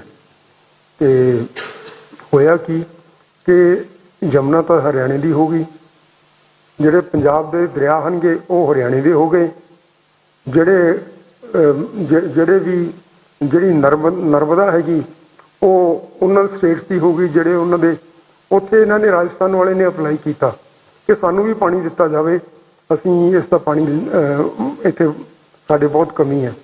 ਉਹਨਾਂ ਨੇ ਕਿਹਾ ਕਿ ਤੁਸੀਂ ਇਸ ਦੇ ਵਿੱਚ ਰਾਈਪੇਰੀਅਨ ਨਹੀਂ, ਇਸ ਕਰਕੇ ਨਹੀਂ ਲੈ ਸਕਦੇ। ਇਹਨਾਂ ਨੇ ਕਿਹਾ ਕਿ ਅਸੀਂ ਪੰਜਾਬ ਤੋਂ ਲੈ ਰਹੇ ਹਾਂ ਤੇ ਉੱਥੇ ਵੀ ਅਸੀਂ ਰਾਈਪੇਰੀਅਨ ਨਹੀਂ। ਉਹਨਾਂ ਨੇ ਕਿਹਾ ਕਿ ਪੰਜਾਬ ਜਾਣੇ, ਲੇਕਿਨ ਇੱਥੋਂ ਤੁਹਾਨੂੰ ਕੁਝ ਨਹੀਂ ਮਿਲ ਸਕਦਾ। ਬਾਅਦ ਦੇ ਵਿੱਚ ਸ਼ਾਇਦ ਪੀਣ ਵਾਸਤੇ ਥੋੜ੍ਹਾ ਬਹੁਤ ਪਾਣੀ ਇਹਨਾਂ ਨੂੰ ਦਿੱਤਾ ਗਿਆ। ਸੋ ਆਰਟੀਕਲ 14 ਕਿੱਥੇ ਗਿਆ? ਨਰਮਦਾ ਦੇ ਵਿੱਚੋਂ ਤਾਂ ਰਾਜਸਥਾਨ ਨੂੰ ਮਿਲ ਨਹੀਂ ਸਕਦਾ, ਜਿਹੜੀ ਇੱਕ ਯਮੁਨਾ ਇਸ ਦੇ ਵਿੱਚੋਂ ਪੰਜਾਬ ਨੂੰ ਮਿਲ ਨਹੀਂ ਸਕਦਾ, ਲੇਕਿਨ ਪੰਜਾਬ ਦੇ ਦਰਿਆਵਾਂ ਦੇ ਵਿੱਚੋਂ ਸਾਰਿਆਂ ਨੂੰ ਮਿਲ ਸਕਦਾ। ਜਿਹੜਾ ਮਰਜ਼ੀ ਆ ਕੇ ਇੱਥੇ ਆਪਣਾ ਟੱਕ ਲਾਵੇ ਤੇ ਪਾਣੀ ਆਪਣੇ ਦੇਸ਼ ਦੇ ਵਿੱਚ ਲੈ ਜਾਏ। ਸੋ ਇਹ ਹੈਗਾ ਸਾਰਾ ਕੁਝ ਜਿਹੜਾ ਸਾਡੇ ਨਾਲ ਹੋਇਆ। ਹੁਣ ਉਹ ਇੱਥੇ ਪਿੱਛੇ ਜੇ ਗੱਲ ਚੱਲੀ ਸੀ ਤੇ ਮੈਂ ਉਹਨਾਂ ਨੂੰ ਕਿਹਾ ਸੀ ਮੇਰੇ ਕੋਲ ਮੈਂ ਜਿਹੜੇ ਇਹਨਾਂ ਨੇ ਧੋਖੇ ਕੀਤੇ ਨੇ ਸਾਡੇ ਨਾਲ, ਉਸ ਦੀ ਲਿਸਟ ਬਣਾ ਰਿਹਾ ਸੀ ਤਾਂ 2-2.5 ਪੇਜ ਦੀ ਹੋ ਗਈ। ਹੁਣ ਉਹ 3-4 ਪੇਜ ਦੀ ਹੋ ਗਈ ਹੈ ਲਿਸਟ। ਹਰ ਇੱਕ ਚੀਜ਼ ਦੇ ਵਿੱਚ ਚਲਾਕੀ, ਧੋਖਾ, ਬੇਈਮਾਨੀ, ਹਰ ਇੱਕ ਲੈਵਲ ਦੇ ਜਿਹੜਾ ਹਾਈਐਸਟ ਲੈਵਲ ਦੇ ਉੱਤੇ ਸੀ ਉਸਨੇ ਸਾਰਿਆਂ ਤੋਂ ਵੱਡਾ ਧੋਖਾ ਕੀਤਾ ਸਾਡੇ ਨਾਲ। ਜਿਹੜਾ ਉਸ ਤੋਂ ਜਿੰਨੀ ਸਮਰੱਥਾ ਸੀ ਕਿਸੇ ਦੀ ਕਰਨ ਦੀ, ਉਹਨੇ ਧੋਖੇ ਸਾਡੇ ਨਾਲ ਹੋਏ ਇਸ ਦੇ ਵਿੱਚ, ਔਰ ਲੁੱਟਮਾਰ ਸਾਡੇ ਪਾਣੀ ਦੀ ਕੀਤੀ ਗਈ ਹੈ। ਹੁਣ ਸਾਨੂੰ ਤੁਸੀਂ ਦਰਿਆ, ਹੁਣ ਕਹਿੰਦੇ ਆ ਜਿਹੜੇ SYL ਦੀ ਗੱਲ ਹੈ, ਇਸ ਦੀ ਮੈਂ ਸਟੱਡੀ ਕੀਤੀ ਸੀ ਥੋੜੀ ਜੀ ਕਿ SYL ਦਾ ਕੀ ਆਰਡਰ ਸਨ ਕਿ ਸੁਪਰੀਮ ਕੋਰਟ ਦੇ ਕੋਲ ਹਰਿਆਣਾ ਗਿਆ ਸੀ 1996 ਦੇ ਵਿੱਚ ਕਿ ਜੀ ਸਾਨੂੰ ਇਹ ਪੰਜਾਬ ਵਾਲੇ ਪਾਣੀ ਨਹੀਂ ਦੇ ਰਹੇ, ਸਾਨੂੰ ਪਾਣੀ ਦਿਓ ਇਹਨਾਂ ਕੋਲ। ਉਹਨਾਂ ਨੇ ਸਟੱਡੀ ਕੀਤੀ, ਉਹਨਾਂ ਨੇ ਸੁਪਰੀਮ ਕੋਰਟ ਨੇ ਜਿਹੜੇ ਫੈਸਲੇ ਕੀਤੇ ਸਮੇਂ ਤੋਂ, ਉਹਨਾਂ ਦੇ ਬਾਰੇ ਗੱਲ ਕਰਦੇ ਹਾਂ। ਇਹਨਾਂ ਨੇ 1996 ਦੇ ਵਿੱਚ ਰਿਟ ਕੀਤੀ, 2001 ਦੇ ਵਿੱਚ 9 ਅਗਸਤ ਨੂੰ ਫੈਸਲਾ ਆਇਆ। ਕਹਿੰਦੇ ਜੀ ਜੇ ਪੰਜਾਬ ਨੂੰ ਚਾਹੀਦਾ ਵੀ ਇਹਨਾਂ ਨੂੰ ਪੰਜਾਬ ਤੇ ਹਰਿਆਣਾ ਆਪਸ 'ਚ ਬੈਠ ਕੇ ਫੈਸਲਾ ਕਰ ਲੈਣ, 1 ਮਹੀਨੇ ਦੇ ਅੰਦਰ ਇਹ ਫੈਸਲਾ ਕਰਨ। ਜੇ ਨਾ ਹੋਇਆ ਕੇਂਦਰ ਸਰਕਾਰ ਕਰਾਵੇ, ਤੇ ਜੇ ਫਿਰ ਵੀ ਨਹੀਂ ਹੁੰਦਾ ਤਾਂ ਫਿਰ ਉਹ ਕੇਂਦਰ ਸਰਕਾਰ ਇਸ ਦੇ ਬਾਰੇ ਕੋਈ ਅਗਲਾ ਸਟੈਪ ਲਵੇ। ਪੰਜਾਬ ਨੇ ਇਸ ਨੂੰ ਚੀਜ਼ ਨੂੰ ਅਵੋਇਡ ਕਰਨ ਵਾਸਤੇ ਕੁਝ ਚਾਰਾਜੋਈ ਕੀਤੀ ਤੇ ਉਹਨਾਂ ਨੇ ਕਿਹਾ ਕਿ ਜੇ ਅਸੀਂ ਆਪਸ ਦੇ ਵਿੱਚ ਸਹਿਮਤੀ ਕਰ ਲਈਏ, ਬਾਅਦ ਦੇ ਵਿੱਚ ਕਰ ਲਾਂਗੇ ਸਮਝੌਤਾ। ਚਲੋ ਇਹ ਚੱਲਦਾ ਰਿਹਾ। 2002 ਦੇ ਵਿੱਚ ਇਹ ਕੇਂਦਰ ਨੇ ਫੇਰ ਕਿਹਾ ਕਿ ਪੰਜਾਬ ਇਸ ਦੇ ਵਿੱਚ ਇਹਨਾਂ ਨੂੰ ਬਣਾ ਕੇ ਦੇਵੇ, ਜੇ ਨਹੀਂ ਬਣਾ ਕੇ ਦਿੰਦਾ SYL ਤਾਂ ਫਿਰ ਕੇਂਦਰ ਦਖਲ ਦੇ ਕੇ ਆਪ ਬਣਵਾ ਕੇ ਦੇਵੇ। ਉਸ ਤੋਂ ਬਾਅਦ 2017 ਦਾ ਜਿਹੜੀ ਪ੍ਰੋਸੀਡਿੰਗਸ ਹੈ ਉਹ ਬੜੀ ਇੰਟਰਸਟਿੰਗ ਹੈ। ਆਪਣੇ ਆਪ ਸੁਪਰੀਮ ਕੋਰਟ ਉਸ ਦੇ ਉੱਤੇ ਫੈਸਲਾ ਕੋਈ ਨਹੀਂ ਕਰ ਸਕਦੇ, ਨਹੀਂ ਕਰਨਾ ਚਾਹੁੰਦਾ। ਕਾਨੂੰਨ ਦੇ ਅਨੁਸਾਰ, ਕਨਸਟੀਟਿਊਸ਼ਨ ਦੇ ਅਨੁਸਾਰ ਆਪਸ ਦੇ ਵਿੱਚ ਬੈਠ ਕੇ ਮਿਲ ਕੇ ਫੈਸਲਾ ਕਰ ਲਓ। ਕਿਸੇ ਨੇ ਐਲਿਸ ਇਨ ਵੰਡਰਲੈਂਡ ਸਾਰਿਆਂ ਨੇ ਪੜ੍ਹੀ ਹੋਏਗੀ। ਉਹਦੇ ਵਿੱਚ ਕੀ ਹੈ? ਉਹਦੇ ਵਿੱਚ ਐਲਿਸ ਜਾਂਦੀ ਹੈ ਕੋਰਟ ਦੇ ਵਿੱਚ, ਟਰਾਇਲ ਚੱਲ ਰਹੀ ਹੈ ਤਾਸ਼ ਦੇ ਪੱਤੇ ਦੀ, ਜੋਕਰ ਦੀ, ਜਾਂ ਗੋਲੇ ਦੀ, ਪਾਨ ਦੇ ਗੋਲੇ ਦੀ ਟਰਾਇਲ ਚੱਲ ਰਹੀ ਹੈ ਵੀ ਇਹਦੇ ਉੱਤੇ ਟ੍ਰੀਜ਼ਨ ਦਾ ਕੇਸ ਹੈ, ਇਸਨੇ ਦੇਸ਼ ਧਰੋਹ ਕੀਤਾ। ਤਾਂ ਇਹ ਐਲਿਸ ਉੱਥੇ ਜਾਂਦੀ ਹੈ ਤਾਂ ਕਿੰਗ ਜਿਹੜਾ ਪ੍ਰਜ਼ਾਈਡ ਕਰ ਰਿਹਾ ਉਹ ਕਹਿੰਦਾ ਹੈ ਜਿਹੜੇ ਬੰਦੇ 1 ਮੀਲ ਤੋਂ ਉੱਚੇ ਹਨਗੇ, 1 ਮੀਲ ਤੋਂ ਲੰਮੇ ਹਨਗੇ, ਉਹ ਕੋਰਟ ਛੱਡ ਕੇ ਬਾਹਰ ਚਲੇ ਜਾਣ। ਤਾਂ ਉਹ ਐਲਿਸ ਨੂੰ ਕਹਿੰਦਾ ਤੂੰ ਬਾਹਰ ਜਾ। ਉਹ ਕਹਿੰਦੀ ਵੀ ਇਹ ਕਿਹੜਾ ਕਾਨੂੰਨ ਹੈ? 1 ਮੀਲ ਤੋਂ ਉੱਚੇ ਬੰਦੇ, ਵੱਡੇ ਬੰਦੇ ਜਿਨ੍ਹਾਂ ਦਾ ਕੱਦ 1 ਮੀਲ ਤੋਂ ਉੱਚਾ, ਉਹ ਬਾਹਰ ਚਲੇ ਜਾਣ। ਤੇ ਉਹ ਕਹਿੰਦਾ ਇਹ ਰੂਲ 42 ਹੈ। ਉਹ ਕਹਿੰਦੀ ਇਹ ਕਦੋਂ ਬਣਿਆ? ਕਹਿੰਦੀ ਹੁਣੇ ਹੀ ਬਣਿਆ। ਉਹ ਰਾਜਾ ਕਹਿੰਦਾ ਮੈਂ ਹੁਣੇ ਹੀ ਲਿਖਿਆ। ਕਿੰਗ ਆਫ ਪਾਨ ਦਾ ਜਿਹੜਾ ਬਾਦਸ਼ਾਹ ਉਹ ਪ੍ਰਜ਼ਾਈਡ ਕਰ ਰਿਹਾ। ਕੋਡ ਦੇ ਵਿੱਚ। ਤਾਂ ਜਿਹੜੇ ਅਖਲਾਕ ਤੇ ਧਰਮ ਦੇ ਉੱਤੇ, ਇਨਸਾਨੀਅਤ ਦੇ ਉੱਤੇ, ਕਾਨੂੰਨ ਦੇ ਉੱਤੇ, ਕੌਨਸਟੀਟਿਊਸ਼ਨ ਦੇ ਉੱਤੇ ਟੇਕ ਰੱਖਦੇ ਨੇ, ਉਹ 1 ਮੀਲ ਤੋਂ ਲੰਮੇ ਹਨਗੇ। ਉਹ ਨਿਕਲੋ ਬਾਹਰ ਕੋਰਟ ਤੋਂ, ਸੁਪਰੀਮ ਕੋਰਟ ਕਹਿ ਰਿਹਾ ਜਾਓ ਘਰੇ ਬੈਠ ਕੇ ਆਪਦੇ ਫੈਸਲਾ ਕਰੋ। ਇਸ ਤਰ੍ਹਾਂ ਸੁਪਰੀਮ ਕੋਰਟ ਦੇ ਫੈਸਲੇ ਹੁੰਦੇ ਆ, ਇਸ ਤਰ੍ਹਾਂ ਕੌਨਸਟੀਟਿਊਸ਼ਨ ਲਾਗੂ ਹੁੰਦੀਆਂ। ਸਾਰੇ ਸੰਸਾਰ ਦੇ ਵਿੱਚ ਕੌਨਸਟੀਟਿਊਸ਼ਨ ਹੋਣਗੀਆਂ, ਲੇਕਿਨ ਇੱਥੇ ਸਾਡੇ ਉੱਤੇ ਜੋ ਕੁਛ ਹੋ ਰਿਹਾ ਸੋ ਹੋ ਰਿਹਾ। ਹੁਣ ਉੱਥੇ ਕੀ ਹੋਇਆ, 17 ਜਿਹੜੀ ਸੀ ਨਾ ਜੀ ਇਹਨਾਂ ਦੀ 17 ਜੁਲਾਈ ਨੂੰ ਇਹ ਜਿਹੜੀ ਮੀਟਿੰਗ ਸੀ 2017 ਦੇ ਵਿੱਚ 11 ਜੁਲਾਈ ਨੂੰ, ਉਸ ਦੇ ਵਿੱਚ ਸਾਡੇ ਵਕੀਲ ਨੇ ਕਿਹਾ, ਪੰਜਾਬ ਦੇ ਵਕੀਲ ਨੇ ਕਿ ਜੀ ਸਾਡਾ ਫਲੋ ਬਹੁਤ ਘੱਟ ਚੁੱਕਿਆ ਹੈ। ਹੁਣ ਜਿਵੇਂ ਮੈਂ ਦੱਸਿਆ ਤੁਹਾਨੂੰ ਇੱਥੋਂ ਦੇ ਫਿਗਰਸ, ਤੇ ਅਸੀਂ ਪਾਣੀ ਨਹੀਂ ਦੇ ਸਕਦੇ। ਉਹ ਕਹਿੰਦਾ ਹੈ, ਜੱਜ ਕਹਿੰਦਾ ਹੈ, ਉਹ ਜੱਜ ਨੇ ਇੱਕਦਮ ਕਹਿੰਦੇ ਜੀ ਸ਼ੀ ਸ਼ਾਟ ਡਾਊਨ ਦਿਸ ਆਰਗੂਮੈਂਟ। ਉਹ ਚਾਂਦਮਾਰੀ ਹੋ ਰਹੀ ਹੈ ਸੁਪਰੀਮ ਕੋਰਟ ਦੇ ਵਿੱਚ, ਨਿਸ਼ਾਨੇ ਲੱਗ ਰਹੇ ਆ। ਜਿਹੜੇ ਗੱਲ ਕਰਦੇ ਆ ਆਪਦੇ ਹੱਕਾਂ ਦੀ, ਉਹਨਾਂ ਨੂੰ ਗੋਲੀਆਂ ਚੱਲ ਰਹੀਆਂ। ਫਿਰ ਕਹਿੰਦਾ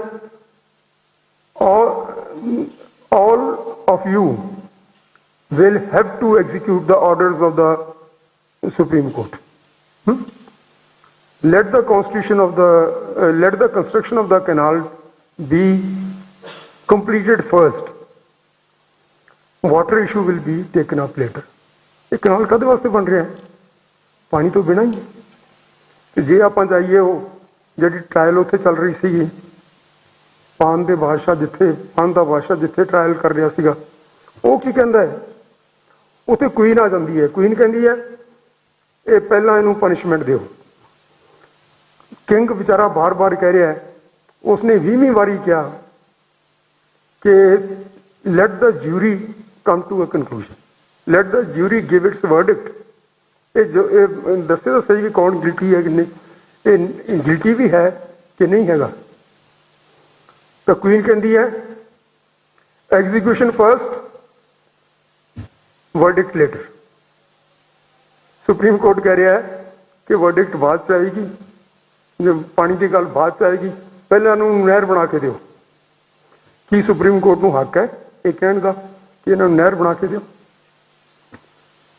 ਜੇ ਤੁਸੀਂ ਕਾਵਰੀ ਵਾਲਾ ਡਿਸੀਸ਼ਨ ਹੈ ਤੁਹਾਡੇ ਸਾਹਮਣੇ, ਉਸ ਦੇ ਵਿੱਚ ਉਹ ਕਹਿੰਦਾ ਇਹਨਾਂ ਦੇ ਕੋਲੇ ਕੋਈ ਅਧਿਕਾਰ ਹੈ ਨਹੀਂ ਕਾਨੂੰਨੀ ਤੌਰ ਦੇ ਉੱਤੇ, ਕੌਨਸਟੀਟਿਊਸ਼ਨ ਦੇ ਅਨੁਸਾਰ ਸੁਪਰੀਮ ਕੋਰਟ ਕੋਲੇ ਕੋਈ ਅਧਿਕਾਰ ਨਹੀਂ।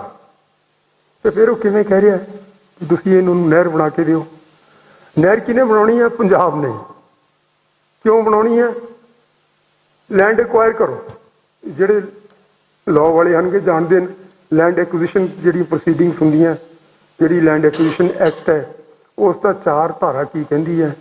ਉਹ ਕਹਿੰਦੀ ਹੈ ਜਿਹੜੇ ਲੋਕਾਂ ਦੇ ਇੰਟਰਸਟ ਵਾਸਤੇ ਤੁਸੀਂ ਲੈਂਡ ਐਕਵਾਇਰ ਕਰ ਸਕਦੇ ਹੋ। ਸੋ ਲੋਕਾਂ ਦਾ ਕੀ ਇੰਟਰਸਟ ਹੈ ਵੀ ਪੰਜਾਬ ਦੇ ਲੋਕਾਂ ਦਾ ਕੀ ਇੰਟਰਸਟ ਹੈ ਕਿ ਪੰਜਾਬ ਦੀ ਧਰਤੀ ਦਿੱਤੀ ਜਾਵੇ, ਪੰਜਾਬ ਦਾ ਪਾਣੀ ਬਾਹਰ ਕੱਢਣ ਨੂੰ? ਉਹ ਐਬ ਇਨੀਸ਼ੀਓ ਵਾਈਡ ਉਹਨਾਂ ਦਾ ਆਰਡਰ।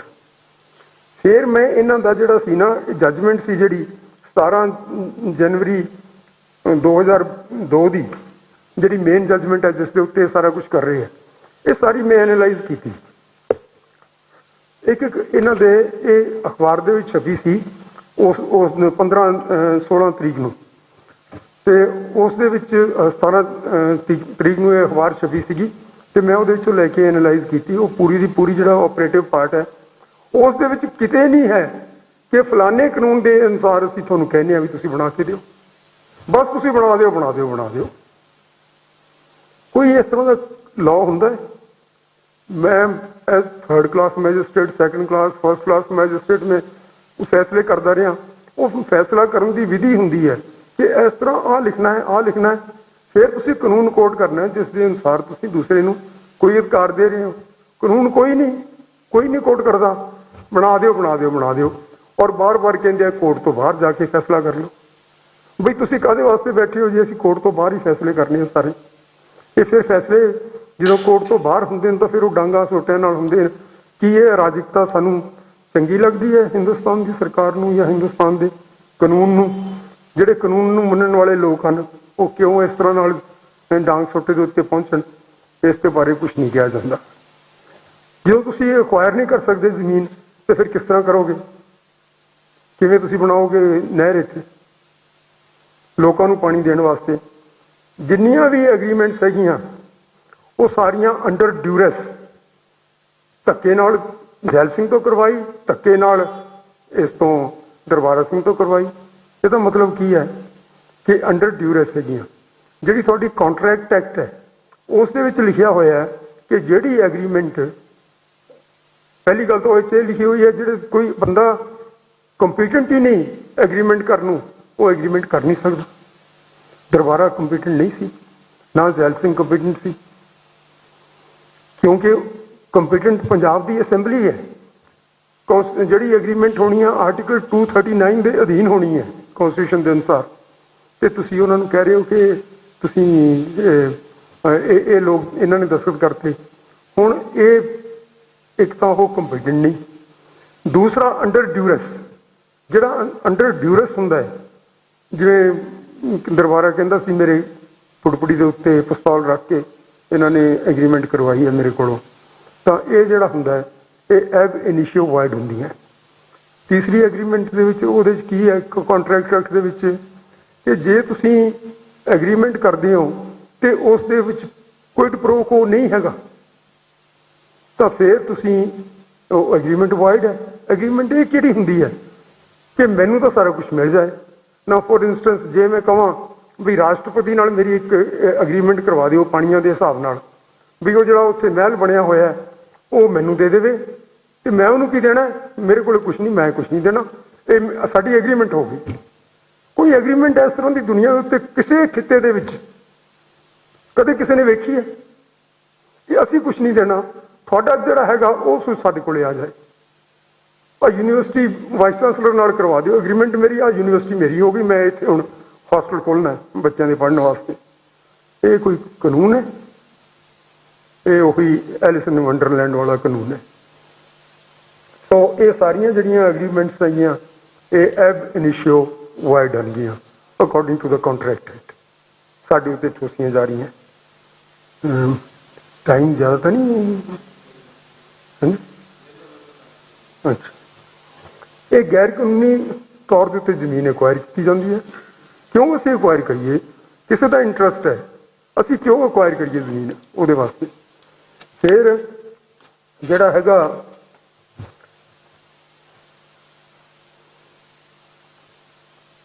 ਇਹ ਮੈਂ ਗੱਲ ਕਰ ਹੀ ਚੁੱਕਿਆ, 299 ਦੇ ਅਨੁਸਾਰ ਐਗਰੀਮੈਂਟਸ ਹੋਣੀਆਂ ਚਾਹੀਦੀਆਂ ਤੇ ਉਹਨਾਂ ਦੇ ਅਨੁਸਾਰ ਕੋਈ ਵੀ ਐਗਰੀਮੈਂਟ ਇੱਥੇ ਨਹੀਂ ਹੋਈ।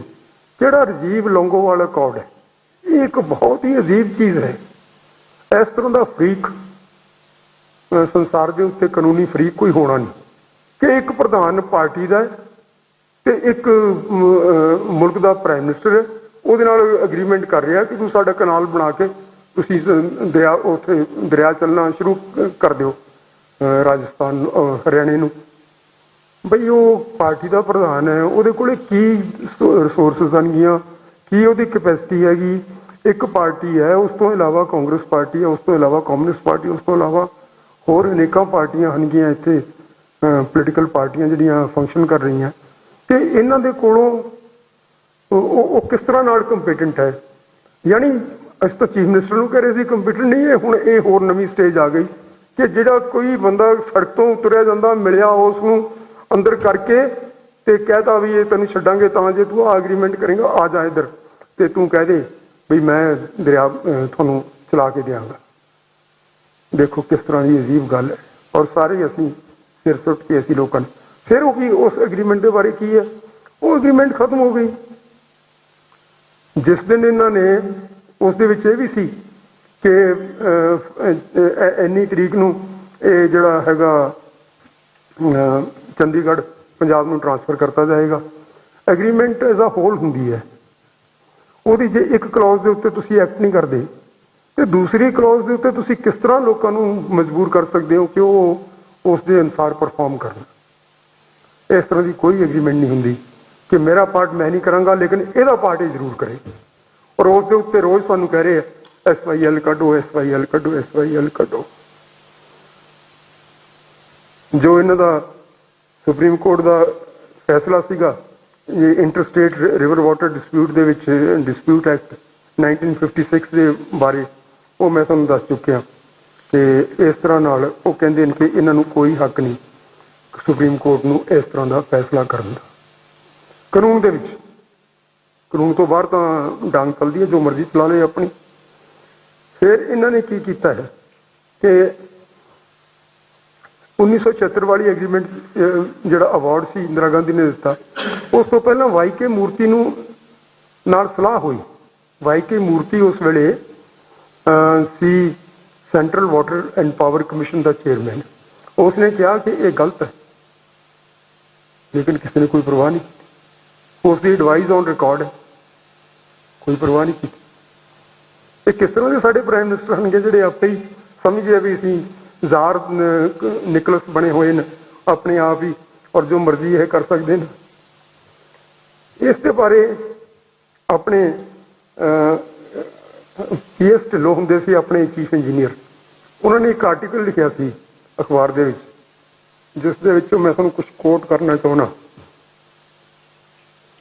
ਉਹ ਕਹਿੰਦਾ ਹੈ, an unheard feat of systematic equivocation should shrouded in sophistry।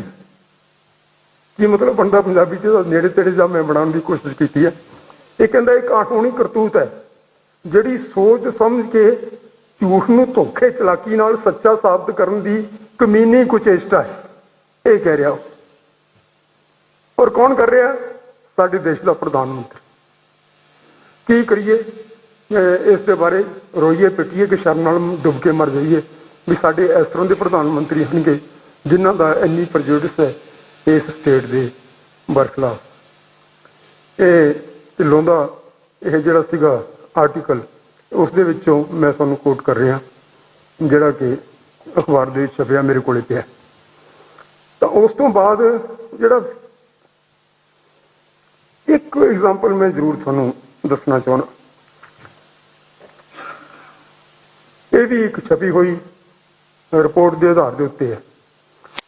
ਜਿਹਦੇ ਵਿੱਚ ਜਦੋਂ ਅਸੀਂ ਕੁਝ ਲੋਕਾਂ ਨੇ ਮਿਲ ਕੇ 4-5 ਪਟੀਸ਼ਨਸ ਫਾਈਲ ਕਰਤੀਆਂ ਪੰਜਾਬ ਹਾਈ ਕੋਰਟ ਦੇ ਵਿੱਚ, ਔਰ ਕਿਹਾ ਕਿ ਜੀ ਇਹ ਜਿਹੜੇ ਗੈਰ ਕਾਨੂੰਨੀ ਹੈ, ਇਹ ਫੈਸਲਾ ਰੱਦ ਕੀਤਾ ਜਾਵੇ ਜਿਹੜਾ ਇਹਨਾਂ ਨੇ ਸਾਡੇ ਉੱਤੇ ਠੋਸਿਆ 1981 ਦੇ ਵਿੱਚ। ਪੰਜਾਬ ਸਰਕਾਰ ਨੇ ਰਿਟ ਕੀਤੀ ਸੀ, ਉਹ ਦਰਬਾਰਾ ਸਿੰਘ ਤੋਂ ਵਾਪਸ ਕਰਵਾ ਲਈ ਗਈ।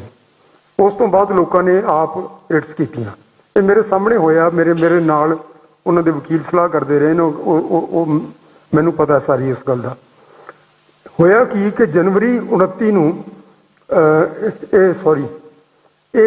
ਜਨਵਰੀ 1982 ਨੂੰ ਇਹ 4-5 ਰਿਟਸ ਹਾਈ ਕੋਰਟ ਦੇ ਵਿੱਚ ਪਾਈਆਂ ਗਈਆਂ। ਪਹਿਲਾਂ ਇੱਕ ਪਾਈ ਗਈ ਕਿਉਂਕਿ ਦੇਖਣ ਵਾਸਤੇ ਵੀ ਕੀ ਹੁੰਦਾ ਹੈ, ਤੇ ਉਸ ਤੋਂ ਬਾਅਦ 3-4 ਫਿਰ ਹੋਰ ਪਾਈਆਂ ਗਈਆਂ। ਤੇ ਉਸ ਨੂੰ ਇਹਨਾਂ ਨੇ 226 ਆਰਟੀਕਲ ਦੇ ਅੰਡਰ ਹੀ ਹੁੰਦੀਆਂ ਸਾਰੀਆਂ ਰਿਟਸ, ਉੱਥੇ ਹੀ ਫਾਈਲ ਕੀਤੀ ਹਾਈ ਕੋਰਟ ਦੇ ਵਿੱਚ। ਤੇ ਇਹ 1 ਨਵੰਬਰ 1983 ਯਾਨੀ ਕਿ 2 ਸਾਲ ਕਿਸੇ ਨੇ ਇਸ ਨੂੰ ਹੱਥ ਨਹੀਂ ਲਾਇਆ।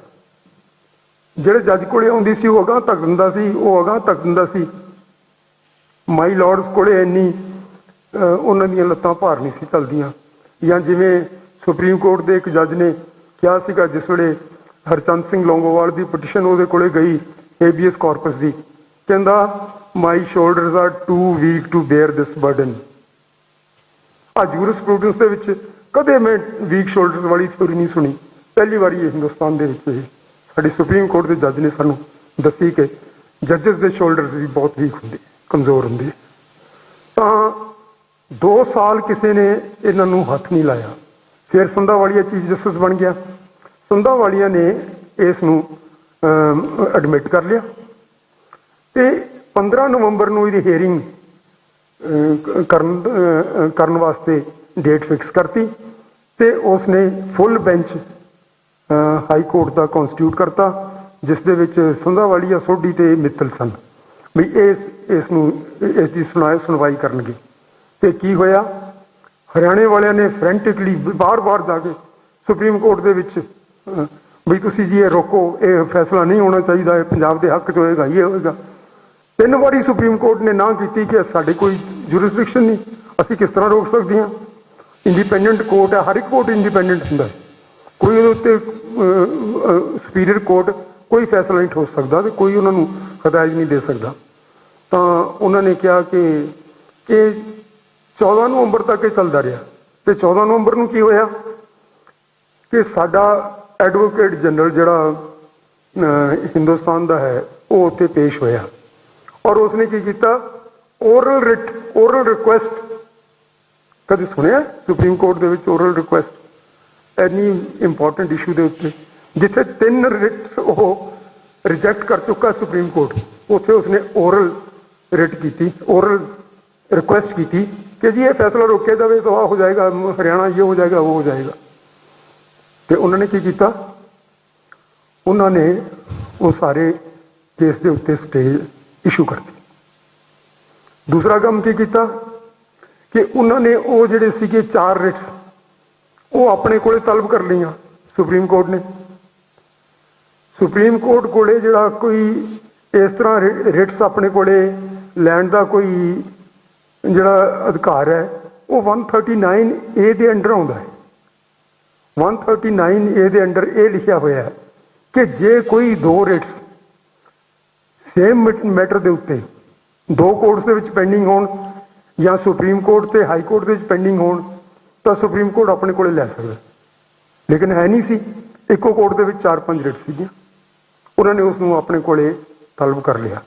ਦੂਸਰਾ, ਸੁਪਰੀਮ ਕੋਰਟ ਨੇ ਆਪਣੇ ਰੂਲਸ ਬਣਾਏ ਹੋਏ ਹੈ ਕਿ ਜੇ ਕਿਸੇ ਦਾ ਕੋਈ ਕੇਸ ਆਪਣੇ ਕੋਲੇ ਤਲਬ ਕਰਨਾ ਹੈ ਤਾਂ ਜਿਹੜਾ ਕੇਸ ਦਾ ਮੁਦਈ ਹੈਗਾ ਉਸ ਨੂੰ 1 ਮਹੀਨੇ ਦਾ ਨੋਟਿਸ ਦੇਣਾ ਪਏਗਾ। 1 ਦਿਨ ਦਾ ਨੋਟਿਸ ਨਹੀਂ ਦਿੱਤਾ, 1 ਘੰਟੇ ਦਾ ਨੋਟਿਸ ਨਹੀਂ ਦਿੱਤਾ। ਇਹ ਜੂਰਿਸਟ ਮੈਗਜ਼ੀਨ ਚੱਲਦਾ ਸੀ, ਉਹਦੇ ਵਿੱਚੋਂ ਮੈਂ ਸਾਰਾ ਕੁਝ ਲੈ ਕੇ ਉਸ ਵੇਲੇ ਇਹ ਨੋਟ ਬਣਾਇਆ ਸੀਗਾ। ਤੇ ਫਿਰ ਕੀ ਹੋਇਆ, 14 ਤਰੀਕ ਸਵੇਰੇ ਇਹ ਹੋਇਆ ਤੇ ਦੁਪਹਿਰੇ ਕੀ ਹੋਇਆ ਕਿ justice Sandhawalia transferred to Patna. Court ਆਪੇ ਡਿਸੋਲਵ ਹੋ ਗਿਆ 15 ਤਰੀਕ ਨੂੰ, ਕੁਝ ਵੀ ਨਹੀਂ ਹੋ ਸਕਦਾ ਸੀ। Ask to take charge with immediate effect. ਜਿਹੜੇ ਵੀ ਕਪਟ ਹੋਏ ਨੇ ਇੱਕ ਤੋਂ ਇੱਕ ਵੱਡਾ ਹੋਇਆ। ਆ ਇੱਕ ਵਿਰਾਟ ਕਪਟ ਵੀ ਮੈਂ ਲਿਖਿਆ ਹੋਇਆ ਸੀਗਾ ਜਿਹੜਾ ਤੁਹਾਡੇ ਨਾਲ ਸ਼ੇਅਰ ਕਰਨਾ ਸੀ। ਹੁਣ ਜਿਸ ਵੇਲੇ 2004 ਦੇ ਵਿੱਚ ਇਸ ਨੇ ਸਾਡੇ ਮੁੱਖ ਮੰਤਰੀ ਨੇ, ਸਾਡੀ ਅਸੈਂਬਲੀ ਨੇ termination of agreements act pass ਕੀਤੀ ਤਾਂ ਉਸ ਵੇਲੇ ਕੀ ਹੋਇਆ, ਹਰਿਆਣੇ ਦੇ ਵਿੱਚ ਲੋਕਾਂ ਨੇ ਸਾਨੂੰ ਬਲੈਕਮੇਲ ਕਰਨ ਦੀ ਕੋਸ਼ਿਸ਼ ਕੀਤੀ। ਕਿਵੇਂ? ਕਹਿੰਦੇ ਨੋ ਵਾਟਰ ਨੋ ਰੋਡ, ਸਾਡੀ ਸੜਕ ਤੇ ਤੁਸੀਂ ਚੱਲ ਨਹੀਂ ਸਕਦੇ, ਔਰ ਜੇ ਤੁਸੀਂ ਕੋਲ ਥਰਮਲ ਪਲਾਂਟ ਵਾਸਤੇ ਲੈਣੇ ਆ ਸਾਡੇ ਹਰਿਆਣੇ ਵਿੱਚ ਦੀ ਨਿਕਲੇ ਨਾ, ਅਸੀਂ ਚੱਲਣ ਜਾਣ ਨਹੀਂ ਦੇਣੀ। ਤੇ ਪੰਜਾਬ ਕਹਿੰਦਾ ਰਿਹਾ ਵੀ ਗਰਾਊਂਡ ਰਿਐਲਿਟੀਜ਼ ਦੇਖੋ, ਇਹ ਗੱਲਾਂ ਗਲਤ ਹਨ ਗੀਆਂ। ਗਿਆਨੀ ਜ਼ੈਲ ਸਿੰਘ ਦੀ ਜਿਹੜੀ ਵਿਚਾਰੇ ਦੇ ਜ਼ਬਰਦਸਤੀ ਕੀਤੀ ਗਈ ਉਹ ਮੈਂ ਤੁਹਾਨੂੰ ਦੱਸ ਚੁੱਕਿਆ। ਤੇ ਹੁਣ ਇਹ ਜਿਹੜਾ ਹੈਗਾ ਪੰਜਾਬ ਦਾ ਜਿਹੜਾ ਲਾਅ ਇਹਨਾਂ ਨੇ ਰੈਫਰ ਕੀਤਾ 2004 ਦਾ, ਉਹ ਪ੍ਰੈਜ਼ੀਡੈਂਟ ਨੂੰ ਰੈਫਰ ਕਰਤਾ। ਪ੍ਰੈਜ਼ੀਡੈਂਟ ਨੇ ਕੀ ਕੀਤਾ ਹੈ?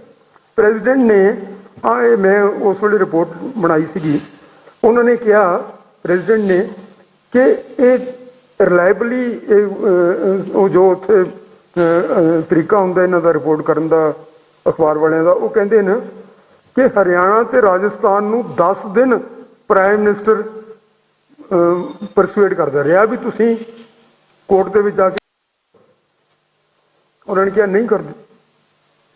ਕੋਰਟ ਦੇ ਵਿੱਚ ਰਿਟ ਕਰਨ ਤੋਂ ਬਾਅਦ ਹਰਿਆਣੇ ਦੇ ਹੱਥ ਵੱਢੇ ਜਾਂਦੇ ਨੇ, ਰਾਜਸਥਾਨ ਦੇ ਹੱਥ ਵੱਢੇ ਜਾਂਦੇ ਨੇ, ਉਹਨਾਂ ਨੂੰ ਕੋਈ ਅਧਿਕਾਰ ਨਹੀਂ ਰਹਿੰਦਾ। ਉਹ ਪੁੱਛਣਗੇ ਵੀ ਦੱਸੋ ਕਿੱਥੇ ਤੁਹਾਡੇ ਤੁਸੀਂ ਰਾਇਤੇਰੀਅਨ ਹੋ, ਕਿਵੇਂ ਤੁਹਾਡੇ ਕੋਲੇ ਪਾਣੀ, ਉਹ ਕਹਿੰਦੇ ਨਹੀਂ ਕਰਦੇ। ਬਾਰ-ਬਾਰ ਉਹਨਾਂ ਨੂੰ ਕਿਹਾ ਗਿਆ, Center has asked the affected state governments of Haryana and Rajasthan to challenge the Punjab government decision in the court. ਕਹਿੰਦੇ ਨਹੀਂ ਕਰਦੇ। ਤੇ ਫਿਰ ਉਹਨਾਂ ਨੇ ਇੱਕ ਚਲਾਕੀ ਕਰਕੇ ਉਸ ਵੇਲੇ ਪ੍ਰਾਈਮ ਮਿਨਿਸਟਰ ਵੀ ਮਨਮੋਹਨ ਸਿੰਘ ਸੀਗਾ ਤੇ ਬਾਕੀ ਤੁਸੀਂ ਆਪੇ ਹੀ ਸਮਝ ਲਓ। ਤਾਂ ਉਹਨਾਂ ਨੇ ਪ੍ਰੈਜ਼ੀਡੈਂਸ਼ੀਅਲ ਰੈਫਰੈਂਸ ਕਰਤਾ ਉਸਦਾ। ਪ੍ਰੈਜ਼ੀਡੈਂਸ਼ੀਅਲ ਰੈਫਰੈਂਸ ਵਾਸਤੇ ਅਸੀਂ ਇੱਥੇ ਇੱਕ ਵਾਟਰ ਫੋਰਮ ਬਣਾਇਆ ਹੋਇਆ ਸੀਗਾ। ਅਸੀਂ ਉਹਦੇ ਵੱਲੋਂ ਚਿੱਠੀ ਲਿਖੀ, ਕਈ ਸਾਰੇ ਵੱਡੇ ਵੱਡੇ ਬੰਦੇ ਸੀਗੇ, ਵਿੱਚ ਮੈਂ ਵੀ ਸੀ, ਤੇ ਅਸੀਂ ਲੋਕਾਂ ਨੇ ਸਾਰਿਆਂ ਨੇ, ਵਾਈਸ ਚਾਂਸਲਰ ਸੀ, ਕੋਈ ਜੱਜ ਸੀ, ਕੋਈ ਕਿਸ ਤਰ੍ਹਾਂ ਸੀ, ਵੀ ਪ੍ਰੈਜ਼ੀਡੈਂਟ ਨੂੰ ਕਿਹਾ ਜੇ ਤੁਸੀਂ ਰੈਫਰ ਕਰਨਾ ਹੈ, ਤੈਨੂੰ ਪੋਸਟ ਆਫਿਸ ਦੇ ਤੌਰ ਤੇ ਯੂਜ਼ ਕਰ ਰਹੇ ਆ, ਜੇ ਤੂੰ ਰੈਫਰ ਕਰਨਾ ਹੈ ਤਾਂ ਤੂੰ ਰੈਫਰ ਕਰ ਇਹਨਾਂ ਨੂੰ ਵੀ ਇਹ ਕੌਂਸਟੀਟਿਊਸ਼ਨ ਦੇ ਅਨੁਸਾਰ, ਕੰਟਰੀ ਦੇ ਕਾਨੂੰਨ ਦੇ ਅਨੁਸਾਰ ਇਹਨਾਂ ਨੂੰ ਅਧਿਕਾਰ ਹੈ ਪਾਣੀ ਲੈਣ ਦਾ ਕਿ ਨਹੀਂ। ਉਹਨੇ ਰੈਫਰੈਂਸ ਕੀ ਕੀਤਾ, the president reference has sought the Supreme Court's opinion on whether this act creating a legal impediment for the center in complying with the apex court's decision of June 4 regarding the SYL canal। ਦੱਸੋ ਇਹ ਕੀ reference ਹੈ ਬਈ? ਇਹ ਕਿਤੇ ਅਡਾਉਣੀ ਤਾਂ ਨਹੀਂ ਪਾ ਰਹੇ? ਤੇ ਇਸ ਤਰ੍ਹਾਂ ਦੇ ਮੇਰੇ ਕੋਲ 4.5 ਸਫ਼ੇ ਹਨਗੇ ਜਿਹੜੀਆਂ ਇਹਨਾਂ ਨੇ ਹੇਰਾਫੇਰੀਆਂ ਕੀਤੀਆਂ। ਤੇ ਸਟੇਜ ਵੱਲੋਂ ਹੁਕਮ ਹੈ ਕਿ ਟਾਈਮ ਹੋ ਗਿਆ।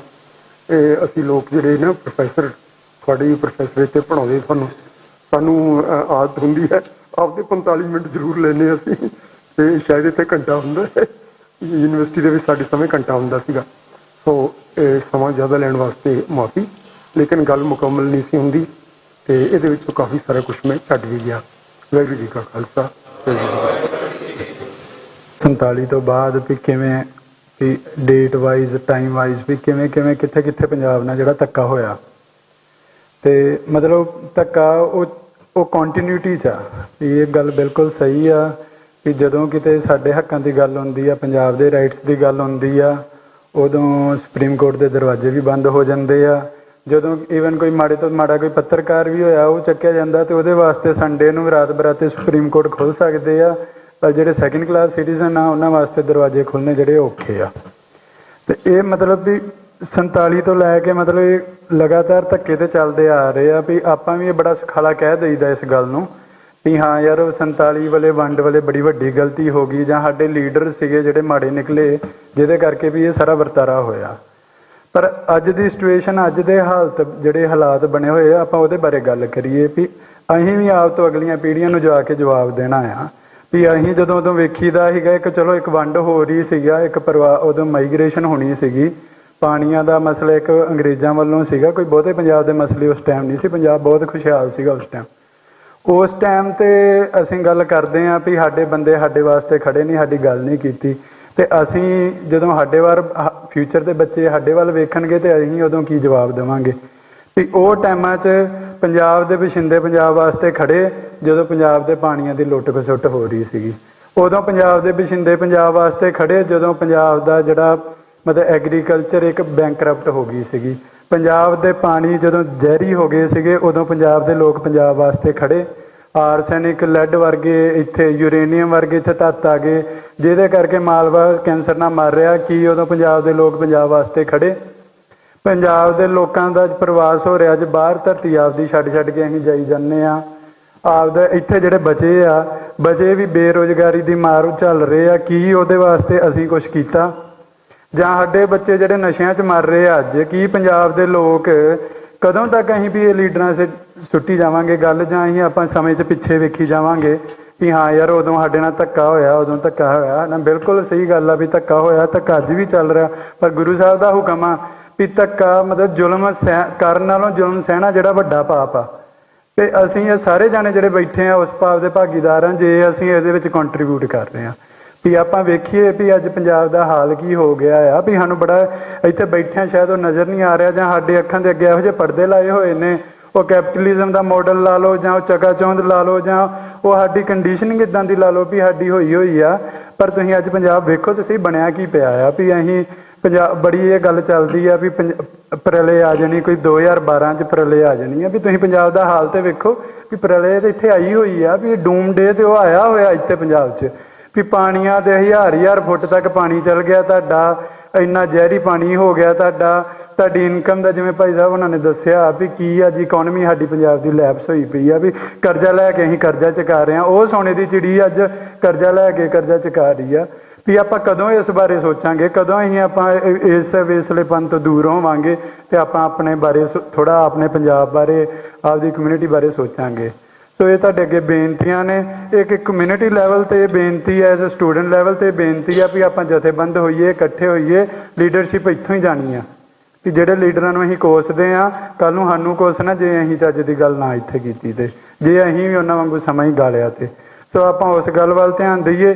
ਇੱਕ ਆਪਾਂ ਇੰਡੀਵਿਜੂਅਲ ਤੌਰ 'ਤੇ ਵੀ ਇੱਕ ਬੇਨਤੀ ਆ ਵੀ ਜਿਵੇਂ ਕੋਈ ਛੋਟੇ ਪਰਿਵਾਰਾਂ ਦੇ ਕਿਸਾਨ ਨੇ, ਮਤਲਬ ਛੋਟੀ ਜ਼ਮੀਨ ਵਾਲੇ ਕੋਈ ਕਿਸਾਨ ਨੇ, ਜਿਵੇਂ ਮੈਂ ਆਪ ਦੀ ਐਗਜ਼ਾਮਪਲ ਹੀ ਲੈ ਲਾਂ, 1.5 2 ਕਿੱਲੇ ਨੇ ਔਰ ਜਿਨ੍ਹਾਂ ਦਾ ਪ੍ਰਾਇਮਰੀ ਸੋਰਸ ਜਿਹੜਾ ਇਨਕਮ ਸੋਰਸ ਆ ਵੀ ਉਹ ਖੇਤੀ ਨਹੀਂ ਹੈਗਾ, ਵੀ ਉਹ ਤਾਂ ਐਟਲੀਸਟ ਇਹਨਾਂ ਗੱਲਾਂ ਵੱਲ ਧਿਆਨ ਦੇਣ ਵੀ ਜਿਹੜਾ ਇੰਡੀਵਿਜੂਅਲ ਲੈਵਲ 'ਤੇ ਅਸੀਂ ਕਰ ਸਕਦੇ ਹਾਂ ਵੀ ਜਿਹੜਾ ਝੋਨਾ ਸਾਨੂੰ ਪਤਾ ਵੀ ਹਾਂ ਸਾਡੀ ਬਰਬਾਦੀ ਦਾ ਇੱਕ ਕਾਰਨ ਆ, ਇੰਨੇ ਕਾਰਨਾਂ 'ਚੋਂ ਐਟਲੀਸਟ ਅਸੀਂ ਉਹਦਾ ਅਲਟਰਨੇਟ ਤੇ ਆਪ ਤੇ ਲੱਭੀ ਆਪਾਂ ਵੀ ਦੂਸਰੇ ਨੂੰ ਅਸੀਂ ਕੋਸਣ ਨਾਲੋਂ ਕਮ ਸੇ ਕਮ ਆਪ ਤੇ ਕਰੀਏ। ਵੀ ਜਿਹੜੇ ਬੰਦੇ, ਮੈਂ ਇਹ ਨਹੀਂ ਕਹਿੰਦਾ ਵੀ ਸਾਰੇ, ਬਹੁਤ ਪ੍ਰਾਇਮਰੀ ਇੱਕ ਐਗਰੀਕਲਚਰ ਜਿਹੜਾ ਵੀ ਇਨਕਮ ਸੋਰਸ ਆ ਪੰਜਾਬ ਦੇ ਬਹੁਤ ਬਸ਼ਿੰਦਿਆਂ ਵਾਸਤੇ, ਪਰ ਬਹੁਤੇ ਬੰਦੇ ਇਹੋ ਜਿਹੇ ਵੀ ਹੈਗੇ ਨੇ ਵੀ ਜਿਨ੍ਹਾਂ ਲਈ ਕਿ ਮਤਲਬ ਸੈਕੰਡਰੀ ਸੋਰਸ ਨੇ, ਪਰ ਆਪਣਾ ਦਾਅਵਾ ਤੇ ਉਹਦੇ ਤੇ ਹੈਗਾ ਨਾ।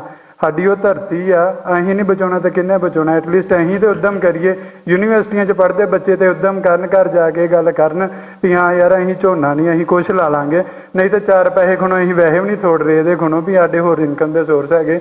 ਨਾ ਵੀ ਹੁੰਦਾ ਵੀ ਅਸੀਂ ਕੋਈ ਅਲਟਰਨੇਟ ਤੇ ਲੱਭੀ ਆ, ਅਸੀਂ ਲੱਭਣਾ, ਕਿਸੇ ਹੋਰ ਨੇ ਨਹੀਂ ਲੱਭਣਾ। ਵੀ ਇਹ ਬੇਨਤੀ ਜਿਹੜੀ ਆ ਹੱਥ ਜੋੜ ਕੇ ਤੁਹਾਡੇ ਸਾਰਿਆਂ ਅੱਗੇ ਵੀ ਇਹ ਵੀ ਆਪਾਂ ਵੇਖੀਏ ਵੀ ਇਹਦਾ ਕੋਈ ਹੱਲ ਕਰੀਏ। ਉਸ ਤੋਂ ਆਏ ਮਤਲਬ ਇਸ ਤੋਂ ਇਲਾਵਾ ਕੁਐਸਚਨ ਆਨਸਰ ਜੇ ਆਪਾਂ ਸੈਸ਼ਨ ਆ ਵੀ ਕਿਸੇ ਨੇ ਕੋਈ ਸਵਾਲ ਹੋਣ ਆਪਣੇ ਕੋਈ ਪੁੱਛਣਾ ਚਾਹੁੰਦਾ ਜ਼ਰੂਰ ਰੱਖਣ ਆਪਣੇ ਸਵਾਲ। ਹਾਂਜੀ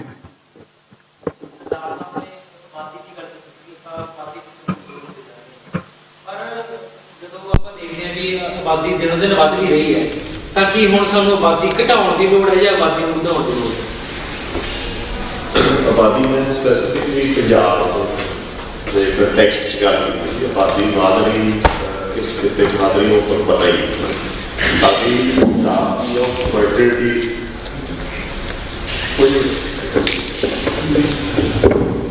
ਪੰਜਾਬ ਦੀ ਜਿਹੜੀ ਫਰਟੀਲਿਟੀ ਆ ਉਹ ਰਿਪਲੇਸਮੈਂਟ ਫਰਟੀਲਿਟੀ ਵੀ ਨਹੀਂ, ਮਤਲਬ ਅਸੀਂ ਆਪਦੀ ਪੁਰਾਣੀ ਆਬਾਦੀ ਨੂੰ ਰਿਪਲੇਸ ਵੀ ਨਹੀਂ ਕਰ ਸਕਦੇ। ਠੀਕ ਹੈ ਜੀ। ਅਤੇ ਦੂਸਰੀ ਜਿਹੜੀ ਪ੍ਰੋਬਲਮ ਆ ਉਹਦੇ ਵਿੱਚ ਵੱਡੀ ਗੱਲ ਇਹ ਹੈ ਕਿ ਰਿਲੇਟਿਵਲੀ ਤੁਸੀਂ ਆਬਾਦੀ 'ਚ ਕਿੱਥੇ ਖੜੇ ਹੋ। ਜਿਹੜੀ ਆਬਾਦੀ ਜੇ ਤੁਹਾਡੇ ਪਾਸੇ ਵੱਡੀ ਖੜੀ ਹੋ ਜਾਏ ਦੂਜੀ, ਅਤੇ ਤੁਸੀਂ ਉਸ ਬਰਾਬਰ ਗਰੋਥ ਨਹੀਂ ਦੇ ਸਕਦੇ ਤਾਂ ਇੱਕ ਤਰ੍ਹਾਂ ਦੀ ਤੁਹਾਡੇ ਉੱਤੇ ਇਨਵੇਸ਼ਨ ਹੀ ਹੋ ਜਾਂਦੀ ਹੈ। ਅੱਜ ਜੇ ਬੈਰੀਅਰਸ ਨਾ ਹੋਣ ਅਤੇ ਆਸਟ੍ਰੇਲੀਆ ਦੀ ਆਬਾਦੀ ਦੇ ਉੱਤੇ ਇੰਡੋਨੇਸ਼ੀਆ ਦੀ ਇਨਵੇਸ਼ਨ ਹੋ ਜਾਵੇ ਤਾਂ ਉਹਨਾਂ ਨੂੰ ਆਮ ਤਰੀਕੇ ਨਾਲ ਉਹਦਾ ਡੈਟਰੈਕਟ ਹੋ ਕੇ ਰੋਕਣਾ ਪੈਂਦਾ। ਇੰਡੋਨੇਸ਼ੀਆ ਬਹੁਤ ਆਬਾਦੀ ਦਾ ਮੁਲਕ ਆ, ਆਸਟ੍ਰੇਲੀਆ ਕੋਲ ਆਬਾਦੀ ਹੈ ਨਹੀਂ। ਉਸੇ ਤਰੀਕੇ ਨਾਲ ਅੱਜ ਕੀ ਆ ਕਿ ਤੁਹਾਡੇ ਕੋਲੇ ਆਬਾਦੀ ਘਟਣ ਕਰਕੇ ਇੱਕ ਜਿਹੜਾ ਤੁਸੀਂ ਉਨੀ ਗਰੋਥ ਨਹੀਂ ਕਰ ਰਹੇ, ਬਾਕੀ 2 ਨੁਕਸਾਨ ਹੋ ਰਹੇ ਆ। ਪਹਿਲੀ ਗੱਲ ਤਾਂ ਇਹ ਹੈ ਕਿ ਜਦੋਂ ਕਿਤੇ ਡੀਲਿਮਿਟੇਸ਼ਨ ਆਫ ਕਨਸਟੀਟਿਊਂਸੀਜ਼ ਹੋਊਗੀ ਅੱਗੇ ਆਉਣ ਸਮੇਂ ਹੋਣੀ ਹੋਣੀ, ਠੀਕ ਹੈ ਨਾ, ਤਾਂ ਤੁਹਾਡੀ ਜਿਹੜੀ ਰਿਪਰੈਜ਼ੈਂਟੇਸ਼ਨ ਪਹਿਲਾਂ ਹੀ ਆਵਾਜ਼ ਘੱਟ ਹੈ, ਡੈਮੋਕ੍ਰੈਟਿਕ ਆਵਾਜ਼ ਤਾਂ ਤੁਹਾਡੀ ਸੁਣੀ ਨਹੀਂ ਜਾਂਦੀ, ਤਾਂ ਤੁਸੀਂ ਹੋਰ ਉਸ ਰੇਸ਼ੋ 'ਚ ਨਵੀਂ ਪਾਰਲੀਮੈਂਟ 'ਚ ਘੱਟ ਦਿਓ। ਤਾਂ ਜਿਹੜੀਆਂ ਗਵਰਨਮੈਂਟ ਦੀਆਂ ਪਾਲਿਸੀਜ਼ ਤੁਸੀਂ ਬਹੁਤ ਸ਼ਿੱਦਤ ਨਾਲ ਲਾਗੂ ਕੀਤੀਆਂ ਉਹੀ ਤੁਹਾਡੇ ਗਲ 'ਚ ਫਾਹਾ ਹੈ। ਸੈਕਿੰਡ, ਜਿਹੜਾ ਫਾਈਨੈਂਸ ਕਮਿਸ਼ਨ ਜਿਹੜਾ ਤੁਹਾਨੂੰ ਫੰਡਸ ਦਿੰਦਾ ਹਰ ਸਾਲ, ਉਹਦੇ ਵਿੱਚ ਪੋਪੂਲੇਸ਼ਨ ਇੱਕ ਫੈਕਟਰ ਹੈ। ਸੋ ਜੇ ਅਸੀਂ ਪੋਪੂਲੇਸ਼ਨ ਕੰਟਰੋਲ ਕੀਤੀ ਹੈ ਪੰਜਾਬ ਦੇ ਤਾਂ ਉਹ ਸਾਡੇ ਅਗੇਂਸਟ ਵਰਕੀ, ਕਿਉਂਕਿ ਪੰਜਾਬ 'ਚ ਨਹੀਂ ਹੈਗਾ, ਤਮਿਲਨਾਡੂ ਨਾਲ ਵੀ ਹੋ ਰਿਹਾ, ਕੇਰਲਾ ਨਾਲ ਵੀ ਹੋਇਆ, ਬਹੁਤ ਸੂਬਿਆਂ ਨਾਲ ਹੋ ਰਿਹਾ, ਅਤੇ ਉੱਥੇ ਬਹੁਤ ਵੱਡਾ ਡਿਸਕੰਟੈਂਟਮੈਂਟ ਵੀ ਹੈ ਕਿ ਜਿਹਨਾਂ ਦੀ ਆਬਾਦੀ ਨਹੀਂ ਕੰਟਰੋਲ ਕੀਤੀ ਉਹਨਾਂ ਨੂੰ ਫਾਇਦਾ ਹੋ ਰਿਹਾ ਅਤੇ ਦੂਸਰਿਆਂ ਨੂੰ ਨੁਕਸਾਨ ਹੋ ਰਿਹਾ। ਸੋ ਇਹ ਤਾਂ ਮਤਲਬ ਇਕਨੋਮਿਕ ਲੈਵਲ 'ਤੇ ਗਿਆ।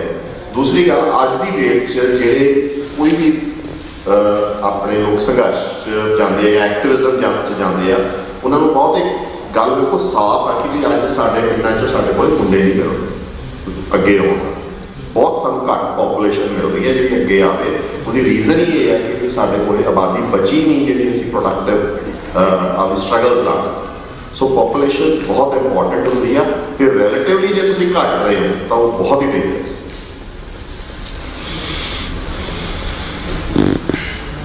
ਹੋਰ ਕਿਸੇ? ਹਾਂਜੀ, ਮੇਰਾ ਸਵਾਲ ਸਰਦਾਰ ਗੁਰਤੇਜ ਸਿੰਘ ਸਰ ਦੀ ਵੀਡੀਓ ਦੇਖੀ ਸੀ ਪਿੱਛੇ, ਉਹਦੇ ਵਿੱਚ ਜਿਹੜਾ ਰੋਪੜ ਵਾਲਾ ਥਰਮਲ ਪਲਾਂਟ ਹੈ ਜੀ, ਗੁਰੂ ਗੋਬਿੰਦ ਸਿੰਘ ਦਾ ਪਲਾਂਟ ਆ, ਉਹਦੇ ਬਾਰੇ ਗੱਲ ਜ਼ਿਕਰ ਕਰਿਆ ਸੀ ਵੀ ਰਾਜਸਥਾਨ ਨੇ ਕਿਵੇਂ ਪਾਣੀ ਦੀ ਡਿਮਾਂਡ ਕਰੀ ਹੈ ਜੀ। ਵੀ ਉਹ ਜਿਹੜਾ ਥਰਮਲ ਪਲਾਂਟ ਹੈ ਉਹ ਠੰਡਾ ਕਰਨ ਵਾਸਤੇ ਪਾਣੀ ਵਰਤ ਰਹੇ ਸੀ। ਉਹ ਗੱਲ ਮੈਂ ਉੱਥੇ ਕੀਤੀ ਸੀ, ਇੱਕ ਸਭਾ ਹੋਈ ਸੀ ਯੂਨੀਵਰਸਿਟੀ ਦੇ ਵਿੱਚ, ਤੇ ਉਹ ਤੇ ਰਿਕਾਰਡ ਹੋ ਗਈ ਸੀ। ਫਿਰ ਮੈਂ ਸੋਚਿਆ ਇਹਨੂੰ ਕਾਹਨੂੰ ਦੁਬਾਰੇ ਕਰਨਾ, ਦੂਸਰੀਆਂ ਗੱਲਾਂ ਕਰਨ ਦੀ ਕੋਸ਼ਿਸ਼ ਕੀਤੀ। ਗੱਲ ਇਹ ਹੈਗੀ ਕਿ ਰੋਪੜ ਦੇ ਵਿੱਚ ਥਰਮਲ ਪਲਾਂਟ ਬਣਾਇਆ ਤੁਸੀਂ, ਔਰ ਉਸ ਨੂੰ ਕਨਾਲ ਦੇ ਵਿੱਚੋਂ ਪਾਣੀ ਦੇਣਾ ਸੀ। ਉਸ ਨੂੰ ਰੋਕਣ ਵਾਸਤੇ, ਉਸ ਨੂੰ ਪਾਣੀ ਦੇਣ ਵਾਸਤੇ ਤੁਸੀਂ ਆਪਣਾ ਕਨਾਲ ਤਿਆਰ ਕਰ ਲਿਆ ਸੀ, ਅਤੇ ਉਸ ਨੂੰ ਉੱਧਰ ਪਾਣੀ ਛੱਡਣ ਵਾਸਤੇ ਕੁਝ ਸਮਾਂ ਪਾਣੀ ਰੋਕਣਾ ਪੈਣਾ ਸੀ ਰਾਜਸਥਾਨ ਕਨਾਲ ਦੇ ਵਿੱਚ। ਬੜਾ ਜ਼ੋਰ ਲਾਇਆ ਸਰਕਾਰ ਨੇ ਕਿ ਨਹੀਂ, ਅਸੀਂ ਨਹੀਂ ਕਰ ਲਿਆਂਗੇ। ਉਸ ਵੇਲੇ ਇੱਥੇ ਗਵਰਨਰ ਰਾਜ ਚੱਲ ਰਿਹਾ ਸੀਗਾ।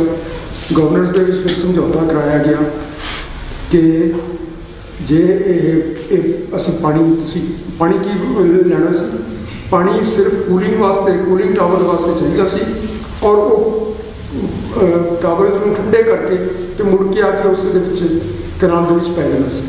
ਯਾਨੀ ਕੰਜ਼ੰਪਸ਼ਨ ਨਹੀਂ ਸੀ ਉਸ ਦੇ ਪਾਣੀ ਦਾ। ਲੇਕਿਨ ਉਸ ਦੇ ਪਿੱਛੇ ਕੀਮਤ ਦੇਣੀ ਪਈ। ਕੀਮਤ ਇਹ ਕਿ ਜੇ ਇਸ ਤਰ੍ਹਾਂ ਦੇ ਕੋਈ ਝਗੜਾ ਹੁੰਦਾ ਹੈ ਤਾਂ ਅਗਾਂਹ ਨੂੰ ਤਾਂ ਉਹ ਗਵਰਨਰ ਲੈਵਲ ਦੇ ਉੱਤੇ ਨਿਪਟਾਇਆ ਜਾਏਗਾ, ਜਾਂ ਸੁਪਰੀਮ ਕੋਰਟ ਨੂੰ ਬੇਨਤੀ ਕੀਤੀ ਜਾਏਗੀ ਵੀ ਤੁਸੀਂ ਇਸ ਦੇ ਵਿੱਚ ਸਲਾਹ ਦਿਓ ਕਿ ਕਿਸ ਤਰ੍ਹਾਂ ਨਿਪਟਾਇਆ ਜਾਏ। ਹੁਣ ਆਪਾਂ ਸਾਰੇ ਜਾਣਦੇ ਹਾਂ ਵੀ ਸੁਪਰੀਮ ਕੋਰਟ ਦੇ ਵਿੱਚ ਕੋਲੋਂ ਸਿਰਫ ਪ੍ਰੈਜ਼ੀਡੈਂਟ ਸਲਾਹ ਲੈ ਸਕਦਾ, ਦੂਸਰਾ ਕੋਈ ਲੈ ਨਹੀਂ ਸਕਦਾ। ਅਤੇ ਜੇ ਉਹ ਨਹੀਂ ਸਲਾਹ ਦਿੰਦਾ, ਸੁਪਰੀਮ ਕੋਰਟ ਵਿੱਚ ਜਾ ਰਿਹਾ, ਉਸਨੇ ਨਹੀਂ ਦੇਣੀ ਸਲਾਹ, ਤਾਂ ਫਿਰ ਇਹ ਗਵਰਨਰ ਲੈਵਲ ਦੇ ਉੱਤੇ। ਹੁਣ ਆਪਾਂ ਕਹਿੰਦੇ ਸੀ ਮੁੱਖ ਮੰਤਰੀ ਪੰਜਾਬ ਨੂੰ ਰਿਪਰੈਜ਼ੈਂਟ ਨਹੀਂ ਕਰਦਾ ਇਕੱਲਾ, ਆਪਾਂ ਕਹਿੰਦੇ ਸੀ ਦੂਸਰੇ ਸੰਤ ਲੌਂਗੋਵਾਲ ਰਿਪਰੈਜ਼ੈਂਟ ਨਹੀਂ ਕਰਦਾ ਪੰਜਾਬ ਨੂੰ, ਅਤੇ ਇੱਥੇ ਗਵਰਨਰ ਜਿਹੜਾ ਉਹਨਾਂ ਦਾ ਏਜੰਟ ਹੈ ਉਹ ਸਾਡੇ ਵਾਸਤੇ ਫੈਸਲਾ ਕਰੂਗਾ ਕਿ ਅਸੀਂ ਕਿਸ ਤਰ੍ਹਾਂ ਨਾਲ ਇਹ ਆਪਦੇ ਝਗੜੇ ਇੱਥੇ ਅਗਾਂਹ ਨੂੰ ਨਿਬੇੜਨੇ ਹਨ। ਜਿਹੜਾ ਅਸਲੀ ਝਗੜਾ ਹੈ ਨਾ, ਉਹ ਸਭਿਅਤਾ ਦਾ ਝਗੜਾ ਹੈ। ਤੁਹਾਡੇ ਸਭਿਅਤਾ ਦਾ ਨੂੰ ਬਰਦਾਸ਼ਤ ਕਰਨ ਦਾ ਮਾਦਾ ਨਹੀਂ ਹੈ ਲੋਕਾਂ ਦੇ ਵਿੱਚ, ਜਿਹਦੇ ਵਿੱਚ ਇਕੁਐਲਿਟੀ ਹੈ, ਜਿਹਦੇ ਵਿੱਚ ਜਿਹੜੇ ਸਾਰੇ ਕਾਨੂੰਨ ਬਣੇ ਹੋਏ ਹੈ, ਸੰਵਿਧਾਨ ਬਣੇ ਹੋਏ ਹੈ, ਜਿਹੜੇ ਉਸ ਨੂੰ ਉਹ ਮਾਨਤਾ ਦਿੰਦੇ ਨੇ ਇਕੁਐਲਿਟੀ ਨੂੰ। ਆਰਟੀਕਲ 14 ਦੀ ਗੱਲ ਕੀਤੀ ਆਪਾਂ, ਇਹ ਜਿਹੜੇ ਇਸ ਨੂੰ ਮਾਨਤਾ ਦਿੰਦੇ ਨੇ, ਉਹਨਾਂ ਕਾਨੂੰਨਾਂ ਨੂੰ ਉਹ ਨਹੀਂ ਮੰਨਦੇ, ਦਿਲ ਦੇ ਅੰਦਰ ਨਹੀਂ ਮੰਨਦੇ। ਕਹਿੰਦੇ ਰੂਹ ਭੱਜ ਬੜੇ ਬੁੱਤ ਖਾਨੇ ਤੇ ਜ਼ਾਹਰ ਜਿਸਮ ਨਮਾਜ਼ੀ। ਉਹ ਸਿਰਫ ਨਮਾਜ਼ਾਂ ਪੜ੍ਹਦੇ ਨੇ, ਉਹ ਜ਼ਾਹਰ ਜਿਹੜਾ ਉਹਨਾਂ ਦਾ ਜਿਸਮ ਹੈ ਉਹ ਉਸ ਤਰ੍ਹਾਂ ਦੇ ਇਮੋਸ਼ਨਸ ਕਰਦੇ ਨੇ ਉਹਨਾਂ ਨੂੰ ਮੰਨਣ ਦੇ, ਲੇਕਿਨ ਉਹਨਾਂ ਦੀ ਰੂਹ ਨਹੀਂ ਪ੍ਰਮਾਣ ਕਰਦੀ ਕਿ ਸਾਰੇ ਲੋਕ ਇਕੁਅਲ ਹੁੰਦੇ ਨੇ। ਤਾਂ ਜਿਹੜੇ ਨਹੀਂ ਇਕੁਅਲ ਹੈਗੇ, ਇਹਨਾਂ ਨੂੰ ਇਸ ਸੰਸਾਰ ਦੇ ਉੱਤੇ ਰਹਿਣ ਦਾ ਕੋਈ ਹੱਕ ਨਹੀਂ। ਜਿਹੜੀ ਸਭਿਅਤਾ ਸੰਸਾਰ ਦੇ ਭਲੇ ਵਾਸਤੇ ਪੈਦਾ ਹੋਈ ਹੈ, ਇਸ ਦਰਿਆ ਦੇ ਕਿਨਾਰੇ ਦੇ ਉੱਤੇ ਤੁਸੀਂ ਦੇਖੋ, ਸਾਡੇ ਦਰਿਆਵਾਂ ਨੇ ਕਿੰਨੇ ਪ੍ਰੋਡਕਟਿਵ ਦਰਿਆ ਹਨ ਸਾਡੇ, ਪਾਣੀ ਦੀ ਅਤੇ ਬਾਕੀ ਇਕਨੋਮਿਕਸ ਦੀਆਂ ਗੱਲਾਂ ਤਾਂ ਛੱਡੋ। ਇੱਥੇ ਵੇਦਾਂ ਦੀਆਂ ਰਿਚਾਂ ਸਭ ਤੋਂ ਪਹਿਲਾਂ ਸਾਡੇ ਦਰਿਆਵਾਂ ਦੇ ਪਾਣੀ ਦੇ ਉੱਤੇ ਤੈਰੀਆਂ ਨੇ। ਜੇ ਮਹਾਤਮਾ ਬੁੱਧ ਮਹਾਨ ਸ਼ਖਸੀਅਤ ਸੀ, ਬਹੁਤ ਵੱਡੇ ਯੁੱਗ ਪੁਰਸ਼ ਸਨ, ਉਹਨਾਂ ਨੇ ਇੱਕ ਆਪਣਾ ਧਰਮ ਬਣਾਇਆ, ਉਹ ਧਰਮ ਹੀਨਯਾਨ ਬਣ ਕੇ ਰਹਿ ਗਿਆ, ਮਾਈਂਡ ਵਹੀਕਲ, ਸਮੋਲ ਵਹੀਕਲ। ਅਤੇ ਸਾਡੇ ਵਿਦਿਅੰਤਾ ਨੇ ਪੰਜਾਬ ਦੇ ਵਿੱਚੋਂ ਮਹਾਯਾਨ ਬਣਾਇਆ, ਉਸੇ ਮਹਾਤਮਾ ਬੁੱਧ ਦੇ ਉਪਦੇਸ਼ ਨੂੰ ਲੈ ਕੇ ਓਰੀਜਨਲੀ ਸਟ੍ਰੈਸ ਕਰਕੇ ਮਹਾਯਾਨ ਬਣਾਇਆ, ਜਿਹੜਾ ਚੀਨ, ਕੋਰੀਆ, ਜਪਾਨ, ਥਾਈਲੈਂਡ, ਸਿਲੋਨ ਸਾਰੇ ਸੰਸਾਰ ਦੇ ਉੱਤੇ ਫੈਲਿਆ। ਇਸੇ ਇਹ ਜਿਹੜਾ ਮਹਾਤਮਾ ਦਾ ਉਪਦੇਸ਼ ਸੀਗਾ, ਉਹ ਵੀ ਸਾਡੇ ਦਰਿਆਵਾਂ ਨੇ ਐਂਪਲੀਫਾਈ ਕੀਤਾ ਦੁਨੀਆ ਵਾਸਤੇ। ਅਤੇ ਜਿਹੜਾ ਗੁਰੂ ਨਾਨਕ ਨੇ ਉਪਦੇਸ਼ ਦਿੱਤਾ, ਸਾਰਿਆਂ ਦਾ ਸਾਂਝਾ, ਜਿਹੜਾ ਆਉਣ ਵਾਲੀ ਮਨੁੱਖੀ ਸਭਿਅਤਾ ਦਾ ਕੇਂਦਰ ਬਣੇਗਾ, ਉਸ ਨੂੰ ਖਤਮ ਕਰਨਾ ਚਾਹੁੰਦੇ ਹੈ। ਕਿਉਂ ਕਰਨਾ ਚਾਹੁੰਦੇ ਹੈ, ਕਿਸ ਭਲੇ ਵਾਸਤੇ ਕਰਨਾ ਚਾਹੁੰਦੇ ਹੈ, ਇਹ ਹੁਣ ਤੁਸੀਂ ਬੱਚੇ ਹੋ, ਤੁਸੀਂ ਰਿਸਰਚ ਕਰਦੇ ਹੋ, ਇਸ ਦੇ ਬਾਰੇ ਰਿਸਰਚ ਕਰੋ, ਕਿਉਂ ਕਰ ਰਹੇ ਨੇ ਇਸ ਤਰ੍ਹਾਂ ਸਾਡੇ ਨਾਲ। ਇੱਕ ਸਰਬ ਕਲਿਆਣਕਾਰੀ ਉਪਦੇਸ਼ ਹੈ, ਇਹ ਦੁਨੀਆ ਦਾ ਸਾਰੇ ਸੰਸਾਰ ਦਾ ਭਲਾ ਕਰਨ ਦੇ ਕਾਬਿਲ ਹੈ। ਇਸ ਨੂੰ ਕਿਉਂ ਅਸੀਂ ਇਸ ਤਰ੍ਹਾਂ ਨਾਲ ਵੇਸਟ ਕਰ ਰਹੇ ਹਾਂ, ਕਿਉਂ ਅਸੀਂ ਇਸ ਤਰ੍ਹਾਂ ਜ਼ਾਇਆ ਕਰਕੇ ਅਤੇ ਮਨੁੱਖਤਾ ਨੂੰ ਜਿਹੜਾ ਉਸ ਦਾ ਭਵਿੱਖ ਹੈ ਉਸ ਤੋਂ ਵਾਂਝਾ ਰੱਖ ਰਹੇ ਹਾਂ। ਮੈਨੂੰ ਤਾਂ ਸਮਝ ਨਹੀਂ ਆਉਂਦੀ, ਤੁਸੀਂ ਸ਼ਾਇਦ ਸਮਝ ਸਕੋ।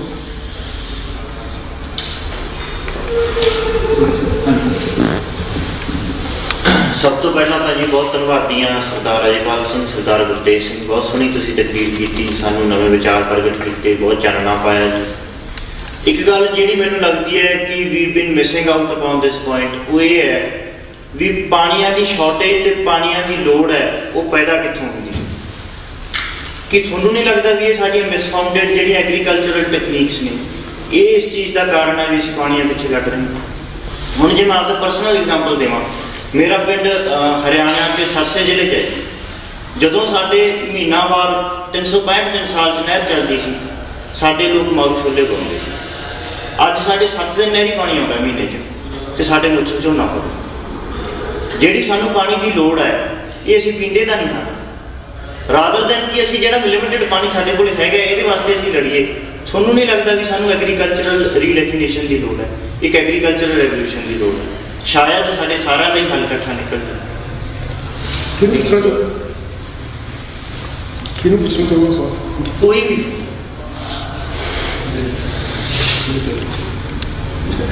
ਮੇਰੇ ਕੋਲ ਇਹ ਮਸਲਾ ਹੋ ਗਈ ਹੈ, ਸੌਰੀ ਇਹ ਵੀ ਦੱਸੋਗੇ ਤੁਹਾਨੂੰ ਆਪਣਾ ਵਿਊ, ਤੇ ਇਹ ਮਸਲਾ ਹੋ ਗਈ ਮਜਬੂਰੀ ਹੈ ਲੋਕਾਂ ਦੀ, ਔਰ ਇਹ ਮਜਬੂਰੀ ਸਾਡੇ ਉੱਤੇ ਖੁਸ਼ੀ ਗਈ। ਅਸੀਂ ਕਿਹੜਾ ਇੱਥੇ ਚੌਲ ਪੈਦਾ ਕਰਦੇ ਸਾਂ, ਕੋਈ ਪੰਜਾਬ ਦੇ ਵਿੱਚ ਚੌਲ ਨਹੀਂ ਸੀ ਪੈਦਾ ਕਰਦਾ, ਔਰ ਕੋਈ ਚੌਲ ਖਾਂਦਾ ਨਹੀਂ, ਅੱਜ ਵੀ ਨਹੀਂ ਹੁੰਦਾ। ਲੋਕਾਂ ਦੀ ਡੇਲੀ ਡਾਇਟ ਨਹੀਂ ਹੈ ਜਿਸ ਤਰ੍ਹਾਂ ਆਂਧਰਾ ਪ੍ਰਦੇਸ਼, ਤਾਮਿਲਨਾਡੂ, ਮੱਧ ਪ੍ਰਦੇਸ਼, ਯੂਪੀ ਦੇ ਵਿੱਚ ਨਹੀਂ ਹੈਗੀ। ਲੇਕਿਨ ਉਹਨਾਂ ਨੇ MSP ਦੇ ਰਾਹੀਂ ਇਸ ਤਰ੍ਹਾਂ ਦੀ ਇੱਕ ਕੰਟਰੋਲ ਮੈਕੈਨਿਜ਼ਮ ਬਣਾ ਲਿਆ ਕਿ ਤੁਸੀਂ ਹੋਰ ਕੁਝ ਬੀਜ ਹੀ ਨਹੀਂ ਸਕਦੇ।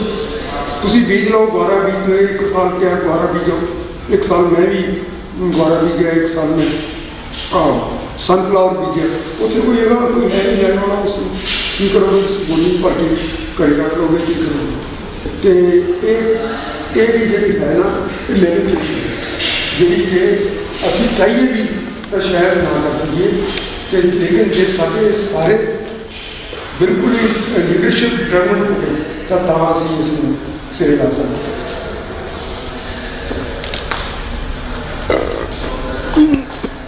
ਕੋਈ ਹੋਰ ਸਵਾਲ?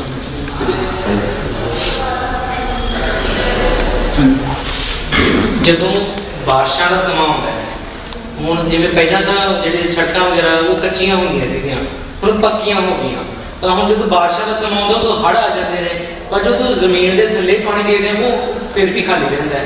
ਤਾਂ ਇੱਕ ਵਾਰੀ ਖਬਰ ਆਈ ਸੀ ਵੀ ਉਹ ਦੇਖਿਆ ਸੀ ਕਿ ਕਿਸਾਨ ਨੇ ਕੀ ਕੀਤਾ, ਜਿਹੜਾ ਖੇਤਾਂ 'ਚ ਪਾਣੀ ਭਰਿਆ ਹੋਇਆ ਨਾ ਉਹ ਬੋਰਵੈਲ ਦੇ ਰਾਹੀਂ ਡਾਇਰੈਕਟ ਉਹਨੇ ਜ਼ਮੀਨੀ ਪੱਧਰ 'ਚ ਪਾਇਆ।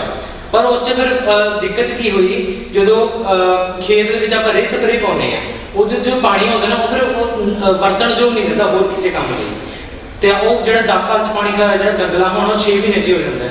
ਤਾਂ ਹੁਣ ਇਹਦਾ ਹੱਲ ਕੀ ਨਿਕਲੇ? ਜਿਹੜੇ ਪਹਿਲਾਂ ਤਾਂ ਜੇ ਬਾਰਿਸ਼ਾਂ ਸਮੇਂ ਹੜ੍ਹ ਆ ਜਾਂਦੇ ਨੇ, ਇਹ ਜ਼ਮੀਨੀ ਪੱਧਰ 'ਤੇ ਪਾਣੀ ਆਉਂਦਾ। ਪਹਿਲੀ ਗੱਲ ਤਾਂ ਪੰਜਾਬ ਦੇ ਵਿੱਚ ਹੜ੍ਹ ਕੋਈ ਨਵੀਂ ਗੱਲ ਨਹੀਂ। ਹੜ੍ਹ ਇੰਪੋਰਟੈਂਟ ਪਾਰਟ ਹੈ, ਜੋ ਸੋਇਲ ਬਣੀ ਹੋਈ ਹੈ, ਲੂਵੀਅਲ ਸੋਇਲ ਜਿਹੜੀ ਆਪਣੀ ਖੇਸ ਧਰਤੀ ਆ, ਉਹ ਹੜ੍ਹਾਂ ਨੇ ਬਣਾਈ।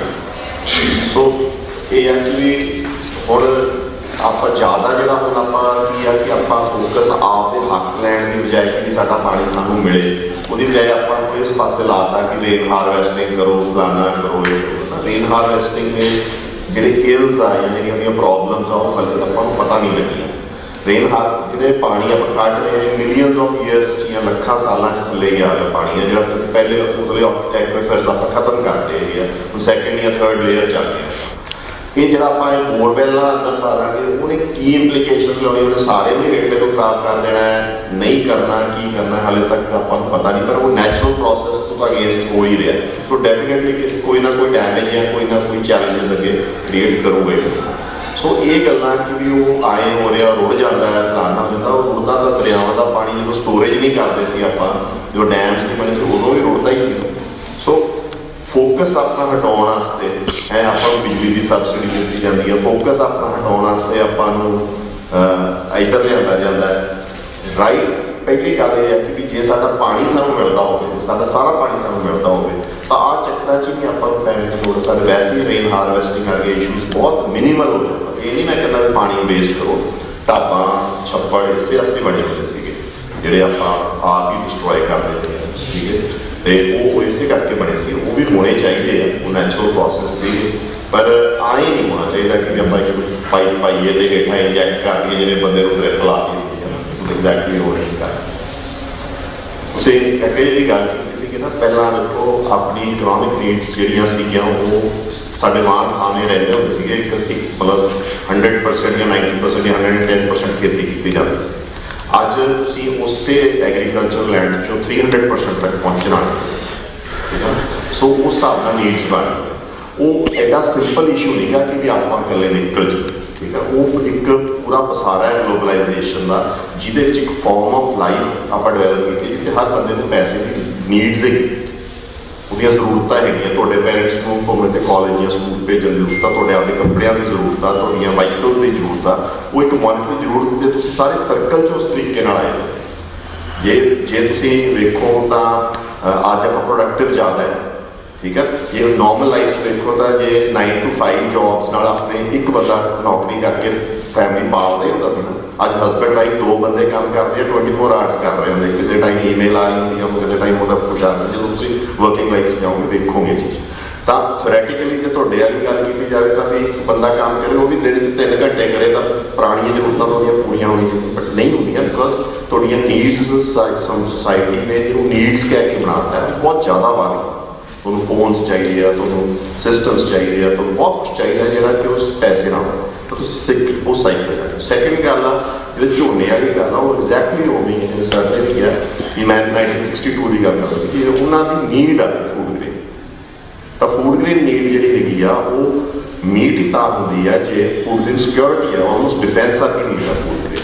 ਸੋ ਉਹ ਮੀਟ ਹੀ ਤਾਂ ਹੁੰਦੀ ਆ ਜੇ ਪੰਜਾਬ ਤੇ ਇਹ ਇਲਾਕਾ ਝੋਨਾ ਪ੍ਰੋਡਿਊਸ ਕਰੇ ਉਹਨਾਂ ਵਾਸਤੇ, ਕਿਉਂਕਿ ਰਾਈਸ ਇੱਕ ਐਸੀ ਚੀਜ਼ ਆ, ਪੈਡੀ ਇੱਕ ਐਸੀ ਚੀਜ਼ ਆ ਜਿਹੜੀ ਵਰਲਡ 'ਚ ਤੁਹਾਨੂੰ ਕਿਤੇ ਵੀ ਇੰਪੋਰਟ ਕਰਨ ਨੂੰ ਵੀ ਨਹੀਂ ਮਿਲਦੀ।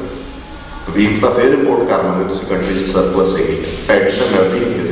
ਤੇ ਭਾਰਤ ਫਿਗਰ ਜਿਹੜੇ ਮਰਜ਼ੀ ਦੇਈ ਜਾਵੇ ਨੀਤੀ ਉਹ ਤੁਹਾਨੂੰ, ਭਾਰਤ ਤਕਰੀਬਨ 10% ਗਰੋਥ ਰੇਟ ਹੈਗੀ ਆ ਪੈਡੀ ਦੀ, ਫੂਡ ਦੀ ਇਨਟੇਕ ਵਧ ਰਹੀ ਹੈ ਇਹਦੇ 'ਚ 10% ਤੇ ਗਰੋ ਕਰ ਰਿਹਾ ਨੀਡ ਜਿਹੜੀ ਵਧ ਰਹੀ ਹੈ, ਤੇ 10% ਤੇ ਪ੍ਰੋਡਕਸ਼ਨ ਨਹੀਂ ਵਧ ਰਹੀ, ਕੈਚਅਪ ਹੀ ਨਹੀਂ ਕਰ ਪਾ ਰਹੀ। ਇਹਨਾਂ ਨੇ ਜਿਹੜੀ ਗੱਲ ਕੀਤੀ ਕਿ ਵੀ ਮਤਲਬ ਆਪਾਂ ਜਿਹੜੇ ਫਾਰਮਰਸ ਜਿਹਨਾਂ ਦੀ ਇਨਕਮ ਦੇ ਸੋਰਸਿਸ ਹੋਰ ਹੈਗੇ ਆ, ਲੈਟਸ ਸੇ ਸਾਡੇ ਕੋਈ ਬਾਹਰ ਡਾਇਸਪੋਰਾ ਬੈਠਾ ਹੈ ਜਾਂ ਉਹ ਫਾਰਮਰਸ ਜਿਹੜੇ ਕਿਸੇ ਫਾਰਮਿੰਗ ਉਹਨਾਂ ਦੇ ਲੈਟਸ ਸੇ ਟੋਟਲ ਪੋਰਟਫੋਲੀਓ ਦੇ ਵਿੱਚ 10 ਜਾਂ 20% ਇਨਕਮ ਦਿੰਦੀ ਹੈਗੀ ਆ, ਉਹ ਲੋਕ ਡੈਫੀਨੇਟਲੀ ਉਹਨਾਂ ਨੂੰ ਜਾਣਾ ਚਾਹੀਦਾ ਹੈ ਕਿਸੇ ਐਗਰੋ ਫੋਰੈਸਟਰੀ ਵਾਲੀ ਜਾਂ ਕੁਛ, ਕਿਉਂਕਿ ਉਹ ਲੇਟਰ ਔਨ ਵੀ ਉਹ ਇਨਕਮ ਲੇਟਰ ਔਨ ਨਹੀਂ ਲੈ ਸਕਦੇ। ਇਹ ਨਹੀਂ ਕਿ ਮੈਂ ਕਹਿੰਦਾ ਵੀ ਇਨਕਮ ਹੀ ਛੱਡ ਦਿਓ, ਪਰ ਉਹ ਇਨਕਮ ਨੂੰ ਡਿਲੇ ਕਰ ਸਕਦੇ ਆ। ਉਹਦੇ 2-3 ਫਾਇਦੇ ਹੋਣਗੇ। ਇੱਕ ਤਾਂ ਆਪਣੇ ਇਨਵਾਇਰਮੈਂਟ ਚੰਗਾ ਹੋਊਗਾ, ਪੋਲਿਊਸ਼ਨ ਘਟੂ। ਦੂਸਰਾ ਸਭ ਤੋਂ ਵੱਡੀ ਗੱਲ ਹੈ ਕਿ ਜਦੋਂ ਤੁਸੀਂ ਪ੍ਰੋਡਕਸ਼ਨ ਦੇ ਵਿੱਚੋਂ ਲੈਟਸ ਸੇ 10% ਲੈਂਡ ਕੱਢ ਜਾਂਦੇ ਹੋ, 1 ਲੱਖ ਏਕੜ ਪੰਜਾਬ ਦੀ ਫਸਲ ਹੁੰਦੀ ਹੈ, ਉਹ 'ਚੋਂ 10 ਲੱਖ ਏਕੜ ਕੱਢ ਕੇ ਤੁਸੀਂ ਐਗਰੋ ਫੋਰੈਸਟਰੀ, ਤਾਂ ਤੁਸੀਂ ਮਾਰਕੀਟ ਦੇ ਵਿੱਚ ਕੰਸਟ੍ਰੇਂਟ ਵੀ ਤਾਂ ਲਿਆਂਦਾ ਨਾ, ਸਪਲਾਈ ਵੀ ਤਾਂ ਘਟਾਤੀ, ਤਾਂ ਨੈਚੁਰਲ ਆ ਤੁਹਾਨੂੰ MSP ਵਾਲੀਆਂ ਚੀਜ਼ਾਂ ਮੰਗਣੀਆਂ ਨਹੀਂ ਪੈਣੀਆਂ, ਉਹਦੀ ਨੀਡ ਬਣ ਜਾਣੀ ਹੈ ਤੁਹਾਨੂੰ। ਤਾਂ ਤੁਸੀਂ ਜਦੋਂ ਤੁਸੀਂ 1 ਏਕੜ ਪੰਜਾਬ ਦਾ ਪੈਦਾਵਾਰ 'ਚੋਂ ਕੱਢਦੇ ਹੋ ਤਾਂ ਹਿੰਦੁਸਤਾਨ ਦੇ ਬਾਕੀ ਏਰੀਏ ਦੇ 4 ਜਾਂ 5 ਏਕੜ ਨਿਕਲਦੇ, ਕਿਉਂਕਿ ਇੰਨੀ ਪ੍ਰੋਡਕਟਿਵਿਟੀ ਸਮਝ ਲਓ ਇਕੁਅਲੈਂਟ ਉਹਨਾਂ ਨੂੰ ਕ੍ਰੀਏਟ ਕਰਨਾ ਪਊਗਾ। ਤੇ ਜੇ ਤੁਸੀਂ 20 ਲੱਖ ਏਕੜ ਪਾਸੇ ਕੱਢ ਜਾਂਦੇ ਤਾਂ ਤੁਸੀਂ ਸਮਝ ਲਓ ਭਾਰਤ ਦਾ 80 ਲੱਖ ਏਕੜ ਹੋਰ ਉਹਨਾਂ ਨੂੰ ਪ੍ਰੋਡਿਊਸ ਫੂਡ ਗ੍ਰੇਨ ਦੀ ਕ੍ਰੀਏਟ ਕਰਨੀ ਪਊਗੀ ਜਿਹੜੀ ਉਹਨੂੰ ਕੰਪਨਸੇਟ ਕਰੇ। ਤਾਂ ਮੇਰਾ ਖਿਆਲ ਆਪਾਂ 20% ਤਾਂ ਜਾ ਹੀ ਸਕਦੇ ਹਾਂ ਨਾ ਫੂਡ ਗ੍ਰੇਨ। ਇਹ ਤਾਂ ਨਾਰਮਲ ਮਤਲਬ ਬਿਜ਼ਨਸ ਇਕਨੋਮਿਕਸ ਹੀ ਹੈਗੀ ਹੈ ਨਾ ਕਿ ਆਪਾਂ ਆਪਦੀ ਪ੍ਰੋਡਕਸ਼ਨ ਘਟਾ ਲਈਏ ਤਾਂ ਮਾਰਕੀਟ ਡਿਮਾਂਡ ਆਪੇ ਵੱਧ ਜਾਊਗੀ। ਮਤਲਬ ਜਿਹਨੇ ਇਕਨੋਮਿਕਸ ਥੋੜ੍ਹੀ ਬਹੁਤ ਪੜ੍ਹੀ ਹੋਈ ਇਕੁਏਟ ਕਰ ਸਕਦਾ। ਸੋ MSP ਵਾਲੀਆਂ ਚੀਜ਼ਾਂ ਤਾਂ ਮਿੰਨਤਾਂ ਵਾਂਗੂ ਦੇਣਗੇ ਤੁਹਾਨੂੰ ਕਿ ਲੋ ਪਾਈ ਪ੍ਰੋਡਕਸ਼ਨ।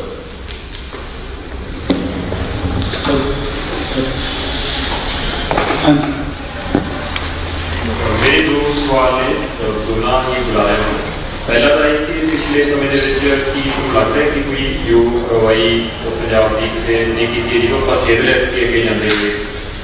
ਅਤੇ ਦੂਜਾ ਇਹ ਕਿ ਜੇ ਤੁਸੀਂ ਕਿਹਾ ਕਿ ਜੋ ਆਪਾਂ ਨੂੰ ਸੁਪਰੀਮ ਕੋਰਟ ਵੀ ਹੈ ਉੱਥੋਂ ਵੀ ਕੋਈ ਚੰਗੀ ਤਰ੍ਹਾਂ ਉਹਦਾ ਗਿਆਨ ਨਹੀਂ ਮਿਲਿਆ, ਤਾਂ ਆਪਣੇ ਕੋਲ ਕੀ ਰਸਤਾ ਬਚਦਾ ਹੈ ਕਿ ਜੇ ਆਪਾਂ ਨੇ ਆਪਣੇ ਹੱਕ ਲੈਣੇ ਨੇ ਤਾਂ ਉਹ ਕਿਸ ਤਰ੍ਹਾਂ ਨਾਲ ਜਾਂ ਕਿਹੜਾ ਰਾਹ ਤਿਆਰ ਕਰ ਸਕਦੇ ਹਾਂ ਕਿ ਦੇਸ਼ ਦੀ ਜੋ ਸਭ ਤੋਂ ਤੇਜ਼ੀ ਸੁਪਰੀਮ ਕੋਰਟ ਜੇ ਆਪਾਂ ਨੂੰ ਉਹ ਵੀ ਲੱਗਦਾ ਹੈ ਕਿ ਸਾਡੇ ਹੱਕਾਂ ਦੀ ਪੂਰਤੀ ਨਹੀਂ ਹੋਈ ਤਾਂ ਕੀ ਮਿਲਣਾ ਚਾਹੀਦਾ।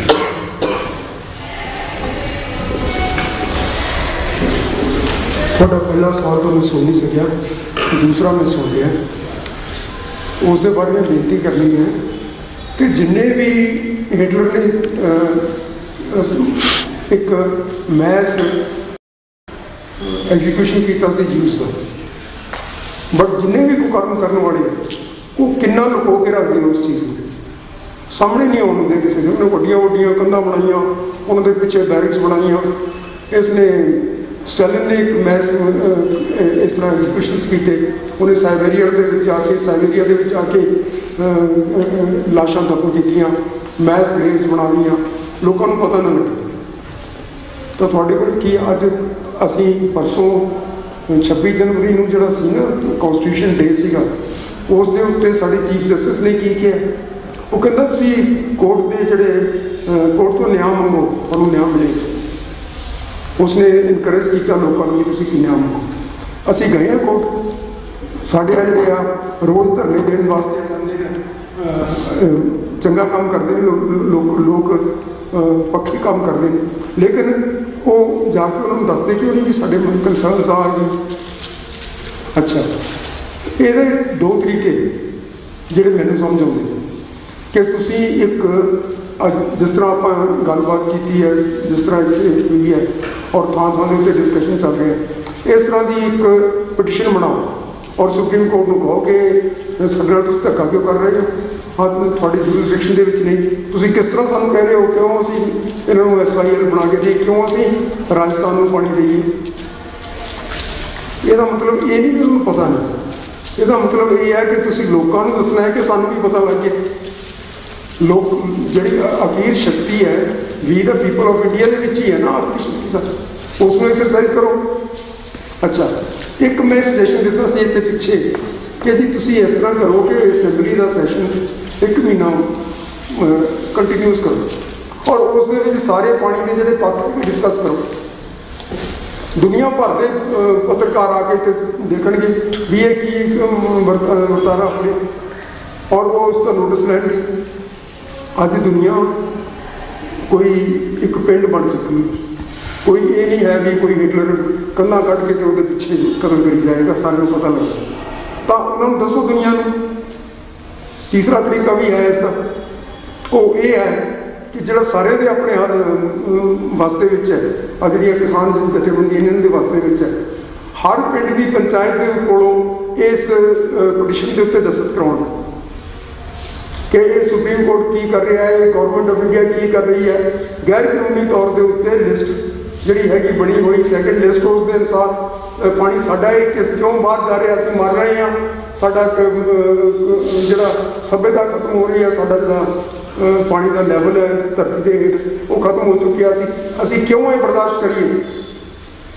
ਔਰ ਉਹ ਪਟੀਸ਼ਨ ਬਣਾ ਕੇ ਸੁਪਰੀਮ ਕੋਰਟ ਦੇ ਵਿੱਚ ਦਾਖਲ ਕਰਨ, ਫਿਰ ਉਸ ਨੂੰ ਸੰਸਾਰ ਦਾ ਇੱਕ ਪਿੰਡ ਬਣਿਆ ਹੋਇਆ ਸਾਰੇ ਸੰਸਾਰ ਦੇ ਉੱਤੇ ਨਸ਼ਰ ਕਰਨ ਕਿ ਆਓ ਸਾਡੇ ਨਾਲ ਹੋ ਰਿਹਾ। ਇਹ ਸਭਿਅਤਾ ਦਾ ਮਸਲਾ ਹੈ ਸਾਰਿਆਂ ਤੋਂ ਵੱਧ, ਔਰ ਫਿਰ ਸਾਡੇ ਦਰਿਆਵਾਂ ਦਾ ਮਸਲਾ ਹੈ ਜਿਨ੍ਹਾਂ ਦੇ ਨਾਲ ਸਾਡਾ ਸਦੀਆਂ ਦਾ ਪ੍ਰੇਮ ਹੈ, ਜਿਹਦੇ ਨਾਲ ਅਸੀਂ ਪ੍ਰੇਮ ਪਾ ਲੈਂਦੇ ਹਾਂ, ਅਸੀਂ ਛੱਡ ਦੇ ਦਿਓ। ਗੁਰੂ ਅਰਜਨ ਕਹਿੰਦੇ ਸੀਗੇ ਜਪ ਤਪ ਸੰਜਮ ਨੇਮ ਧਰਮ, ਇਹ ਸਾਰਾ ਕੁਛ ਵੀ ਜਿਹੋ ਮੂਸਲ ਨਿਮਖਕ ਪ੍ਰੇਮ ਪਰ ਇੱਕ ਸਕਿੰਡ ਦੇ ਪ੍ਰੇਮ ਦੇ ਵਾਸਤੇ ਵਾਰ-ਵਾਰ ਦਿਓ ਸਰਬ, ਮੈਂ ਸਾਰਾ ਕੁਛ ਮਾਰ ਦਿਆਂ। ਤੇ ਸਾਡੇ ਦਰਿਆਵਾਂ ਦੇ ਨਾਲ ਸਾਨੂੰ ਪ੍ਰੇਮ ਹੈ, ਅਸੀਂ ਇਹਨਾਂ ਨੂੰ ਨਹੀਂ ਛੱਡ ਸਕਦੇ। ਸਾਡੇ ਇਹਨਾਂ ਦੇ ਨਾਲ ਮੈਮਰੀਜ਼ ਜੁੜੀਆਂ ਹੋਈਆਂ ਹਜ਼ਾਰਾਂ ਲੱਖਾਂ ਕਰੋੜਾਂ ਸਾਲਾਂ ਦੀਆਂ। ਸਾਡੀ ਸਭਿਅਤਾ ਨੂੰ ਕਿਉਂ ਖਤਮ ਕੀਤਾ ਜਾ ਰਿਹਾ, ਸਾਡੇ ਸਰੀਰ ਨੂੰ ਕਿਉਂ ਖਤਮ ਕੀਤਾ ਜਾ ਰਿਹਾ, ਇਹ ਸਵਾਲ ਤੁਸੀਂ ਪੁੱਛੋਗੇ ਦੁਨੀਆ ਤੁਹਾਡੇ ਨਾਲ ਖੜੇਗੀ। ਪਹਿਲਾ ਸਵਾਲ ਪਤਾ ਨਹੀਂ ਮੈਂ ਸਵਾਲ ਕਰਨਾ ਦਾ ਇਹ ਸੀਗਾ ਕਿ ਅੱਜ ਦੇ ਸਮੇਂ 'ਚ ਕੋਈ ਕ੍ਰੈਡੀਬਲ ਲੀਡਰਸ਼ਿਪ ਹੈ ਜਿਹੜਾ ਦੇਖ ਸਕਦੀ ਹੈ ਜਾਂ ਤੁਸੀਂ ਲੈ ਸਕਦੇ। ਕ੍ਰੈਡੀਬਲ ਲੀਡਰਸ਼ਿਪ ਜਿਹੜੀ ਹੁੰਦੀ ਹੈ ਨਾ ਜੀ, ਉਹ ਆਪ ਪੈਦਾ ਕਰੀ ਹੈ।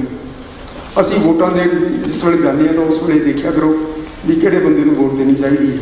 ਬਾਕੀ ਲੀਡਰਸ਼ਿਪ ਦੇ ਕਈ ਲੈਵਲਸ ਹੁੰਦੇ ਨੇ, ਤੁਸੀਂ ਆਪਣੇ ਆਪ ਚਲੋ ਦੇਖੋ, ਪੰਚਾਇਤਾਂ ਕੋਲੋਂ ਜਿਹੜੇ ਦਸਤਖਤ ਕਰਾਉਣੇ ਕਿੰਨੀ ਵੱਡੀ ਗੱਲ ਹੈ, ਹਰ ਇੱਕ ਆਦਮੀ ਕਰਵਾ ਸਕਦਾ। ਜਿਹੜੇ ਵੀ ਲੋਕਾਂ ਦੇ ਸਾਹਮਣੇ ਵਿਚਰ ਰਹੇ ਨੇ, ਜਿਹੜੇ ਕੱਲ੍ਹ ਨੂੰ ਜਿਨ੍ਹਾਂ ਨੇ ਵੋਟਾਂ ਲੈਣੀਆਂ ਉਹ ਵੀ ਕਰ ਸਕਦੇ ਹੈ, ਜਿਨ੍ਹਾਂ ਨੇ ਵੋਟਾਂ ਨਹੀਂ ਲੈਣੀਆਂ ਸੇਵਾ ਹੀ ਕਰਨੀ ਉਹ ਵੀ ਕਰ ਸਕਦੇ ਹੈ, ਜਿਨ੍ਹਾਂ ਦੀ ਕੋਈ ਕ੍ਰੈਡੀਬਿਲਿਟੀ ਹੈ ਤੇ ਜਿਨ੍ਹਾਂ ਦੇ ਮਗਰ ਕੋਈ ਲੋਕ ਲੱਗਦੇ ਨੇ। ਹੁਣ ਉਹ ਮੇਰੇ ਵਰਗਾ ਤਾਂ ਕਰ ਲੋ ਰਿਹਾ, ਲੇਕਿਨ ਜਿਨ੍ਹਾਂ ਦੇ ਨਾਲ ਕੁਛ ਜਨਤਾ ਖੜੀ ਆ ਉਹ ਲੋਕ ਕਰ ਸਕਦੇ ਨੇ, ਸਾਰਿਆਂ ਨੂੰ ਕਰਨਾ ਚਾਹੀਦਾ। ਇੱਕ ਸਰਦਾਰ ਸਾਹਿਬ ਨੇ ਕਿਹਾ, ਮੈਂ ਅਜੇ ਭਾਈ ਤੁਹਾਨੂੰ ਕੁਐਸਚਨ ਦਾ ਪੁੱਛਦਾ, ਜਿਵੇਂ ਹੁਣੇ ਗੱਲ ਹੋਈ ਵੀ ਗਲੋਬਲ ਪਿੰਡ ਬਣ ਚੁੱਕਿਆ ਸਾਰਾ ਵਿਸ਼ਵ, ਤਾਂ ਇੱਕ ਉਹਦੇ ਨਾਲ ਜਿਹੜੀ ਚੀਜ਼ ਅਸੀਂ ਪਿੱਛੇ ਜਿਹੜੀ ਫੇਸ ਕੀਤੀ, ਅਸੀਂ ਅਕਸਰ ਹੀ ਫੇਸ ਕਰਦੇ ਰਹੇ ਜਿਹੜੀ ਉਹ ਗਲੋਬਲ ਪਿੰਡ ਬਣਨ ਦੀ ਜਿਹੜੀ ਆਧਾਰ ਆ ਉਹ ਇੰਟਰਨੈਟ ਦੇ ਉੱਤੇ ਇੱਕ ਖਾਸ ਤਰ੍ਹਾਂ ਦਾ ਪ੍ਰਬੰਧ ਆ। ਅਸੀਂ ਆ ਮਾਰਚ ਅਪ੍ਰੈਲ ਦੇ ਮਹੀਨੇ 'ਚ ਸਾਰੇ ਪੰਜਾਬ ਨੂੰ ਫੇਸ ਕੀਤਾ ਕਿ ਸਾਡੇ ਕੋਲ ਇੰਟਰਨੈਟ ਦੀ ਸੁਵਿਧਾ ਇੱਕ ਘੁੱਗੀ ਮਾਰਿਆ ਉਹਨਾਂ ਦੀ ਉਹ ਖਤਮ ਹੋ ਜਾਂਦੀ ਹੈ ਸਾਡੇ ਕੋਲੋਂ। ਤਾਂ ਜਿਹੜਾ ਸਾਡਾ ਗਲੋਬਲਾਈਜੇਸ਼ਨ ਦੇ ਵਿੱਚ ਸਾਡਾ ਜਿਹੜਾ ਆਪਣਾ ਪੱਖ ਰੱਖਣ ਦਾ ਜਿਹੜਾ ਮੁੱਦਾ ਵਾ ਉਹਦੇ ਵਿੱਚ ਕਿਸੇ ਹੋਰ ਦਾ ਕੰਟਰੋਲ ਹੈਗਾ, ਇਹ ਸਾਨੂੰ ਨਾਲ ਮੰਨਣਾ ਪਊਗਾ। ਜਾਂ ਜਿਹੜੇ ਸਾਡੇ ਅਸੀਂ ਕਹਿੰਦੇ ਹਾਂ ਕਿ ਸਾਡਾ ਜਿਹੜਾ ਡਾਇਸਪੋਰਾ ਵਾ ਬਹੁਤ ਸਟਰੋਂਗ ਆ, ਪਰ ਉਹ ਡਾਇਸਪੋਰਾ ਦੀ ਪੰਜਾਬ ਦੇ ਵਿੱਚ ਗੱਲ ਪਹੁੰਚ ਹੀ ਨਹੀਂ ਰਹੀ ਕਿਉਂਕਿ ਉਹਨਾਂ ਦੇ ਖਾਤੇ ਜਾਂ ਸਾਰਾ ਕੁਝ ਪੰਜਾਬ ਦੇ ਵਿੱਚ ਬੰਦ ਕੀਤਾ ਜਾਂਦਾ। ਤੇ ਇਹ ਸਾਰੇ ਸਿਨੈਰੀਓਜ਼ ਦੇ ਵਿੱਚ ਜਾਂ ਜਿੰਨਾ ਵੀ ਤੁਸੀਂ ਪਾਸਟ ਦੇ ਵਿੱਚ ਪਾਣੀ ਨੂੰ ਲੈ ਕੇ ਜੋ ਫਿਗਰਸ ਐਂਡ ਫੈਕਟਸ ਨੇ ਉਹ ਸਾਡੇ ਸਾਹਮਣੇ ਪੇਸ਼ ਕੀਤੇ। ਹੁਣ ਉਸ ਤੋਂ ਅਗਲਾ ਜਿਹੜੀ ਸੰਵਿਧਾਨਕ ਵਿਧੀ ਸਰਦਾਰ ਜੀ ਉਹਨਾਂ ਨੇ ਦੱਸਿਆ ਕਿ ਸੰਵਿਧਾਨਕ ਤੌਰ 'ਤੇ ਅਸੀਂ ਸੁਪਰੀਮ ਕੋਰਟ ਦੇ ਅੰਦਰ ਰਿਲਾਈ ਕਰ ਸਕਦੇ ਹੈਗੇ ਹਾਂ ਕਿ ਸੁਪਰੀਮ ਕੋਰਟ ਦੇ ਵਿੱਚ ਜਿਹੜੇ ਉਹ ਪੋਸਟਾਂ ਦੇ ਉੱਤੇ ਰਿਸਪੈਕਟਡ ਪੋਸਟਾਂ 'ਤੇ ਬੈਠੇ ਅਹੁਦੇਦਾਰ ਨੇ ਕਿ ਉਹਨਾਂ ਨੂੰ ਫੈਕਟਸ ਐਂਡ ਫਿਗਰਸ ਦਾ ਨਹੀਂ ਪਤਾ, ਕਿ ਉਹ ਜਿਹੜੀ ਕਨਾਲ ਦੀ ਜਿਹੜੀ ਜਜਮੈਂਟ ਆਉਂਦੀ ਹੈ ਕਨਾਲ ਬਣਾ ਦਿਓ, ਕਿ ਉਧਰਲੇ ਐਂਡ ਤੋਂ ਸਾਨੂੰ ਹਲੇ ਵੀ ਇਸ ਪੱਧਰ ਦਾ ਅਸੀਂ ਯਕੀਨ ਕਰਦੇ ਹਾਂ ਕਿ ਸਾਡੀ ਸਪੇਸ ਤੇ ਸਾਡੀ ਜਿਹੜੀ ਰਿਪਰੈਜ਼ੈਂਟੇਸ਼ਨ ਆ, ਹੁਣ 26 ਲੱਖ ਬੰਦੇ ਨੇ ਸਾਈਨ ਕੀਤੇ ਆ ਕਿ ਬੰਦੀ ਸਿੰਘਾਂ ਨੂੰ ਛੱਡ ਦਿੱਤਾ ਜਾਵੇ, ਕਿ ਅਸੀਂ ਉਹ ਮੰਨਦੇ ਹਾਂ ਕਿ ਇੱਦਾਂ ਦੀ ਜਜਮੈਂਟ ਆ ਜੂਗੀ। ਤੇ ਸਾਡਾ ਜਿਹੜਾ ਟਰਸਟ ਹੈ ਕਿਉਂਕਿ ਹਾਲੇ ਤੱਕ ਸਾਨੂੰ 84 ਦਾ ਹਾਲੇ ਤੱਕ ਸਾਰੇ ਸਬੂਤ ਹੋਣ ਦੇ ਨਾਤੇ ਸਾਨੂੰ ਇਨਸਾਫ ਨਹੀਂ ਮਿਲਦਾ। ਤੇ ਮੋਰਓਵਰ ਪੰਜਾਬ ਦੀ ਜਿਹੜੀ ਜੰਗ ਆ, ਪਾਣੀਆਂ ਦਾ ਮਸਲਾ, ਫੈਕਟਸ ਐਂਡ ਫਿਗਰਸ ਆ ਰੁਕੀ, ਪਰ ਹੁਣ ਕੀ ਕਿ ਦੇਖੋ ਜੋ ਮੈਂ ਸਮਝਦਾ ਹੋਲਿਸਟਿਕ ਸੋਲੂਸ਼ਨ ਇਹ ਹੈਗਾ ਇਹ ਉਹ ਆ ਕਿ ਪੰਜਾਬ ਦੀ ਸਟਰੈਂਥਸ ਕੀ ਹੈ। ਸਟਰੈਂਥਸ ਇਹ ਸਾਡੇ ਕੋਲ ਬਹੁਤ ਵੱਡਾ ਡਾਇਸਪੋਰਾ ਹੈ, ਸਾਡੇ ਕੋਲੇ ਇੱਥੋਂ ਬਹੁਤ ਜ਼ਿਆਦਾ ਕੰਟਰੀਬਿਊਸ਼ਨ ਇੰਡੀਅਨ ਡਿਫੈਂਸ 'ਚ ਹੈਗੀ। ਅਸੀਂ ਹਿੰਦੁਸਤਾਨ ਦੀ ਫੂਡ ਸਿਕਿਉਰਿਟੀ ਨੂੰ ਕੰਟਰੋਲ ਕਰਦੇ ਹਾਂ। Not only Punjab but Punjab ਦੇ ਨਾਲ ਨਾਲ ਜਿਹੜਾ ਸ਼ੈਡੋ ਏਰੀਆ ਪੰਜਾਬ ਦਾ ਪੈਂਦਾ ਹੈ, ਖਾਸ ਕਰਕੇ ਸਿੱਖਾਂ ਦਾ ਪੈਂਦਾ ਜਿਹੜਾ ਪੰਜਾਬ ਦੀ ਭਾਰਤੀ ਫੂਡ ਸਿਕਿਉਰਿਟੀ ਨੂੰ ਕੰਟਰੋਲ ਕਰਦਾ, ਠੀਕ ਹੈ ਜੀ। ਅਤੇ ਉਹਦੇ ਇਲਾਵਾ ਸਾਡੇ ਆਪ ਦਾ ਜਿਹੜਾ ਵੈਲਿਊ ਸਿਸਟਮ ਹੈ ਜਾਂ ਸਾਡੀ ਤਾਕਤ ਹੈ, ਇਹ ਸਾਰਾ ਸਾਡੀ ਇੱਕ ਤਾਕਤ ਲਈ ਸਾਡੀਆਂ ਪੋਜ਼ੀਟਿਵ ਫੈਕਟਰਸ ਹੈ। ਇਹ ਉਦੋਂ ਇਫੈਕਟਿਵ ਹੋਣਗੇ ਜਦੋਂ ਤੁਸੀਂ ਪੰਜਾਬ ਦੀ ਆਪ ਦੀ ਰਾਜਨੀਤੀ ਖਰੀਦੋ। ਅੱਜ ਚਾਹੇ ਜਿੰਨੀਆਂ ਪੋਲੀਟੀਕਲ ਪਾਰਟੀਆਂ, ਇਹ ਨਹੀਂ ਕਿ ਪੰਜਾਬ ਦੀ ਰਾਜਨੀਤੀ ਸੀ ਨਹੀਂ ਨਾ, ਅਕਾਲੀ ਦਲ ਪੰਜਾਬ ਦੀ ਰਾਜਨੀਤੀ ਸੀ ਅਤੇ ਉਹਨੇ ਬਹੁਤ ਇਫੈਕਟਿਵ ਰੋਲ ਵੀ ਪਲੇ ਕੀਤਾ, ਬੜੀ ਦੇਰ ਆਪਣੇ ਇਸ 'ਤੇ ਸਟਰਗਲਸ ਲੜੀਆਂ, ਪਰ ਪਿਛਲੇ 20-25-30 ਸਾਲਾਂ ਦੇ ਵਿੱਚ ਕਿਤੇ ਨਾ ਕਿਤੇ ਉਹ ਕੁੰਡੀ ਹੋ ਗਈ, ਵੇਖ ਗਈ, ਜਾਂ ਉਹ ਉਨੀ ਸਿੰਸੈਰਿਟੀ ਨਹੀਂ ਰਹੀ ਉਹਦੇ ਵਿੱਚ, ਜਾਂ ਐਟਲੀਸਟ ਉਹਦੀ ਟੌਪ ਲੀਡਰਸ਼ਿਪ ਨਹੀਂ ਰਹੀ, ਆਪਾਂ ਕਾਡਰਸ ਨੂੰ ਨਹੀਂ ਕਹਿ ਸਕਦੇ। ਸੋ ਸਾਡੇ ਮਸਲੇ ਇਕੱਲਾ ਕੋਈ ਪਾਣੀ ਮਸਲਾ ਨਹੀਂ, ਸਾਡਾ ਇਨਵਾਇਰਮੈਂਟ ਸਾਡਾ ਮਸਲਾ ਹੈ, ਅਸੀਂ ਇੱਥੇ ਕਿਸ ਤਰੀਕੇ ਦੀ ਸਨਅਤ ਡਿਵੈਲਪ ਕਰਨੀ ਹੈ ਉਹ ਸਾਡਾ ਮਸਲਾ ਹੈ, ਅਸੀਂ ਪ੍ਰਵਾਸ ਕਿਵੇਂ ਰੋਕਣਾ ਉਹ ਵੀ ਸਾਡਾ ਮਸਲਾ ਹੈ, ਸਾਡੇ ਇੱਥੇ ਜਿਹੜੇ ਡਰੱਗਸ ਫੈਲਦੇ ਉਹ ਵੀ ਸਾਡਾ ਮਸਲਾ ਹੈ, ਅਸੀਂ ਆਪਣਾ ਸੱਭਿਆਚਾਰਕ ਸੱਭਿਅਤਾ ਬਚਾਉਣੀ ਕਿਵੇਂ ਉਹ ਵੀ ਸਾਡਾ ਇੱਕ ਮਸਲਾ ਹੈ। ਤਾਂ ਜਿਹੜਾ ਅੰਦਰ ਪ੍ਰਵਾਸ ਆ ਰਿਹਾ ਉਹਨੂੰ ਆਪਾਂ ਕਿਵੇਂ ਰੈਗੂਲੇਟ ਕਰਨਾ ਐਕਚੁਅਲੀ ਉਹ ਵੀ ਸਾਡਾ ਮਸਲਾ ਹੈ। ਇਹ ਸਾਰੇ ਮਸਲੇ ਅਸੀਂ ਲੜਨੇ ਆ, ਇੱਕ ਰਾਜਨੀਤੀ ਨਹੀਂ ਲੜਨੀ, ਇੱਕ ਤੁਹਾਡੀ ਆਪ ਦੀ ਪੰਜਾਬ ਕੇਂਦਰਿਤ ਰਾਜਨੀਤੀ ਚਾਹੀਦੀ ਹੈ ਜਿਹੜੀ ਪੰਜਾਬ ਨੂੰ ਕੇਂਦਰ 'ਚ ਰੱਖ ਕੇ ਉਸ ਤਰੀਕੇ ਦੀ ਨੀਤੀਆਂ ਘੜੇ, ਉਸ ਤਰੀਕੇ ਦੀ ਲੜਾਈ। ਕੋਈ ਵੀ ਲੜਾਈ ਜਿਹੜੀ ਹੈਗੀ ਉਹ ਛੱਡਣੀ ਨਹੀਂ, ਕੋਈ ਸਪੇਸ ਛੱਡਣੀ ਨਹੀਂ ਹੈਗੀ। ਲੈਟਸ ਸੇ ਆਪਾਂ ਸੁਪਰੀਮ ਕੋਰਟ 'ਚ ਵੀ ਜਾਂਦੇ ਹਾਂ ਜਾਂ ਕਿਸੇ ਕੋਰਟਸ 'ਚ ਵੀ ਜਾਂਦੇ, ਛੋਟੀ ਤੋਂ ਲੈ ਕੇ ਵੱਡੀ ਕੋਰਟ ਤੱਕ ਜਾਂਦੇ ਹਾਂ, ਆਪਣੇ ਕੋਲ ਦੋ ਹੀ ਆਨਸਰ ਹੋ ਸਕਦੇ ਨਾ। ਪਹਿਲੀ ਗੱਲ ਤਾਂ ਇਹ ਹੋ ਸਕਦਾ ਕਿ ਵੀ ਆਪਾਂ ਜਿੱਤ ਜੀਏ, ਵੈਰੀ ਨਾਈਸ, ਆਪਾਂ ਇੱਕ ਕਦਮ ਅੱਗੇ ਤੁਰ ਪਏ, ਚਾਹੇ ਛੋਟਾ ਬੇਬੀ ਸਟੈਪ ਹੀ ਹੋਵੇ।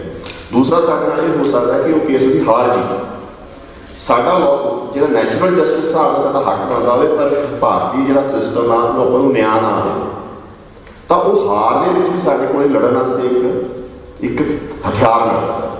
ਹੁਣ ਅਸੀਂ ਜਿਵੇਂ ਵੈਸਲ ਸਤਰਾ ਜਦੋਂ 3-4 ਮੰਗਾਂ ਮੰਗੀਆਂ, ਇਹ ਵੀ ਇੱਕ ਤਾਂ ਸਾਡਾ ਸਾਨੂੰ ਸਾਡੀ ਜਿਹੜੀ ਵੋਟਾਂ ਹੈਗੀਆਂ ਸ਼੍ਰੋਮਣੀ ਕਮੇਟੀ ਦੀਆਂ ਉਹ ਔਨਲਾਈਨ ਕਰ ਦਿਓ, ਕਿਸੇ ਨੇ ਨਹੀਂ ਸੁਣੀ। ਆਫਟਰ ਆਪਾਂ ਕੋਰਟ ਜਾਂਦੇ ਕਿ ਸਾਨੂੰ ਔਨਲਾਈਨ ਕਰਕੇ ਦਿਓ, ਵਿਧਾਨ ਸਭਾ ਦੀਆਂ ਲੋਕ ਸਭਾ ਦੀ ਵੋਟਾਂ ਔਨਲਾਈਨ, ਉਹਦਾ ਕੀ ਹੋ ਸਕਦਾ? ਉਹ ਕਹਿ ਸਕਦੇ ਨਹੀਂ ਬਣ ਸਕਦੀਆਂ ਜਾਂ ਬਣ ਸਕਦੀਆਂ, ਜੇ ਉਹ ਨਹੀਂ ਕਹਿੰਦੇ ਆ ਤਾਂ ਉਹਨਾਂ ਦੇ ਉੱਤੇ ਓਨਸ ਵੀ ਤਾਂ ਹੁੰਦਾ ਨਾ ਐਕਸਪਲੇਨ ਦਾ ਕਿ ਸਾਨੂੰ ਪੈਰਿਟੀ ਕਿਉਂ ਨਹੀਂ ਦੇ ਰਹੇ, ਸਾਡਾ ਇੱਕ ਇੰਸਟੀਟਿਊਸ਼ਨ ਉਹ ਕੰਟਰੋਲ ਕਰ ਰਹੇ ਆ, ਸਾਡੇ ਇੰਸਟੀਟਿਊਸ਼ਨ ਨੂੰ ਰਨ ਕਿਵੇਂ ਕਰਨਾ ਉਹ ਡਿਸਾਈਡ ਕਰ ਰਹੇ ਆ, ਪਰ ਸਾਨੂੰ ਵੋਟਾਂ ਦੇ ਵਿੱਚ ਸਾਨੂੰ ਡੈਮੋਕ੍ਰੈਟਿਕਲੀ ਸਾਡੀ ਡੈਮੋਕ੍ਰੇਸੀ ਨੂੰ ਸਪਰੈਸ ਕਰ ਰਹੇ।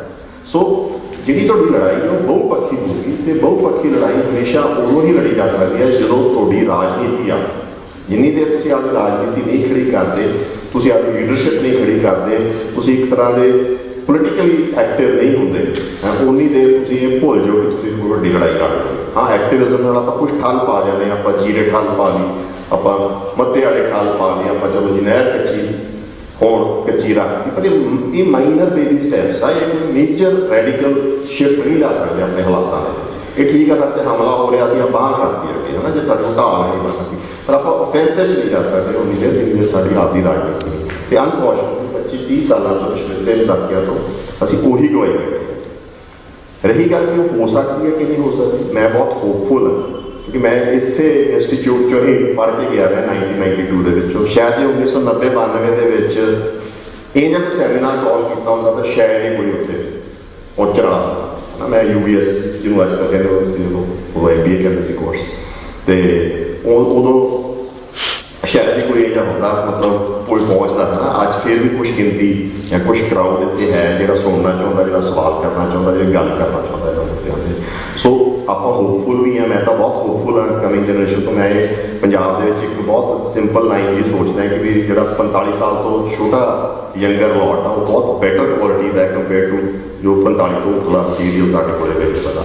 ਸੋ ਆਪਾਂ ਨੂੰ ਹੋਪਫੁਲ ਹੋਣਾ ਚਾਹੀਦਾ ਅਤੇ ਆਪਾਂ ਨੂੰ ਐਫਰਟ ਵੀ ਉੱਧਰ ਕਰਨਾ ਚਾਹੀਦਾ ਕਿ ਜਿਵੇਂ ਤੁਸੀਂ ਇੱਕ ਸਟੂਡੈਂਟ ਜਥੇਬੰਦੀ ਇੱਥੇ ਖੜੀ ਕੀਤੀ ਆ, ਉਵੇਂ ਇੱਕ ਤਰ੍ਹਾਂ ਦੀ ਰਾਜਨੀਤੀ ਆਪਾਂ ਘੜ ਸਕੀਏ ਜਿਹੜੀ ਪੰਜਾਬ ਪੱਧਰ ਦੀ ਹੋਵੇ, ਅਤੇ ਲੀਡਰਸ਼ਿਪ ਇਹਨਾਂ ਚੋਂ ਹੀ ਨਿਕਲਣੀ ਹੈ ਜਿਹੜੇ 20-25 ਸਾਲ ਤੋਂ ਲੈ ਕੇ 40-45 ਸਾਲ ਤੱਕ ਦੇ ਹੈਗੀ ਆ, ਉਹਨਾਂ ਨੇ ਲੀਡ ਕਰਨਾ ਹੈ ਸਟਰਗਲ ਨੂੰ, ਕਿਉਂਕਿ ਇੱਕ ਨਵੀਂ ਸੋਚ ਨਾਲ ਆਉਣਗੇ, ਉਹ ਪਾਸਟ ਦੇ ਐਕਸਪੀਰੀਅੰਸਿਸ ਸਿੱਖ ਕੇ ਆਏ ਹੋਣਗੇ ਅਤੇ ਉਹਨਾਂ 'ਚ ਐਨਰਜੀ।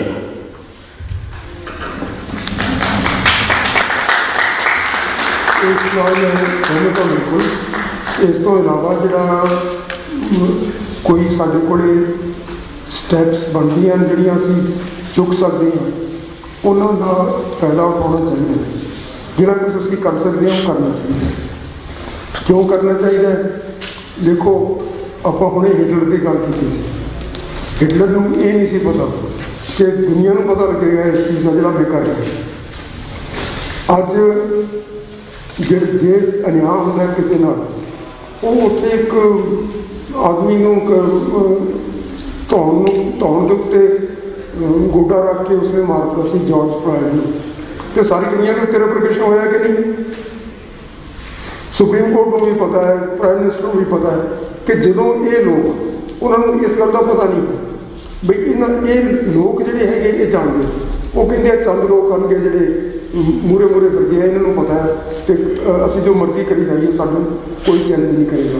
ਲੇਕਿਨ ਜਦੋਂ ਉਹਨਾਂ ਨੂੰ ਪਤਾ ਲੱਗੇਗਾ ਕਿ ਸਾਰੇ ਲੋਕਾਂ ਦਾ ਇਹ ਓਪੀਨੀਅਨ ਹੈ ਔਰ ਇਸ ਤਰ੍ਹਾਂ ਜਾਣਦੇ ਲੋਕ, ਤਾਂ ਫਿਰ ਉਹ ਵੀ ਸੋਚਣਗੇ।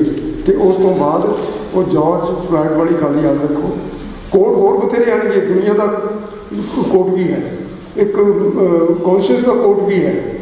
ਆਤਮਾ ਦੇ ਸਾਹਮਣੇ ਇੱਕ ਤੁਸੀਂ ਆਪਣਾ ਕੇਸ ਪੇਸ਼ ਕਰੋ ਸੰਸਾਰ ਦੀ ਆਤਮਾ ਦੇ ਸਾਹਮਣੇ, ਅਸੀਂ ਕੀ ਕਸੂਰ ਕੀਤਾ ਹੈ? ਅਸੀਂ 500 ਸਾਲ ਇੱਥੇ ਮਰਨੀਆਂ ਮਰਦੇ ਰਹੇ ਹਿੰਦੁਸਤਾਨ ਦੀਆਂ, ਅਸੀਂ ਇਹਨਾਂ ਦੀ ਸੱਭਿਅਤਾ ਬਚਾਉਂਦੇ ਰਹੇ, ਇਹਨਾਂ ਦੇ ਲੋਕਾਂ ਨੂੰ ਬਚਾਉਂਦੇ ਰਹੇ, ਅਤੇ ਸਾਨੂੰ ਕਿਉਂ ਖਤਮ ਕਰਨ 'ਤੇ ਆਏ? ਸਵਾਲ ਤਾਂ ਪੁੱਛੋ, ਤਾਂ ਹੀ ਜਵਾਬ ਮਿਲੇਗਾ ਨਾ। ਬਾਕੀ ਜਿਹੜਾ ਕਹਿੰਦੇ ਤੁਸੀਂ 84 ਦਾ ਨਹੀਂ ਮਿਲਿਆ, ਕਿ 84 ਤੋਂ ਬਾਅਦ 10 ਸਾਲ ਤਾਂ ਪੰਥਕ ਸਰਕਾਰ ਰਹੀ, ਜਿਹਨੂੰ ਤੁਸੀਂ ਕਹਿੰਦੇ ਹੋ ਪੰਥਕ। ਉਸ ਤੋਂ ਬਾਅਦ ਸਿੱਖਾਂ ਦੀਆਂ ਸਰਕਾਰਾਂ ਰਹੀਆਂ। ਕਿਸੇ ਨੇ ਕਿਹਾ? ਅਸੀਂ ਲੋਕਾਂ ਨੇ 5-7 ਬੰਦਿਆਂ ਨੇ ਰਲ ਕੇ ਇੱਕ ਇੱਥੇ ਕਮੇਟੀ ਬਣਾਈ, ਉਸ ਦੇ ਵਿੱਚ ਅਸੀਂ ਬਾਹਰ ਤੋਂ 3 ਜੱਜ ਲਿਆਂਦੇ ਜਿਹੜੇ ਕਿ ਪੰਜਾਬ ਦਾ ਕੇਸ ਸੁਣ ਗਏ ਅਤੇ ਕੀ ਹੋਇਆ 84 ਦੇ ਵਿੱਚ ਕੀ ਹੋਇਆ ਅਤੇ ਕਿਉਂ ਹੋਇਆ ਅਤੇ ਕਿਸ ਤਰ੍ਹਾਂ ਨਾਲ ਜ਼ੁਲਮ ਹੋਇਆ ਲੋਕਾਂ ਦੇ ਉੱਤੇ, ਉਹ ਰਿਕਾਰਡ ਕਰਨ ਦਾ ਮਕਸਦ ਸੀਗਾ।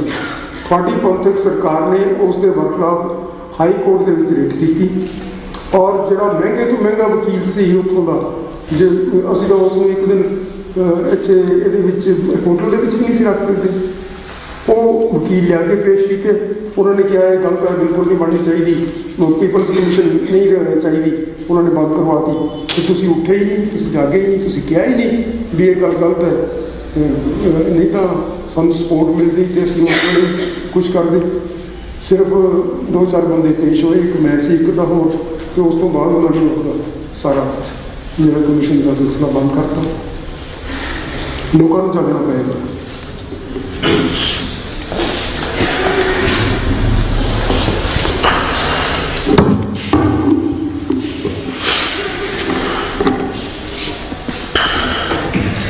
ਇੱਕ ਜ਼ਰੂਰੀ ਬੇਨਤੀ ਇਹ ਵੀ ਸੀਗੀ, ਇੱਕ ਨਾ ਡਾਕੂਮੈਂਟਰੀ ਆ ਫਾਈਨਲ ਅਸੌਲਟ ਕਰਕੇ YouTube ਤੇ, ਉਹ ਪਾਣੀ ਦੇ ਜਿਹੜੇ ਮਤਲਬ ਪੰਜਾਬ ਦੇ ਵਾਟਰ ਕ੍ਰਾਈਸਿਸ 'ਤੇ ਹੈ ਵੀ ਮੈਨੂੰ ਲੱਗਦਾ ਕਾਫੀ ਬੱਚਿਆਂ ਨੇ ਵੇਖੀ ਵੀ ਹੋਊਗੀ, ਜਿਨ੍ਹਾਂ ਨੇ ਨਹੀਂ ਵੇਖੀ ਵੀ ਉਹ ਜ਼ਰੂਰ ਵੇਖਣਗੇ ਇਸੇ ਮੁੱਦੇ 'ਤੇ। ਯਾਰ ਬਹੁਤ ਵਧੀਆ ਤਰੀਕੇ ਨਾਲ ਮਤਲਬ ਵੀ ਉਹਨੂੰ ਸਮਝਾਇਆ, ਉਹਦੇ 'ਚ ਵਿਖਾਇਆ ਗਿਆ ਆ, ਉਹ ਜ਼ਰੂਰ ਵੇਖਣ। ਤੇ ਬਾਕੀ ਇਹ ਗੱਲ ਨੂੰ ਮਤਲਬ ਜਿਹੜੀ ਪਾਣੀ ਦੇ ਸੰਦਰਭ ਨੂੰ ਇੱਕ ਕੋਟ ਨੂੰ ਮੈਂ ਖਤਮ ਕਰੂੰਗਾ। ਬੜਾ ਫੇਮਸ ਕੋਟ ਇੱਕ ਪੋਇਟ ਨੇ ਲਿਖਿਆ ਸੀਗਾ, thousands and thousands have lived without love but none without water। ਸੋ ਇਸ ਗੱਲ ਵੱਲ ਅਸੀਂ ਧਿਆਨ ਦਈਏ, ਇਸ ਪਾਣੀ ਦੀ ਕੀਮਤ ਨੂੰ ਅਸੀਂ ਪਛਾਣੀਏ, ਇਹਦੇ ਤੋਂ ਬਗੈਰ ਸਾਡੀ ਹੋਂਦ ਨਹੀਂ ਹੈਗੀ। ਸੋ ਆਏ ਮੁੱਖ ਮਹਿਮਾਨਾਂ ਦਾ ਬਹੁਤ ਬਹੁਤ ਧੰਨਵਾਦ, ਆਏ ਬੱਚਿਆਂ ਦਾ ਵੀ ਬਹੁਤ ਬਹੁਤ ਧੰਨਵਾਦ।